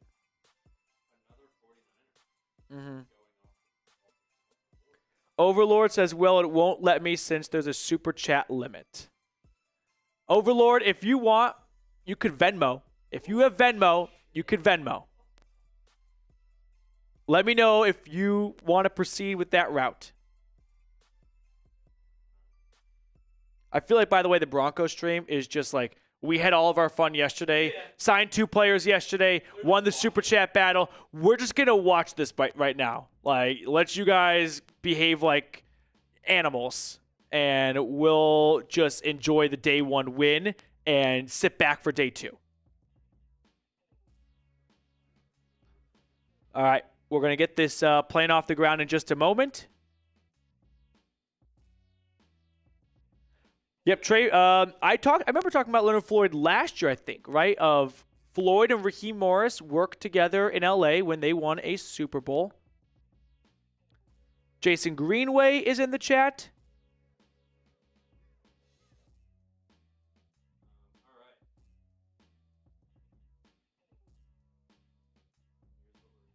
Okay. Christopher, thank you for that. Really appreciate it. It's just being a nice guy in the comment section. Weston. PD, you doing your Broncos stream Tuesday? What do you mean? Today's Tuesday. This is the stream, if that's what you're wondering. There will be no separate stream. And Ian Rappaport's the one that says he gets a 1-year deal worth $10 million. Reggie Lopez. Yeah, all these super chats we will get together after we break down this Leonard Floyd signing. I just saw what Chris said. Yeah, it's very nice. Also, answer Billy, what chat? All of them. I've got a monitor here, and I've got 3 different chats, so I'm kind of bouncing all over the place. It's cold in here now. The temperature's dropping. all that cold. Oh, that's a lot of cold inside. But yeah, more thoughts on this, though. So, Floyd, I think he'll probably play outside linebacker for the Falcons in that 3-4 traditional front. He's been a defensive end. He's been an outside backer. I expect him to be a little bit more like Judon compared to, say, Calais Campbell, for example. I'm blurry. There we go. Are we ready to roll? I'll let you know in the video. So this will be the beginning, though, of the video combo we're about to do. All right, here we go. Let's discuss Leonard Floyd signing. So after this one, go to the Mike Hughes one next. Here we go. Coming to you guys with a full breakdown in 3, 2, 1. The Falcons have finally done something in free agency. They have signed not 1, not 2, but 3 players in NFL free agency. The latest one being Leonard Floyd. After he was released earlier today by the 49ers, he quickly finds a new job in his home state of Georgia, signing a 1-year deal worth $10 million. Now, the Falcons also signed Mike Hughes to a 3-year, $18 million contract, which We filmed a whole video about that Mike Hughes signing, and then the Leonard Floyd news came out. So what we're doing right now is a little bit of heart surgery, and we are combining the two right now. So that's what I'm saying. So we're combining the two videos. So you'll hear me talk more about Hughes in the back half of today's video. But let's talk a little bit about Floyd, because we've been pounding the table for Terry Fontenot to go out and sign an edge rusher. And he signs one who's got a really good career and history, a bit up and down, and I don't think this is a signing that's going to revolutionize the Falcons' pass rush, but it's a start. 8.5 sacks last year. He's 32 years old. He's always been a bit of a funky size player because he's really tall and lean, 6'3", 240 pounds. He's going to be an outside linebacker for this team, but he's been traveling around the league. He's gone from Chicago to LA to Buffalo to the Rams to San Francisco. He's played for a lot of teams, but he also overlapped with Raheem Morris in LA when they won the 2021 Super Bowl. So surface level, I like this signing. You needed a pass rusher, you got a pass rusher. You didn't overspend a crazy amount. It's a one-year deal worth up to $10 million. If you don't like this signing, you could probably trace it back to 32 years old, semi-inconsistent in his career when it comes to just pure sacks, kind of a roller coaster. But I think the bigger takeaway would be signing Leonard Floyd means probably not trading for Trey Hendrickson. I won't say that it's dead, but the chances of that happening just took a big hit. So that's the catch with the Leonard Floyd signing. But if the Falcons were never really going to be in pursuit of Hendrickson, or were never going to give up what the Bengals wanted for him, they had to sign someone. I know they let a lot of names go by in the first day of free agency. This is going to sound crazy coming from me, and I think I say this again later in the video. But again, this is a video where we filmed two parts at separate times and are just kind of stitching them together. I don't mind Atlanta passing on some of the massive overpaid contracts from day one, because there is no long-term solution at the edge rusher position in free agency this year. So make some calculated moves and attack the draft to try and find your long-term pass rusher. But Floyd has been, consistently up and down. 9.5 sacks, 9 sacks, pops up to 10.5, falls down to 8.5. It's not very dramatic. He has been in the same range of 9 to 10 sacks for 3 straight years. Then last year with the Niners, slight decrease in 2 sacks, going from, I think it was Buffalo in 2023 to San Francisco in 2024. But I'm still going to be on board with this signing. You didn't give him a massive contract. It's a 1-year deal. And we're talking about a team that no one even sniffed 8.5 sacks last year. Is he going to put up 10-plus sacks this year for the Falcons? Probably not. Is he an improvement from what you had? 100%. Did you get better with this signing? I would say yes. Did you get better at an extremely expensive cost? No.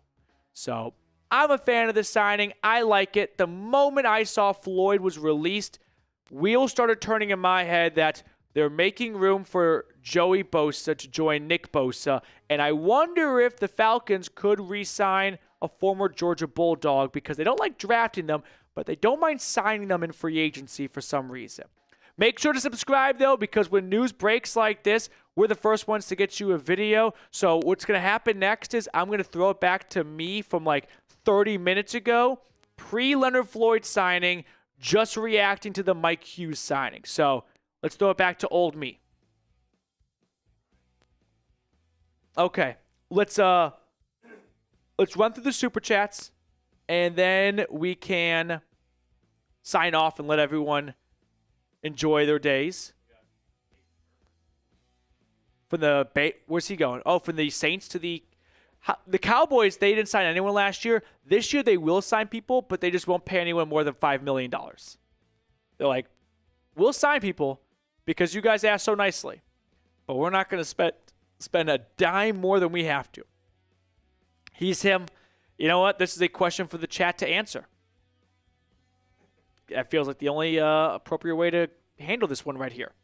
I also am kind of feeling, I know my grandma watched these shows, so that's uncomfortable. All right, moving on. Send me a boot, and we'll call it even. if you want, honestly, if you want, if a boot's gonna actually end this, okay, I can. That's fine with me. But I'm not getting jerked around every single direction here. If you want a boot, fine. I'll look into boots. But that's the end of it, though. Seriously. And any more super chats? Few more? Oh, I thought it's another one from He's Him. They're taking the under on this one. I have not done a bench press. I mean, I say that because I have not done a bench press. 135. The bar's 45 pounds, so you're putting a plate on each side? So it's a 45 plate on each side. Okay. On a 30 or a 45 pound or. I think when I was in college and I went to the gym more, and this is not me trying to sound impressive because it's not impressive, I was probably around 190. And I feel like I've lost a lot of muscle mass since 2020. So this is probably an accurate line. The dad bod has not treated me well. And what's the next one? Or is that the last one? All right, that's it, though. I'm done with He's Him. You just said in your 2 super chats ago, He's Him. Send me a boot and we'll call it even. Now, I don't want a boot. You're the one that suggested the boot. This is what I'm dealing with, by the way, everyone. And emails, never ending. Falcons today with the super chat. No, I don't think so. Rambling on with Zach Jones. 32 years old. Sacks been going up and down since 2020. Wouldn't be shocked if he has less than 6 sacks here. Not impressed. Give me Hendrickson. I don't think that's a horrible opinion. My counter is he's better than anything you had last year, and it didn't cost you that much. So if you're banking on him being a 10-sack player, that's probably a bad bet to make.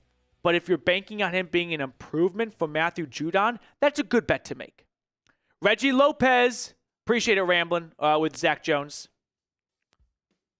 Left hand for...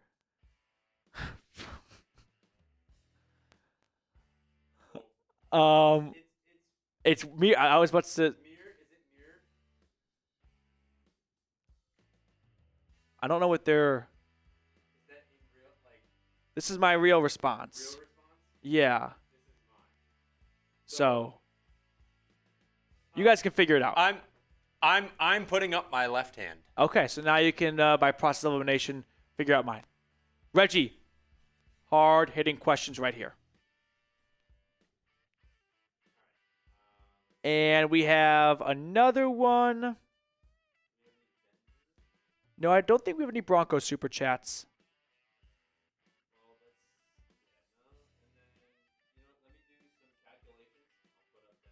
Yeah. Oh, we have one more Falcon super chat.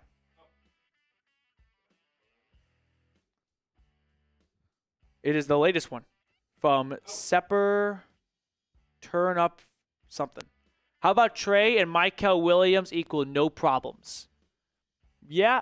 Give up a second-round pick for Hendrickson, so you just got to ask yourself, do you believe in Hendrickson and Williams with a trade and a first-round pick? That's not a bad, proposition. If that was to realistically happen, I'd be on board with it. Imagine this now. Imagine if you do make the Trey Hendrickson trade and you still go Michael Williams, and it's Floyd, Williams, Hendrickson. Talk about a complete revamping of your pass rush. He's him. I'm not going to silence anyone, but I don't know any way I can end this, feud he has. I want a signed, shirtless swimsuit photo of Matt. I'd rather do that than... buddy. Yeah. I'd rather do that than... I'd rather do that than the boot. I've been asking this since the beginning of the season. Yeah. Okay, so the news for the Falcons, though, in the last few hours, really just the last hour, Mike Hughes re-signing on a 3-year, $18 million contract, and then Leonard Floyd coming over from San Francisco. The day he gets released by the Niners, Terry Fontenot works quickly. He picks up the phone, and he brings him back to Georgia, possibly ending his career at the Falcons. He's been in the league since 2016. He is entering year 10 of his career, 16, 17, 18, 19, 20, 21, 22, 23, 24. 10th year in the league. Could be maybe one of his last seasons in the NFL, and it's going to be back home where he went to high school, where he went to college. So a cool homecoming for him. I'm sure he was excited to maybe end his career back where his entire football career began. But I like both these moves right here. They're not high-cost moves. I look at the Hughes signing as a 1-year contract when you just look at the guaranteed deals. So it doesn't necessarily kill the chances of a cornerback pick at 15, but I think pass rusher is still going to be a bigger priority. However, Leonard Floyd, well, that's not going to solve all of your pass rushing problems. It's an improvement from Matthew Judon, and that had to be the bar. Can we get better? I think this is getting better, and you didn't do it by sending in an enormous contract that's just a massive overpay. So here are the Super Chat battle totals. Falcons today sitting just north of a K. Browns report over 800. Broncos breakdown after winning day 1 of free agency. You know what? They took a breather. That's fine. Yeah. You know, they're going to reset a little bit. They're shedding some big contracts. Day 3, though, I've got a gold for Falcons and a gold for Broncos. Can the Browns win the gold for day 3? Maybe we have to go 4 days just for a rubber match if we get Browns winning day 3 in Super Chats. All right. That. I also had. We can end with this. Mm-hmm. I had 3 specific questions for each channel. We did 2 of them. We never did the Broncos one. So we can end with this. Rank the Broncos defense for 2025 1 to 32. I'm always kind of bad at these because I always forget a really obvious one. Yeah. The Ravens defense finished the year very strong last year. The Eagles defense, of course. This is 2025, though. Yeah, I know. I'm just building off of the good defenses from 2024. So I could be biased, but I'm actually not being biased right now because if everyone doesn't already know, I'm an Eagles fan, but an NFL fan in general. Mm-hmm. After losing a lot of the players from Eagles defense, I think still top 5, but I would have taken them over the Broncos. I think Broncos are number 1. After their additions today and yesterday. I'll say this. I'm going to wait for any final ranking until after the draft. Because that's obviously a huge piece of the offseason. But right now, they got to be top 3. And they're not 3, and they're 1 or 2. Honestly, yeah, Falcons are up there as well. Yeah, Falcons are up there as well. You know what? For now, I'm not going to give them too much credit because right now they're a paper defense. On paper, things are stacking up nicely. Mm-hmm.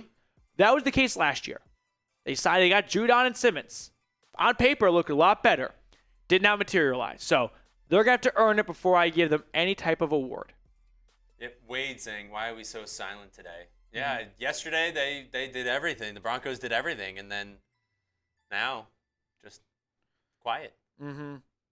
So, all right. That is going to do it for us. It's been a little over 4 hours hanging out with you all, talking free agency. For everyone that tuned in for a little bit, for the whole time, thank you for watching. Big special shout out to, obviously, Tim Green, Overlord, Dave Joseph, and so many more that sent in. James Harper, everyone that sent in super chats. I'm sure I'm forgetting someone. Matthew Taylor with a $20 super chat. Matthew was a big part of yesterday's super chat palooza for the Falcons, and he wants to come in here and just hit the empty netter for a Falcons Today win in super chats. Appreciate it, Mr. Taylor. Matthew Taylor, a $20 super chat to send us off into the sunset. Leonard Floyd to the Falcons. Mike Hughes to the Falcons. The Browns signed former first-round pick Joe Tryon-Shoyinka from the Buccaneers. And the Broncos signed Dre Greenlaw and Talanoa Hufanga yesterday, but no one yet today. So those have been all the moves so far for the 3 channels a part of this TriCast. I really appreciate everyone's, at least those that, are good sports about it, understanding and patience with covering multiple teams at the same time. Okay, he's him. Matt, I want to speak to your manager. This is crap. Let me get the manager. This is manager Matt Peterson. What can I do for you? He's him. So you're talking to the manager, dude. Matthew Taylor with a $10 super chat.